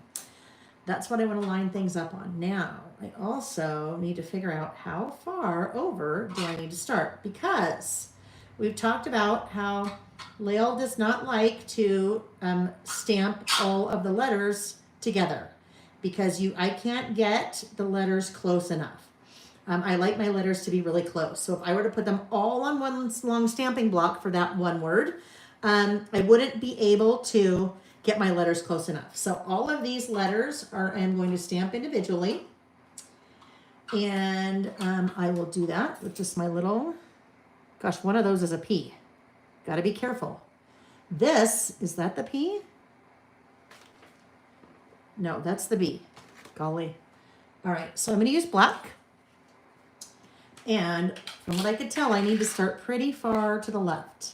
Now, you might say, well, Lael, don't be silly. Just put them all on one block. That would be easier. And I'd say, yeah, okay, but that's not me. And then you might say, well, Lael, why don't you start in the center?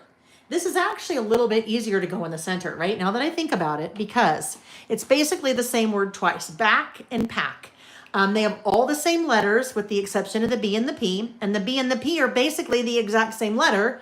They're going to be the exact same width. You're just turning one upside down, right? So I could do this. I could find the center of that. How is this? Is this 4? It is 4. So we know the center is 2. So that is my center, although that is the center of this. No, that's okay. So that's the center. So I should be able to go this way. I should be able to start my K and go backwards, and then my P and go forwards, right? Let's do that. So I'm going to, let's just stick that over to the side for a minute. I'll grab another stamping block. That math is easy because those letters are all the same width. I mean, because it's the same thing, ACK and ACK, but B and a P. A lot of times you can't do that. So sometimes people will say, well, Lael, backpack is an 8-letter word, so why don't you just go 4 and 4? Well, if you have thinner, narrower letters, some are narrower and some are not as narrow, it doesn't work as well, right? All right. So here's my K. I'm not going to do my other K over here yet, although it might make sense that I could, but I don't exactly know where that wants to be. So just bear with me while we just do this. We'll use the K again in a moment. B-A-C-K. Now, the danger in this is you're spelling backwards, so got to make sure that you spell backwards properly.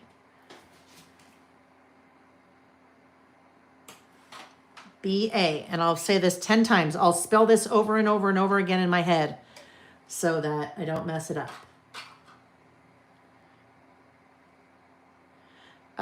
Karen, I missed your idea above.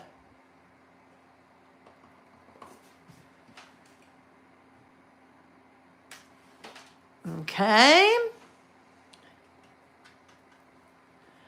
See, I've got them all up here, so I'll just need to use them again momentarily. Oh, why do I have an E out? Maybe it was out from before when it stuck to the other sheet. B. Is that my B? Did I not pull the P? Oh, where's the P? That is the P.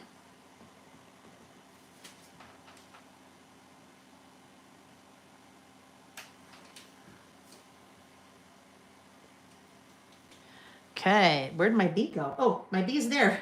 It's just waiting patiently over to the side. It's just hanging out, being ever so patient. Backpack. So B starts over here.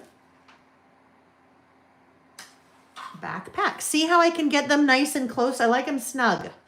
I like them snug. And you can't get them. There's no way to get them that close if you put them all in the stamp set together. Because you have a little bit of a border, extra material around all of the stamps to give it a little bit of stability when you're stamping. So, backpack. I can't get them as close as I want them, so this is what I do. So stamps versus stickers, and I use both, right? I'm an equal opportunity alphabet person. Stamps versus stickers. They both are good, right? Stickers, much faster, right? Absolutely much faster. I'd be done with this whole list by now. Well, not really, but maybe. Much faster. However, you don't always have the color you need, and you don't always have the letter you need because they are finite. You will run out of your stickers, right? And so you're left with the X's and the Z's and, no more S's. So the pros are much faster and less expensive, right? The cons, that you may not have the color that you want and you may run out of a letter. Stamps, definitely more expensive, definitely take more time, but in the long run, really less expensive, because if you take care of them, I said this before, you take care of your stamps, they will take care of you, right? They'll last forever. Well, forever, right? They'll last you for a really long time in your crafting hobby. All right, so here we go. Now what am I saying up here? World tour in a backpack. In only a backpack. That's what I'm going to say. World tour in only a backpack. World tour in only a backpack. All right. I will wait to erase my own underline. Remember, that is a pigment-based ink. Takes a little second to dry. And even if it seems dry to the surface, if I go in there and start rubbing an eraser on that, it is not going to end well. So I will wait to do that later. And then it'll be fine. Okie dokies. Let me just grab that. And we feel like we need a little star there too. World tour in only a backpack. And now I am going to do a little underline here because I would really like to separate that title from my list.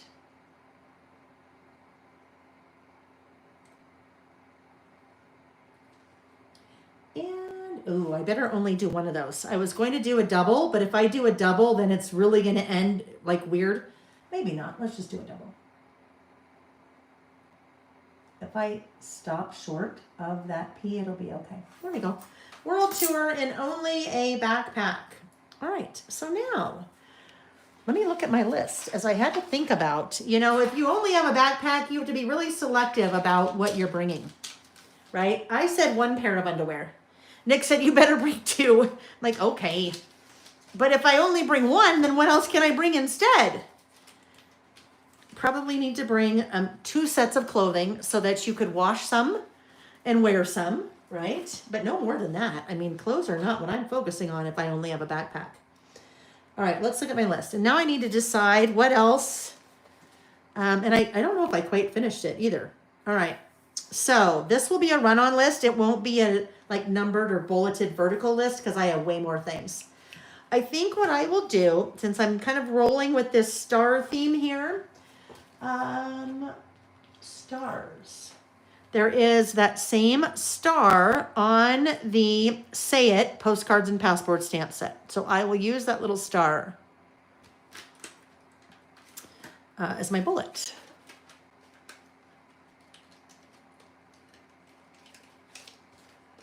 All right. Are you guys talking about Japan? Asakusa. Now I'm really interested. There is a very small group of us going to Japan, Tokyo, in 2026. I think there's 16 maybe? 16? All right. Oh yeah, there we go. Look at, and then there is my stamping stylus that makes life so easy. Now, it's funny as I'm doing this, and I wouldn't do it with black, but you know what? You could even make your own pattern paper, right? You could take a piece of white cardstock and take a pretty light ink, like maybe spun sugar, and you could stamp a whole bunch of things, right? It doesn't have to necessarily be stars, but you could make your own pattern paper, then to do whatever you wanted on top of. Oh, but we don't want to do black, Lael, no black. Black, no black, because then that'll just make it really like too much there. Too much. I try not to use black bullets when I am writing in black, and I always only write in black. That's just my thing. I only write in black. Don't ask me how many colored pens I have because it's a lot, but I only write in black. I just know. So before we get going, what color would we like to use? I am going to say we don't want to use pink because pink, I find that pink as a bullet is a little bit more difficult to see. I also know that finding that mint is a little bit difficult. Salvaged patina is the closest because that's what I used there. But I don't think I really want to use that there. Now, what I could do if I wanted to use a pink, that's Kitsch Flamingo. That would show up a little bit more if I wanted to use Kitsch Flamingo. I could use the orange, but I feel like we need a little bit more contrast than the orange. The green, but I don't think I really want to use the green. I mean, the orange, I don't know. Maybe it's the orange because there's an orange star. So that orange, what is it? It's spiced marmalade. I know because I swatched the colors that went with the collection. Spiced marmalade. Spiced marmalade. That's like naming nail polish, right? Naming ink colors. How fun. When you have 12 different oranges, you have to get creative. Spiced marmalade. Oh, now look at this color combo. That would be so much fun for Halloween, wouldn't it? Oh, now I think I just designed one of the papers for the fall holiday season pass for October. I think it will just be maybe some really fun like that exact same star, but in black and orange. That'd be easy. All right, so now we're ready for our list, and we are using spiced marmalade and Lael. All right. So that didn't quite stamp all the way. And you know what? That happens. I got too excited. Wasn't paying attention to what I am doing. So I am going to get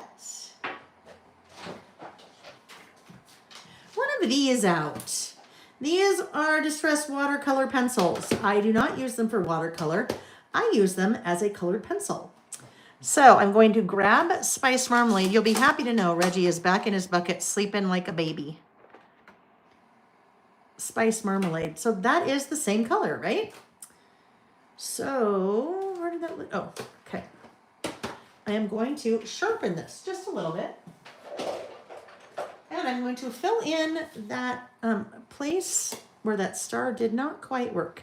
Now, I don't have to have matching exactly colored pencils to do this. I have lots of different colored pencils. I can find an orange that will probably be pretty close, right? That will probably be pretty close. So let's take a look at what it looks like before. You see, I mean, there's nothing wrong with that. I could totally leave that, right?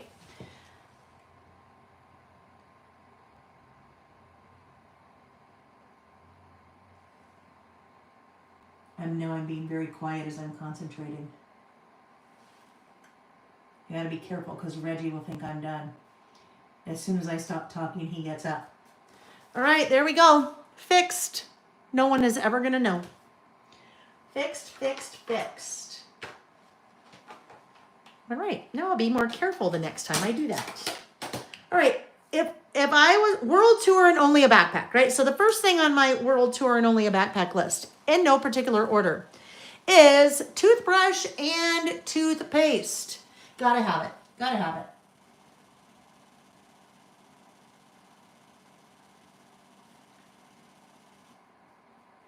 it. And dental floss.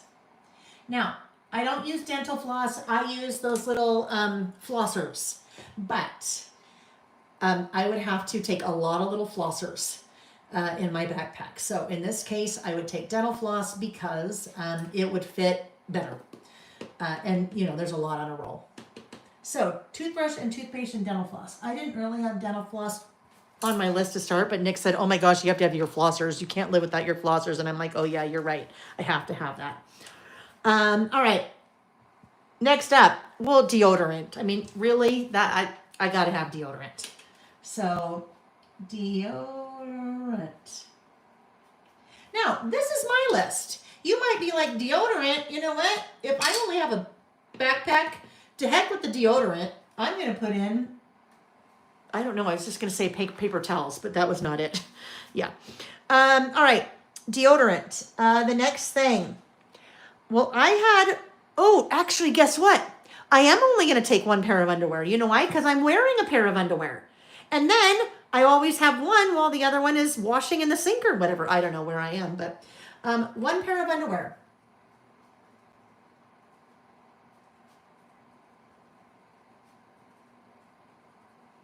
And now I feel like I should say this. I'm wearing the other.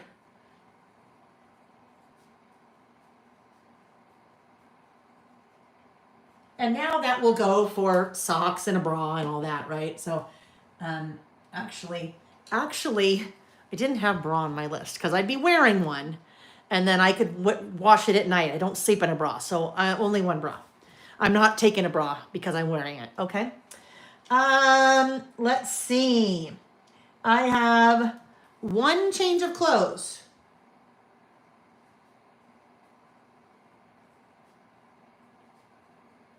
Because I'm wearing the other one, right?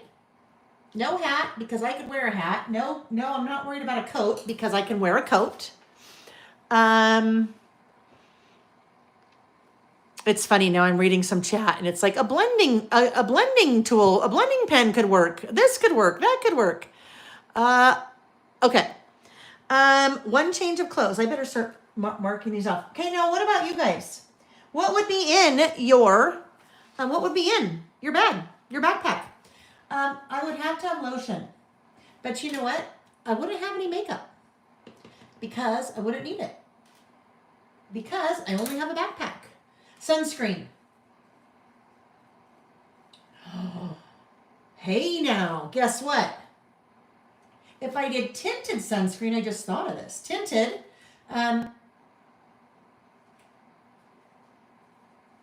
to work double duty on my face for makeup. Aha. See, we've got to get creative. If you only have a backpack, tinted sunscreen, then there you go. At least I've got a little bit of coverage and color on my face.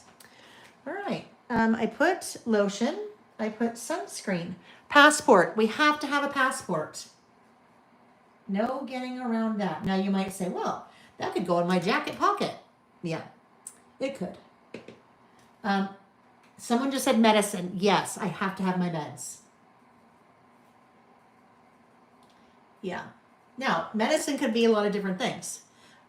When we travel internationally, for sure, we always take a little case that's like this big that opens up, and it's little, and it has Imodium in it, it has Pepto-Bismol in it, it has Advil in it, just has a couple, has Benadryl in it, so that if you had something, and you were somewhere where you couldn't get something like that, or maybe it was in the middle of the night that you had that. So it'd both be my medicine and then kind of like my prescription medication and then, medicine in general. If you know, you know. Bug spray.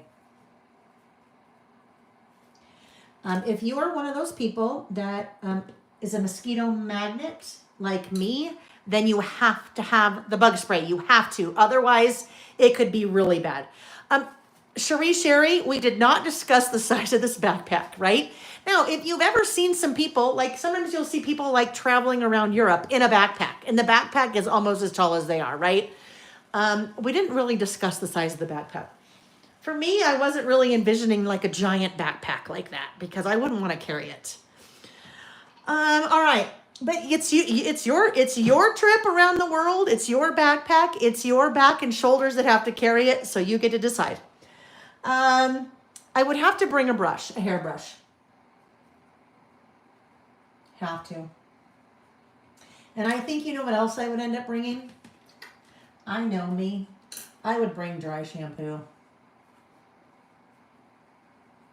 Now, I'm assuming that I'm staying in a hotel, so I can, have access to a shower. I don't need soap and things like that. And I can wash my hair when needed, but I don't wash my hair every day. I can't. If I wash my hair every day, my hair does not do well. It will fall out.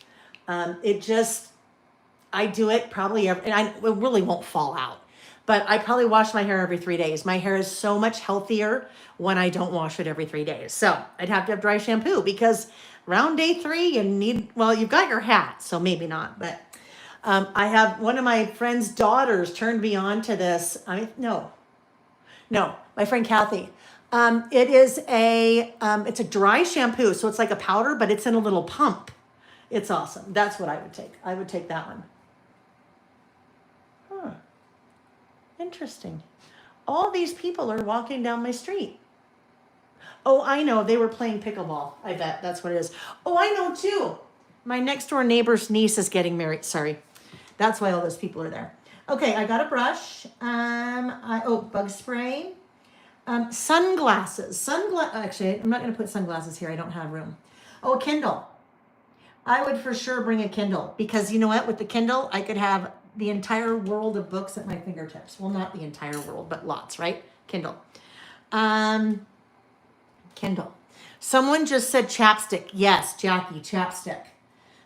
Now you know what I would say this? I would say tinted lip balm. There we go. It's like the tinted sunscreen. Then I'd have a little bit of color for my lips too, right? I did not. Oh, we got sunscreen. Okay. Tinted lip balm. Did I do? No. Oh, cards. Nick reminded me of this. For sure. I'd have, if Nick was with me, we'd for sure have playing cards. Because anytime we travel, we always take playing cards with us. Because we could play gin. We like to play gin. So we'd have cards. And cards would be little, right? They could, if you had to, they could go in your back pocket of your jeans or your pants. Probably wouldn't wear jeans because if I only have one change of clothes, well, I probably wouldn't have jeans on the airplane around the world. But cards could go back there if they needed. Cards, sunglasses, absolutely sunglasses. I could not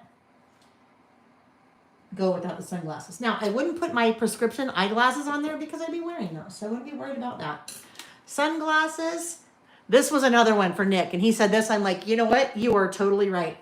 A corkscrew. I like my wine.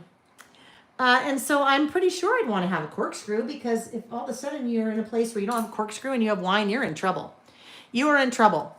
The layering while you fly, which is so true because we did this. Well, didn't do this, but when we did our 18-day Scotland, Ireland trip, it's amazing what you can layer on your body. I mean, I had a hat, I had a raincoat. I mean, I had a lot layered on my body that I took off as soon as we got on the plane because don't tell anyone. I had a little packable bag that as soon as we got on the plane, I could unpack it and then shove all that stuff in there. So I kind of cheated.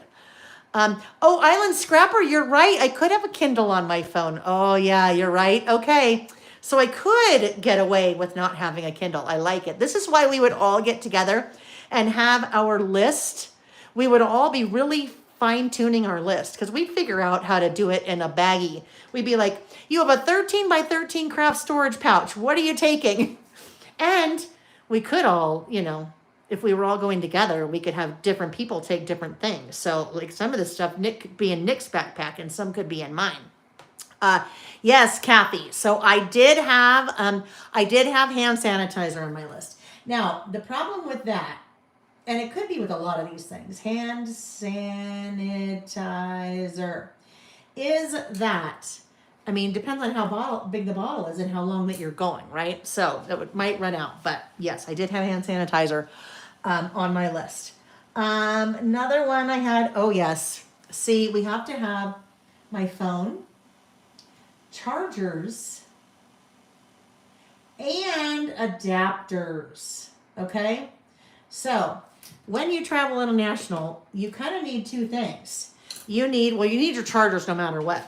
You need an adapter for the plug. You also, in some cases, well, in all cases, except for, Canada, well, at least for the US, Canada, you need a converter. You need to convert the power, I don't know, from a 110 to a 2, I don't even know what it is, but needs to convert the power, because the power in some of your things is different in different countries than their little plug will accept, and you don't want to blow things up.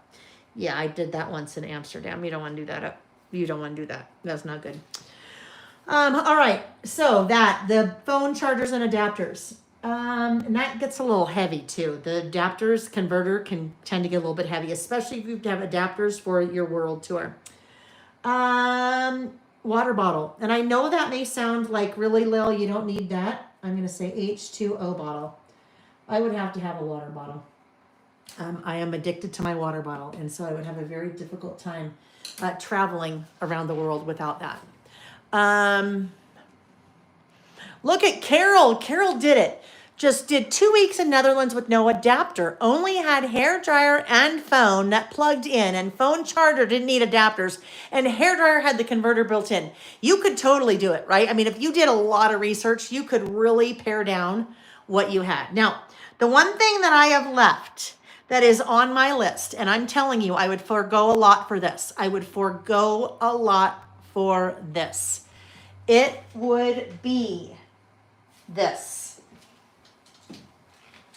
I'm going to show you. It would be these three things. Where is that though? Oh, darn it. Well, it wouldn't be this exact one. Where's my little set? So I'm not going to be embarrassed, so you don't be embarrassed for me to tell you that I still have not unpacked from my trip to Oregon, which was almost a month ago. No, not quite a month ago. So I'm not finding the version of these that I would take, but I would absolutely take one of these. I would take a traveler's notebook insert with me, because that's how I would document the trip around the world. It could be this one. It could be just a regular one like this, a regular lined insert, because I would need to have it, because that is how I would remember all the things. That is the only way I would remember all the things. So this is what I took with me on our Oregon trip. And I had it all pre-stamped ahead of time. I had the days. I had the day of the week, the date, the day. I had pre-stamped a couple of different just fun stamps to add a little bit of extra, fun decoration. But the insert is all ready. It already has. Let me try to show you. Well, that's because we were just gone 6 days. That's how it starts, right? So a lot of that is already done for me. So that every day I do my writing. And then I wouldn't take these because this would take too much room. I have a little set of colored pencils that looks like a little credit card. And they're little teeny. That's what I would take with me, because that would be enough for me to, at the end of every day, do my little bit of color, right? I could pick things like this up along the way, little stickers to decorate, but I would have to have this, because I find that at the end of a trip when I get home, I am not going to sit down after I get home and do all of this. So if I can commit to 15 minutes every night or in the morning the next day just to write up what happened that day, add a little bit of colored pencils, then there we go. Okay? I would do that. Absolutely would do that. I did that when we did, not quite this trip, but when we went on our 18-day trip in a backpack and a carry-on, and I took a traveler's notebook insert and a Sharpie. And then I found some colored pencils while I was out. Okay, so a traveler's, and not even the cover. So a traveler's notebook insert, a Sharpie pen, and a small set of colored pencils. There we go. I was going to say to document the trip along the way, but I'm not going to do that because now what I'd like to do is I would really like to find these, my word strip stickers that are postcards and passports. So these are all travel. Oh, passport to adventure. There we go. That one should go on there somewhere. I think this one could go right here. There we go. Actually, let me do it with this so I can make sure that's centered. Passport to adventure. There we go. That is what I am taking in a backpack. And you know what? It's not very much, but I think I could do it with all of that.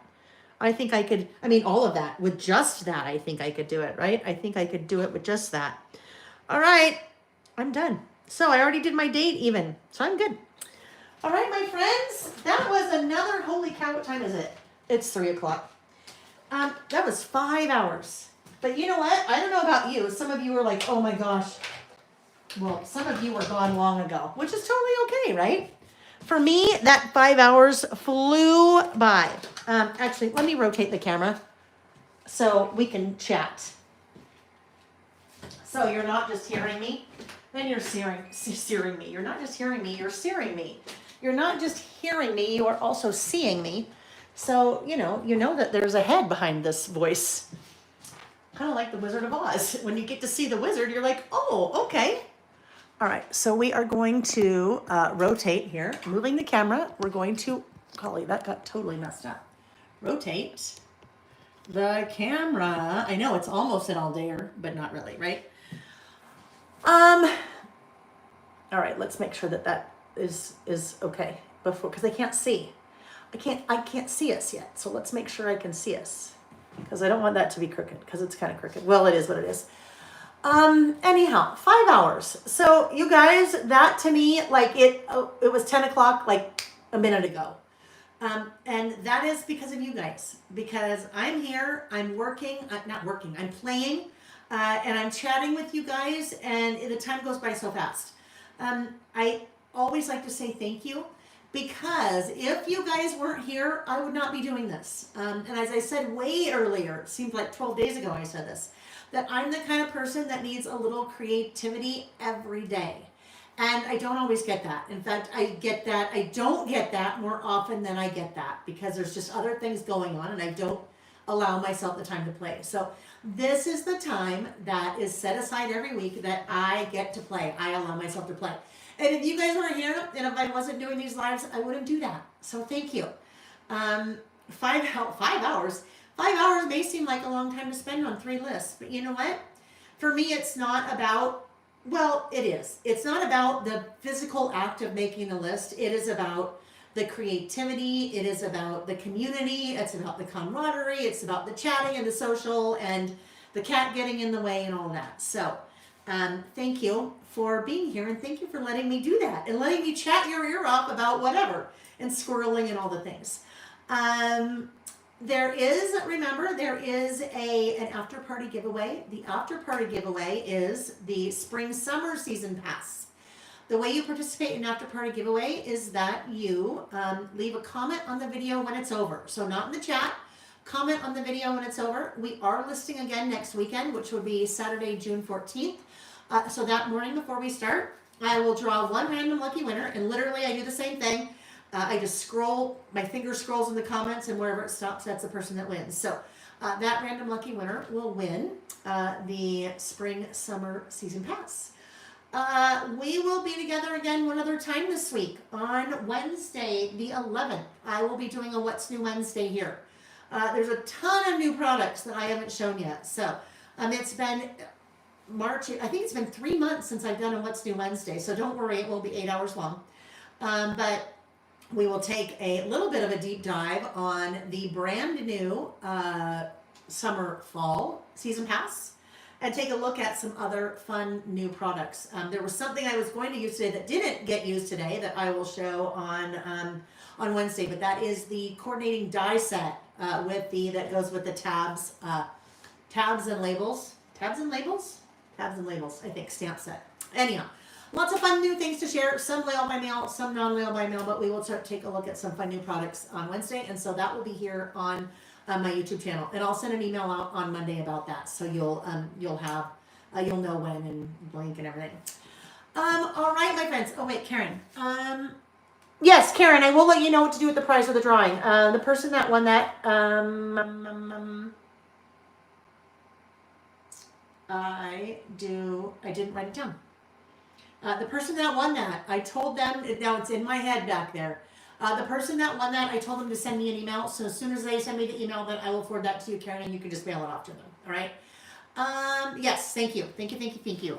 Let me make sure. Hairbrush. Yes, hairbrush is on there. And now it's funny because I think Teresa's maybe a little bit behind, not behind, but a little bit back in the list where she was. So I love that now she's chatting in about what the things might have been. Lindsay, maybe Lindsay the winner? Thank you, Terry, for the reminder. That's a great way to just say goodbye. Is if you guys, if you're still here, if you give the video a thumbs up, I would sure appreciate it. Whether you're watching live or whether you're watching the replay, I would love that. So thank you for the reminder. Terry, you guys have a wonderful rest of your weekend. Do something for you. If you were working or cleaning or whatever it was that you were doing when I was playing, give yourself permission to play this weekend or the next week, right? Whether that's, being creative, or whether it's sitting down to read or going on a drive or going on a hike or whatever it is for you, watching a movie, whatever it is, crocheting, whatever it is, play for you. Give yourself permission to play, because that's really important. I know, right? It's really important because a lot of us in our lives, we don't give ourselves permission to play. I think that sometimes women, we do that, right? You take care of everyone else and not yourself. So give yourself permission to play this weekend or this week. If I don't see you on Wednesday night for What's New Wednesday, I hope to see you on Saturday, the 14th, for our next creative listing session. We will not be listing together on the calendars on the wall. We will not be listing together on the 21st. Nick and I are going to do a long weekend in Harvey or RV. So this month we are June 7th, June 14th, and June 28th. And next week, the email that goes out Monday, we'll have our tentative listing schedule for the next 3 months, July, August, September. All right? Thanks for joining me tonight. I'm saying tonight for those of you that are watching at night, okay? Thanks for joining me today, friends. Take care. We'll see you later. Bye. And now I've got to walk around to the back of the camera to turn it off. Okay, see you later. And now Reggie's going to wake up, because now he'll be like, oh, we're done. Now what do we get to do? Bye.